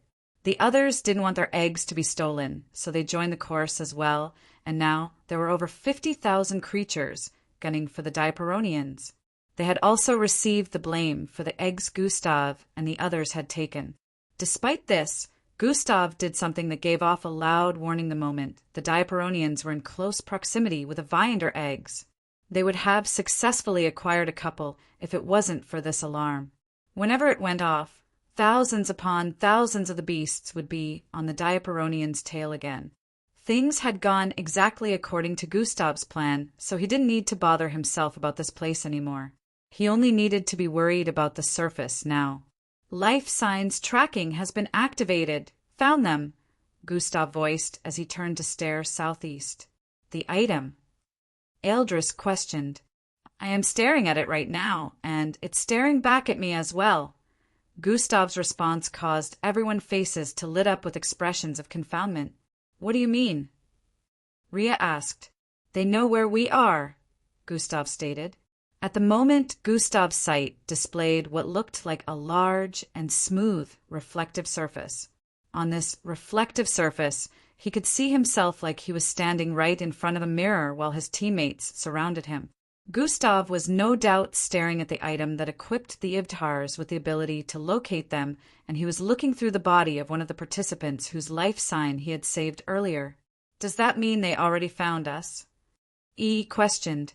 I can see every one of us through the eye of the item, so yes, they have found us, but none have gotten to us yet, as that will still take some time, Gustav responded. But it's all good since I know their exact location right now. Gustav continued to stare southeast. Alpha di Alpha. Eta Theta Nu Epsilon Thetum. Hold on. E stood right beside Gustav with his eyes closed as he stretched out both his hands. In the next few moments, he opened his eyes, which were gleaming with a bright violet-colored, and made a swirling motion with both his hands. Zhyoyan, a large vortex, opened up in front of them in the next instant. E and Gustav didn't need to utter a word before the others understood where it led. We're leaving the instant it is destroyed. There will be no need to engage in any long battles, Gustav instructed as he stepped through the vortex. His major reason for pointing this out was mostly due to the disgruntled in the group that felt like they could take on the entire world. What is that? Within an area where a high number of group gathered before what looked like a thin layer of triangular glass frame, a violet, swirling massive appeared behind them. Is that a feature of the Heaven Gaze mirror? Some of them wondered out loud as they stared at it.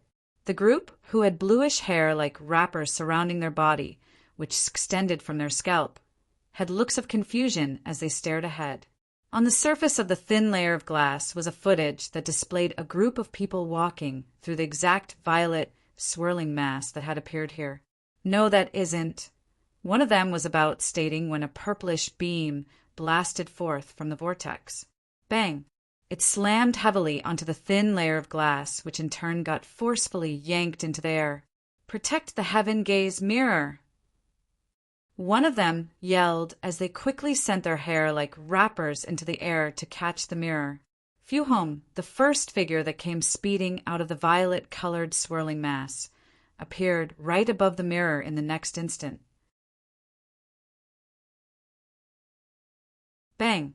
The familiar figure feet was laced with milky glowing light as he swung one of them heavily, sending the mirror flying further away as a crack finally appeared on its surface. KRRYYCHHH. Stop him! Rho Alpha Di Alpha and Nu Omsum of them yelled loudly as they leapt into the air instantly. The others behind had also followed suit immediately, appearing as soon as the oppositions leapt into the air. The inevitable clash occurred as the rest of the Earth participants faced the groups currently gathered around. Gustav followed the mirror with more than 20 different participants on his tail, throwing multiple powerful attacks at him. However, Gustav still outmatched them in speed, especially since he had taken them by surprise. With his right fist coated in milky glow, he swung it forward powerfully as he arrived before the mirror once more. A piece of hair like fabric extended from below at the same instant, faintly wrapping around the mirror while his fist made contact. Boom! The mirror was only wrapped halfway before the fist hit, but even at that, the mirror only developed a few more cracks as the hair like fabric disintegrated upon the fist collision, while mirror repeatedly spiraled across the air from the impact. Atomic blade has been activated. That thing is way more sturdy than it looks, Gustav internally grumbled as a 6-feet-long atomic blade appeared in his grasp. The mirror had a very thin layer which was like that of a thread, if not even thinner. Yet the multiple attacks they had landed on it had failed to destroy it.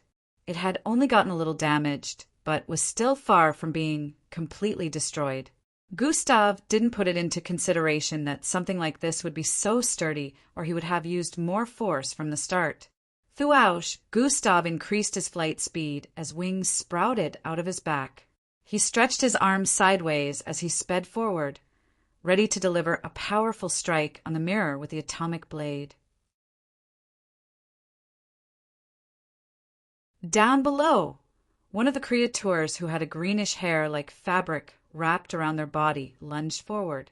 Thririch, the hair like fabric surrounding their figure, extended forward and increased in length crazily before stabbing into the ground ahead.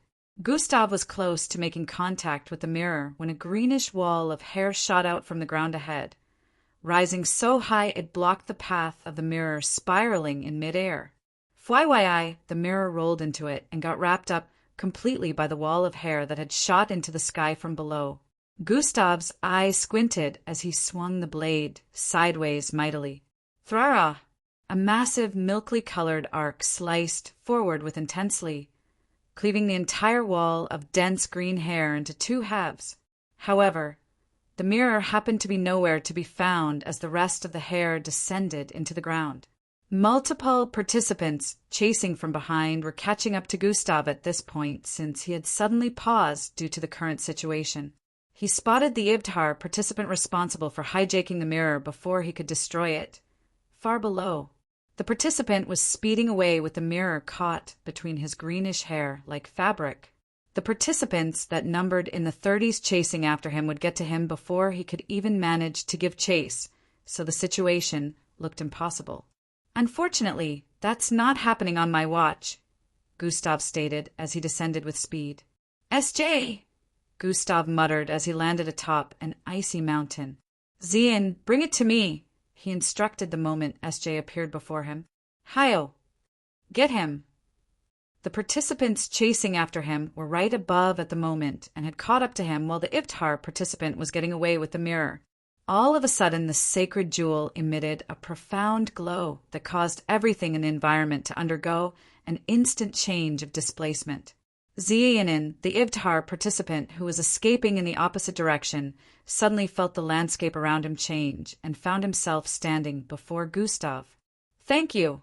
A smile appeared on Gustav's face as he yanked the mirror out of the participant hair like fabric that was holding it up. Don! Before the participant could utter another word, Gustav's palm slammed into his body, sending him hurling across the air. Bang! As for the participants that had caught up to Gustav, they found themselves attacking the ground in another location. This occurrence completely shocked them as they realized they were thousands of feet away from Gustav's position.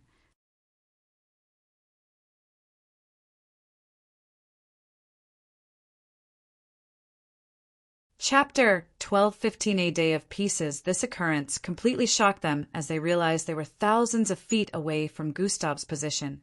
Bang! Bang! Bang! Shatter!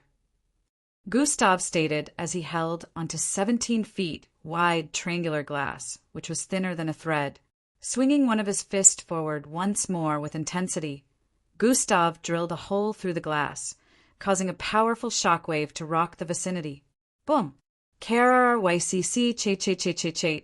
Finally, more cracks spread across the glass from the point where his fist had gone through. As Gustav pulled his arm out, he could see that his entire fist was covered in blood despite the milky glow that initially coated it. As there was no time to waste since the groups here were very high in number, Gustav shattered the mirror even more, snapping it into multiple pieces. After all of this was done, he told to open a vortex that would get them out of there quickly. Fly, he lifted into the sky quickly, dodging multiple projectiles from the attacks of the groups around him who remained unrelenting in getting him. You may have destroyed the mirror, but you delivered yourself directly into our grasp without much stress. We shall not let you leave without taking the Viander eggs off your hands. Two voices could be heard from the multiple participants chasing after Gustav. At that same instant, they launched a joint attack, causing two massive palms to descend from the sky. The grayish hands were so massive that they blotted out the sky and caused the winds to howl crazily. Everyone leave right away, Gustav said through the mind link, to the rest who were still fending off the opponents around instead of leaving through the vortex. Gustav was still thousands of feet away from the position of the vortex despite giving this instruction, and it looked like he was in a pinch as both palms descended.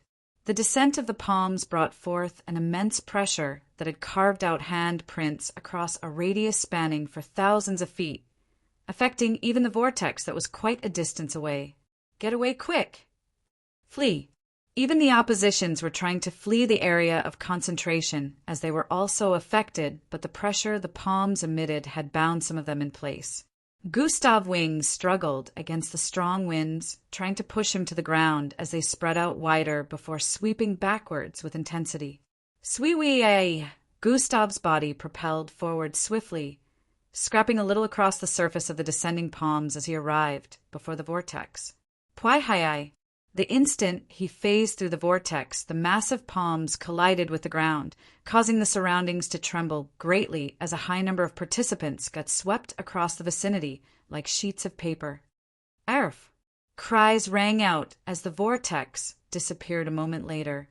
FYI, winds spread across the environment in their location as some of the residual energy from the palms swept into the vortex before it closed up. Fortunately, everyone seemed to be okay and already went in before Gustav did. Well, we should have some peace and quiet before the challenge ends now, Timmy voiced with a sigh of relief. Don't jinx it. He said before sitting on the ground. It should end in another one day, so if we stay out of their way it should be fine, Falco voiced before sitting beside E. What happened to stealing their eggs if they tried to steal ours? Yonda stated with a look of dissatisfaction. I would have actually done that if you guys weren't here, Gustav responded. Are you insinuating that we're weighing you down?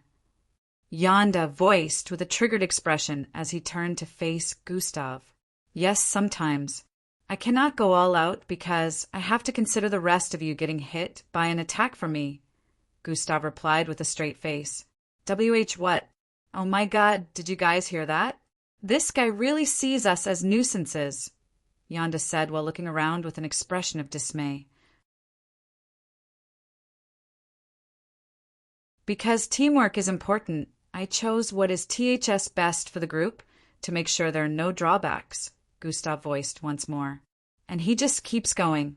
How are you guys okay with being called baggages? I am not baggage, Yonda said while sticking his finger out before Gustav. He's more concerned with everyone remaining in one piece, so leave it be, Timmy voiced from the side.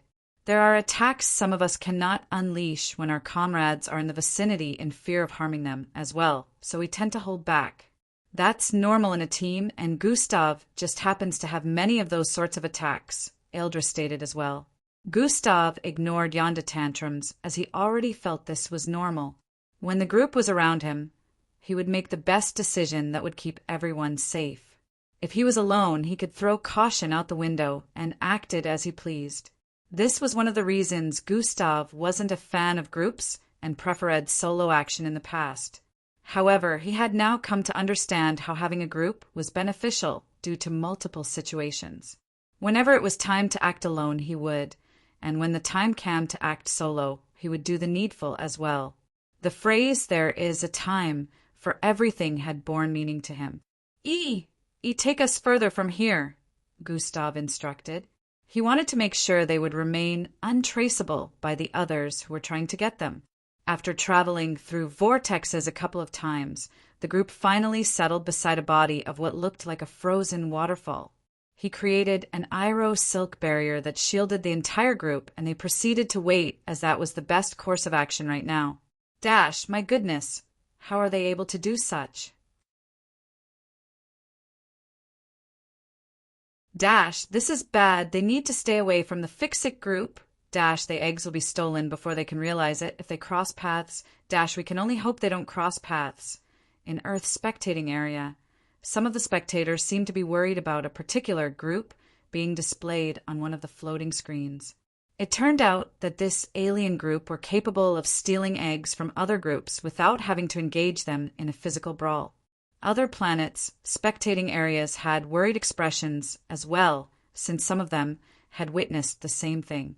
Some of their candidates were already victims of the Fix-It group.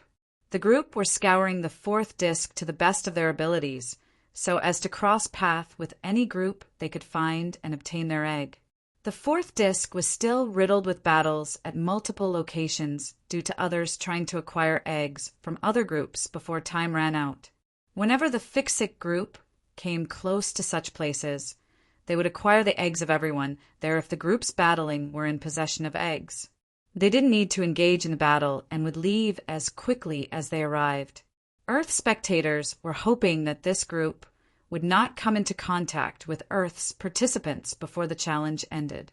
While this had a very low chance of happening, they were still worried that this group would end up acquiring more than the current number of eggs Earth participants had gathered so far. Boom! Boom! Boom! Explosions blasted all across the vicinity as a figure leapt from blade to blade, dodging their descent. Thwaiwai! Thaiish thousands of massive 30 feet long blades were slicing across the air at very quick pace, spreading a layer of mist as they sizzled intensely. Upon contact with his feet, the massive blades shooting forward the figure would combust, sending more blasts across the vicinity. As flames spread, consuming the figure within, the creatures chasing from behind had looks of relief only for their faces to lit up in disbelief again. FYI, the figure has leapt out of the flames, unscatched, as a milky glow covered his entirety. Maybe I should have stayed in, Gustav muttered as the 2 Viander eggs in his grasp disappeared into his storage device. 6 hours ago. Around 7 hours should be left before the challenge ends, Gustav voiced within the covering of the Iro silk barrier. You were really close. It will come to an end before we know it, Matilda voiced in response. I'm going out to steal eggs, Gustav stated while standing to his feet. What? Timmy voiced with a tone of confusion. We're okay with this many. I don't see the need to acquire more, Falco voiced as well. I feel uneasy. You guys stay in here. It would be better if I go alone, Gustav voiced while stepping forward. Let's exchange before I leave, Gustav said while handing a bluish button to Ealdris. Ealdris paused for a bit before nodding and handing Gustav a similar-looking bluish button. 62C5B29427008FD1-9 add 975E. Follow current novels on Top Novel Full. Com.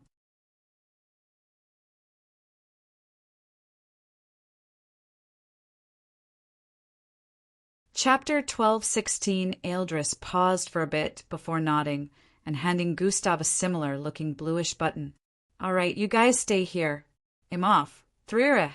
A part of the Iro silk opened up and Gustav sped out before anyone could retort again. The Iro silk opening closed back immediately, leaving the others within. Well, it hasn't been fruitless so far, so it's all good, Gustav muttered as he escaped another cloud of explosion. The group behind remained unrelenting as they gave chase, but Gustav was in no mood to stick around. Lightning Blitz has been activated.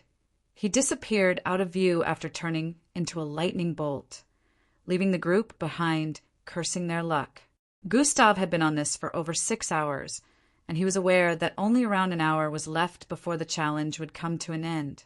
God Eyes has been activated. Gustav made use of life signs, tracking to check on the others he had left behind, within the Iro silk barrier. After confirming that they were okay, he decided to head back. Just as he was about to leave, Gustav's perception picked up on a battle occurring at the far end of his perception. His perception, which covered thousands of miles, only picked this up very close to the edge, which meant he would have to travel over 1,000 miles to arrive there. He felt it wasn't worth it and decided to leave anyways. However, at this moment, something unanticipated occurred.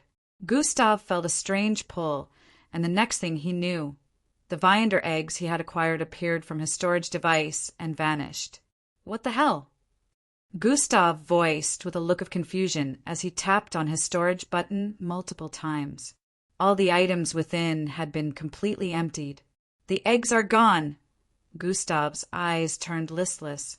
Minutes earlier, the magnetic spacebar is picking up on another nearby, within a group of 13, a creature with white, striped, mechanical-looking body, voiced out. Is that Gustav Crimson? One of them, whose eyes were white and completely mirror-like, said with a surprised tone, Dash, the captain of Earth? We've hit the jackpot, Dash. The magnetic spacebar is scrambling with the frequency of his spatial pocket now. These mechanical-looking creatures seem to have multiple holographic screens floating around them along with rays of light shooting out of their eyes. It looked like they were a race mixed with technological parts, as well as that of living tissue. The black piece of liquid metal floating in their midst seemed to be the magnetic space bar that they were referring to. This were the Fix-It group, who had been stealing eggs since. So long as anyone was within a particular proximity from them, they could acquire the items in their spatial storage. Every single ISOP participant had a spatial storage place where they kept everything they possessed. The Fix-It group being capable of this was practically a cheat, as no one would expect such. Dash, we should have his eggs in 3, 2, 1 now. One of them voiced with a tone of enthusiasm as a small glow coated the vicinity. Thioninghai for Viander eggs appeared around the group after a couple of moments, and their mechanical faces had hints of dissatisfaction. Dash just 4? Wasn't Earth having around 19 eggs a week ago? Dash, this doesn't make any sense. They should have acquired more in the last week. Dash, at least he still gave us more than the other groups we've hijacked. They voiced out their confusions as they took possession of the 4 eggs that appeared. We need to leave here soon to avoid contact with any group, their captain voiced. Present time, it's all gone. Gustav voiced with a tone of utter confusion. Obviously someone is responsible for this, the system voiced in his mind. Yeah, but then I don't sense anyone remotely close by except where the battle is ongoing and a little distance from there as well, which is expected since there are multiple groups involved, Gustav replied. There's your answer, the system voiced. That is too far away for there such an occurrence. There is no way anyone would manage to steal the contents of a spatial storage device from such a distance, not to mention also teleporting it as well, Gustav stated with a logical tone. We don't sense anyone else around, so God Eyes has been activated. Gustav leapt into the air as wings sprouted out of his back in the process. His vision turned completely reddish as he zoomed in to the far ends of where his perception reached, crossing hundreds of miles. The Fixic group, Gustav screeched as he muttered. Over 6 hours of work. Y'all think you can successfully render it useless. Gustav's eyes gleamed with intensity as he watched the eggs they had stolen phase into a floating black liquid metal. That thing might be responsible. Before the system could complete its statement, Gustav butted in. It is. I have analyzed its components and confirmed that the black item is indeed responsible for this, Gustav voiced while multiple glowing readings were displayed before him. Roalpha Dialpha and Nuam, but it is running out of power very quickly. It won't last for more than a couple more minutes. This made Gustav realize that if he was further from here for a few more minutes, his 6 hours of robbery wouldn't be wasted. On the bright side, I exchanged storage devices with Eldris.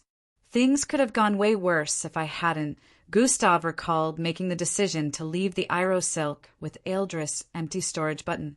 Still, I won't let things slide, Gustav decided as he deactivated God Eyes.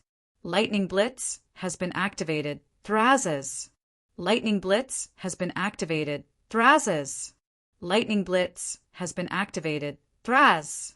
Lightning Blitz has been activated. Thrazes. Lightning Blitz has been activated. Thrazes. After turning into a lightning bolt 5 times and streaking across a distance of over 800 miles in just a few moments, Lightning Blitz went into cooldown mode. Gustav was still over 600 miles away from their location, and they were currently on the move. But he had decided not to let this situation be bygones. Ultimate Combination has been activated. We're being chased, one of the Fixic group members voiced as the group made their way across a frozen ridge. It is Earth's captain, the team member with mirror-like white eyes voiced. He will never get to us in time, Fixic group captain voiced as numerical figures appeared in his line of sight. 10 seconds, Alpha Dialpha. Eta Theta Nu Epsilon Thetam. 8 seconds, 7 seconds, 6 seconds, 5 seconds, 4 seconds, 3 seconds, 2 seconds, 1 second. The Viander Egg Challenge has officially come to a finish. A loud announcement reverberated across the 4th disk as well as other disks on planet Osius. On the 9th disk, the sound of tense dialogues could be heard from all over. Chatter, chatter, chatter. Dash, who do you think won? Dash, my money is with the Fixic group. They may not have acquired any eggs during the first 2 to 3 weeks, but their act at the last few days puts them at the top. Dash, I don't think Earth will remain in the top spot. That group acquired too many eggs. The Draconids acquired many as well from weaker planets before time ran out. Dash, honestly, I don't believe Earth participants would even be top 3. After the 2nd week, they just hid in one place till the challenge ended. Dash, the last-minute battle Gustav Crimson had with the Fixic, though. It looked like something happened before time was up. Speculations about who would win could be heard all across the ninth disk, and now Earth was not even considered to be the top spot anymore based on the last events that occurred on the fourth disk. Some of the spectators had witnessed a battle going down between Gustav and the Fixit group, who were speculated to be the first position just before time ran out. Zing, zing, zing, zing, zing. Currently Aesop participant were appearing on the podium in the midst of the arena in tens. They were all getting teleported out of the fourth disk, and as they arrived, they seemed to have brought an air of coldness with them. Finally, we're back here where the temperature is fairly normal, EE voiced with a sigh of relief as he stood side by side with the others. Every group that had been battling before the challenge ended remained in place despite exuding an air of animosity. They couldn't attack each other anymore now that the challenge had ended, or it would lead to disqualification. Where have you been, Gus? Timmy questioned the moment Gustav appeared. There were cuts on his face, and his entire right arm happened to be charred. However, right before their very eyes, Gustav happened to be regenerating very quickly. Underneath his armpit area were 2 Viander eggs, which he held with a slight look of dissatisfaction, despite being unbothered about his injuries. I ran into some trouble.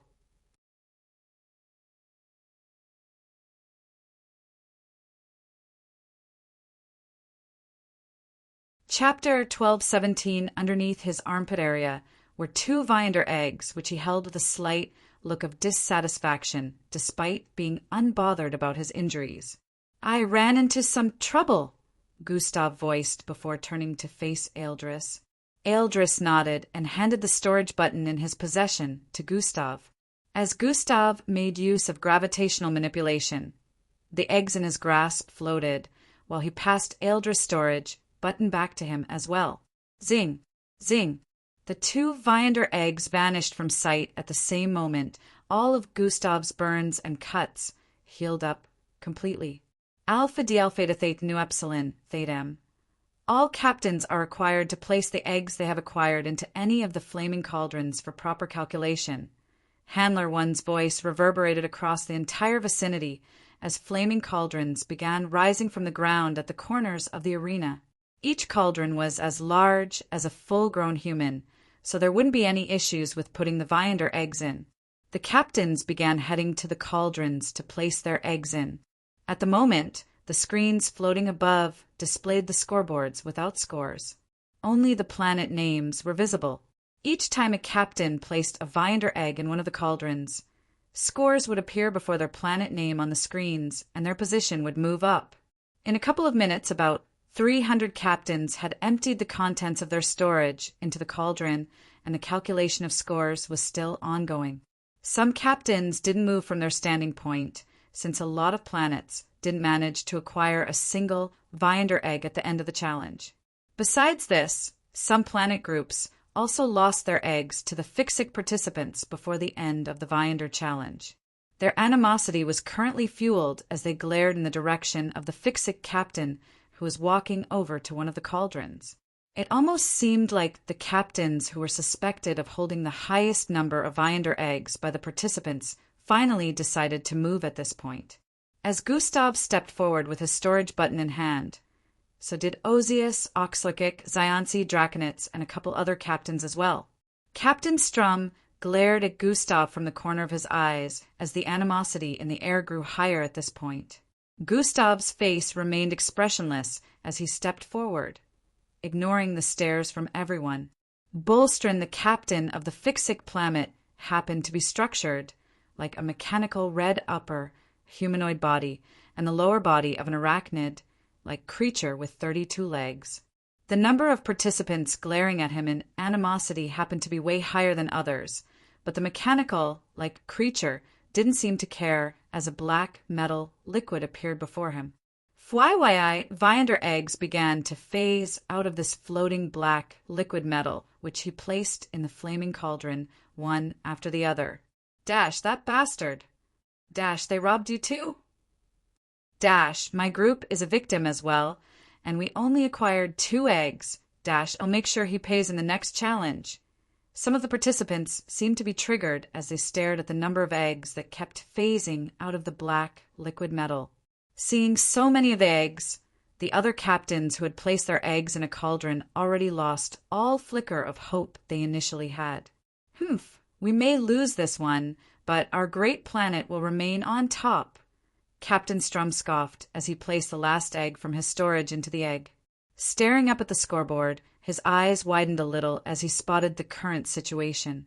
1. Planet Fixic.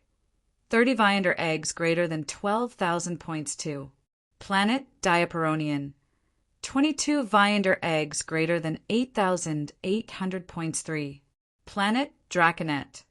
21 Viander eggs greater than 8,400 points 4. Planet Ozius. 20 Viander eggs greater than 8,000 points 5. Planet Hixto. 17 Viander eggs greater than 6,800 points 6. Planet Diov.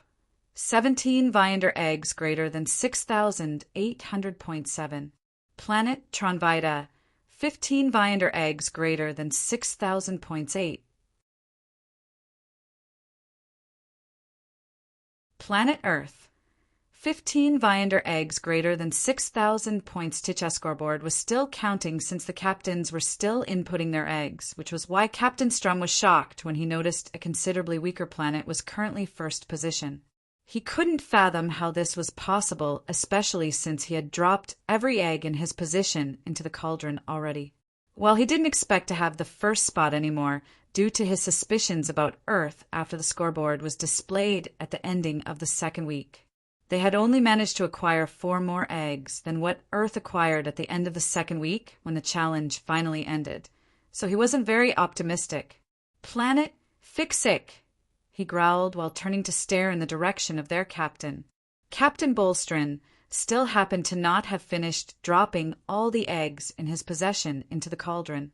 The spectators were going bonkers at this point, as everyone seemed to be hinged on the fact that Planet Fixic had one. Rho Alpha D Alpha and Nuum, after a few more seconds, the rankings on the scoreboard had undergone change once more. 1. Planet Fixic. 41 Viander eggs greater than 16,400 points 2. Planet Earth. 40 Viander eggs greater than 16,000 points 3. Planet Diaperonian. 22 Viander eggs greater than 8,800 points 4. Planet Draconet. 21 Viander eggs greater than 8,400 points 5. Planet Ozius. 20 Viander eggs greater than 8,000 points 6. Planet Hixto. 17 Viander eggs greater than 6,800 points 7. Planet Diov. 17 Viander eggs greater than 6,800 points 8. Planet Tronvita. 15 Viander eggs greater than 6,000 points 9. Planet Oxlark. 15 Viander eggs greater than 6,000 points dash. Planet Fixic 1 dash. Earth came very close. If they had one more egg, it would be a draw. Dash. The statistics are unbelievable. How did this happen? Dash. I did not even expect to see the Earth in top 3. Who knew they gathered this much? Chatter. Chatter. Chatter. The entire place had turned noisier as Captain Bolstrin could be seen heading back to where his other teammates were positioned. If Earth's captain had not taken 2 back out of the 4 we stole from him, we would have gotten totaled 17,200 points. But the current statistics isn't bad either, he thought as he walked back to his teammates' area. This undoubtedly meant that he had inputted all the eggs in his possession into the flaming cauldron. However, Gustav still seemed to be standing before the cauldron in front of him, unmoving. The spectators, as well as other participants, felt that he must have been shocked by the results above, as acquiring such a number of eggs would make one believe they had definitely won. While the environment was extremely noisy, Gustav was in his thoughts. I really wanted to experiment on some and see what makes it so important. I guess I can't do that now. Gustav was internally at loss as he reached for his storage button. Tap!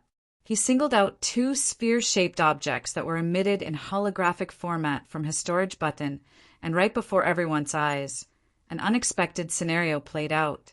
Zing, zing, 2 multicolored, 3 feet large eggs appeared before Gustav. Dash what? He had 2 more? Dash, how in the world does he have more? Dash, this is unbelievable. Dash, why did he stand there all this time if he still had more? The spectators' areas lit up in a frenzy once more as this unexpected occurrence took them completely by surprise. At the position of the handlers, they had a look of relief as they watched Gustav drop these 2 eggs into the flaming cauldron before him. Planet Ozius were 5th place currently, yet the handlers seemed to be relieved when Gustav relinquished the last 2 Viander eggs in his possession, putting Earth at the top. If Gustav had noticed them, he would definitely have found this suspicious. However, his mind was currently elsewhere. What a loss. Oh well, Gustav decided to stop being bothered about it and turned around at this point. He had wanted to keep the last 2 eggs he stole back from the Fixit group to himself, but he eventually had to drop them or Earth would have lost. Chatter, chatter, cheer, cheer. While there were loud voices of confusion and displeasure all across, the cheers coming from the Earth spectators' area happened to be very loud as well. You sure gave us a scare there, Gus. Looks like you were taking your time to cause this type of reaction. Everyone began voicing out one after the other upon Gustav's return. Yeah, I wanted to keep an egg for myself, but I guess I'll just have to let things be. Gustav shrugged as Earth completely became the center of attention at this point. This isn't possible. How? On Planet Fixit area, they were plenty shocked as to how they still lost the 1st place despite how many groups they stole from. After a couple more minutes went by, the final result of the Viander Egg Challenge was on display for everyone to see. You're tuning in to the Thunder Spear YouTube channel. Don't forget to subscribe and join us on this journey to catch the most captivating stories.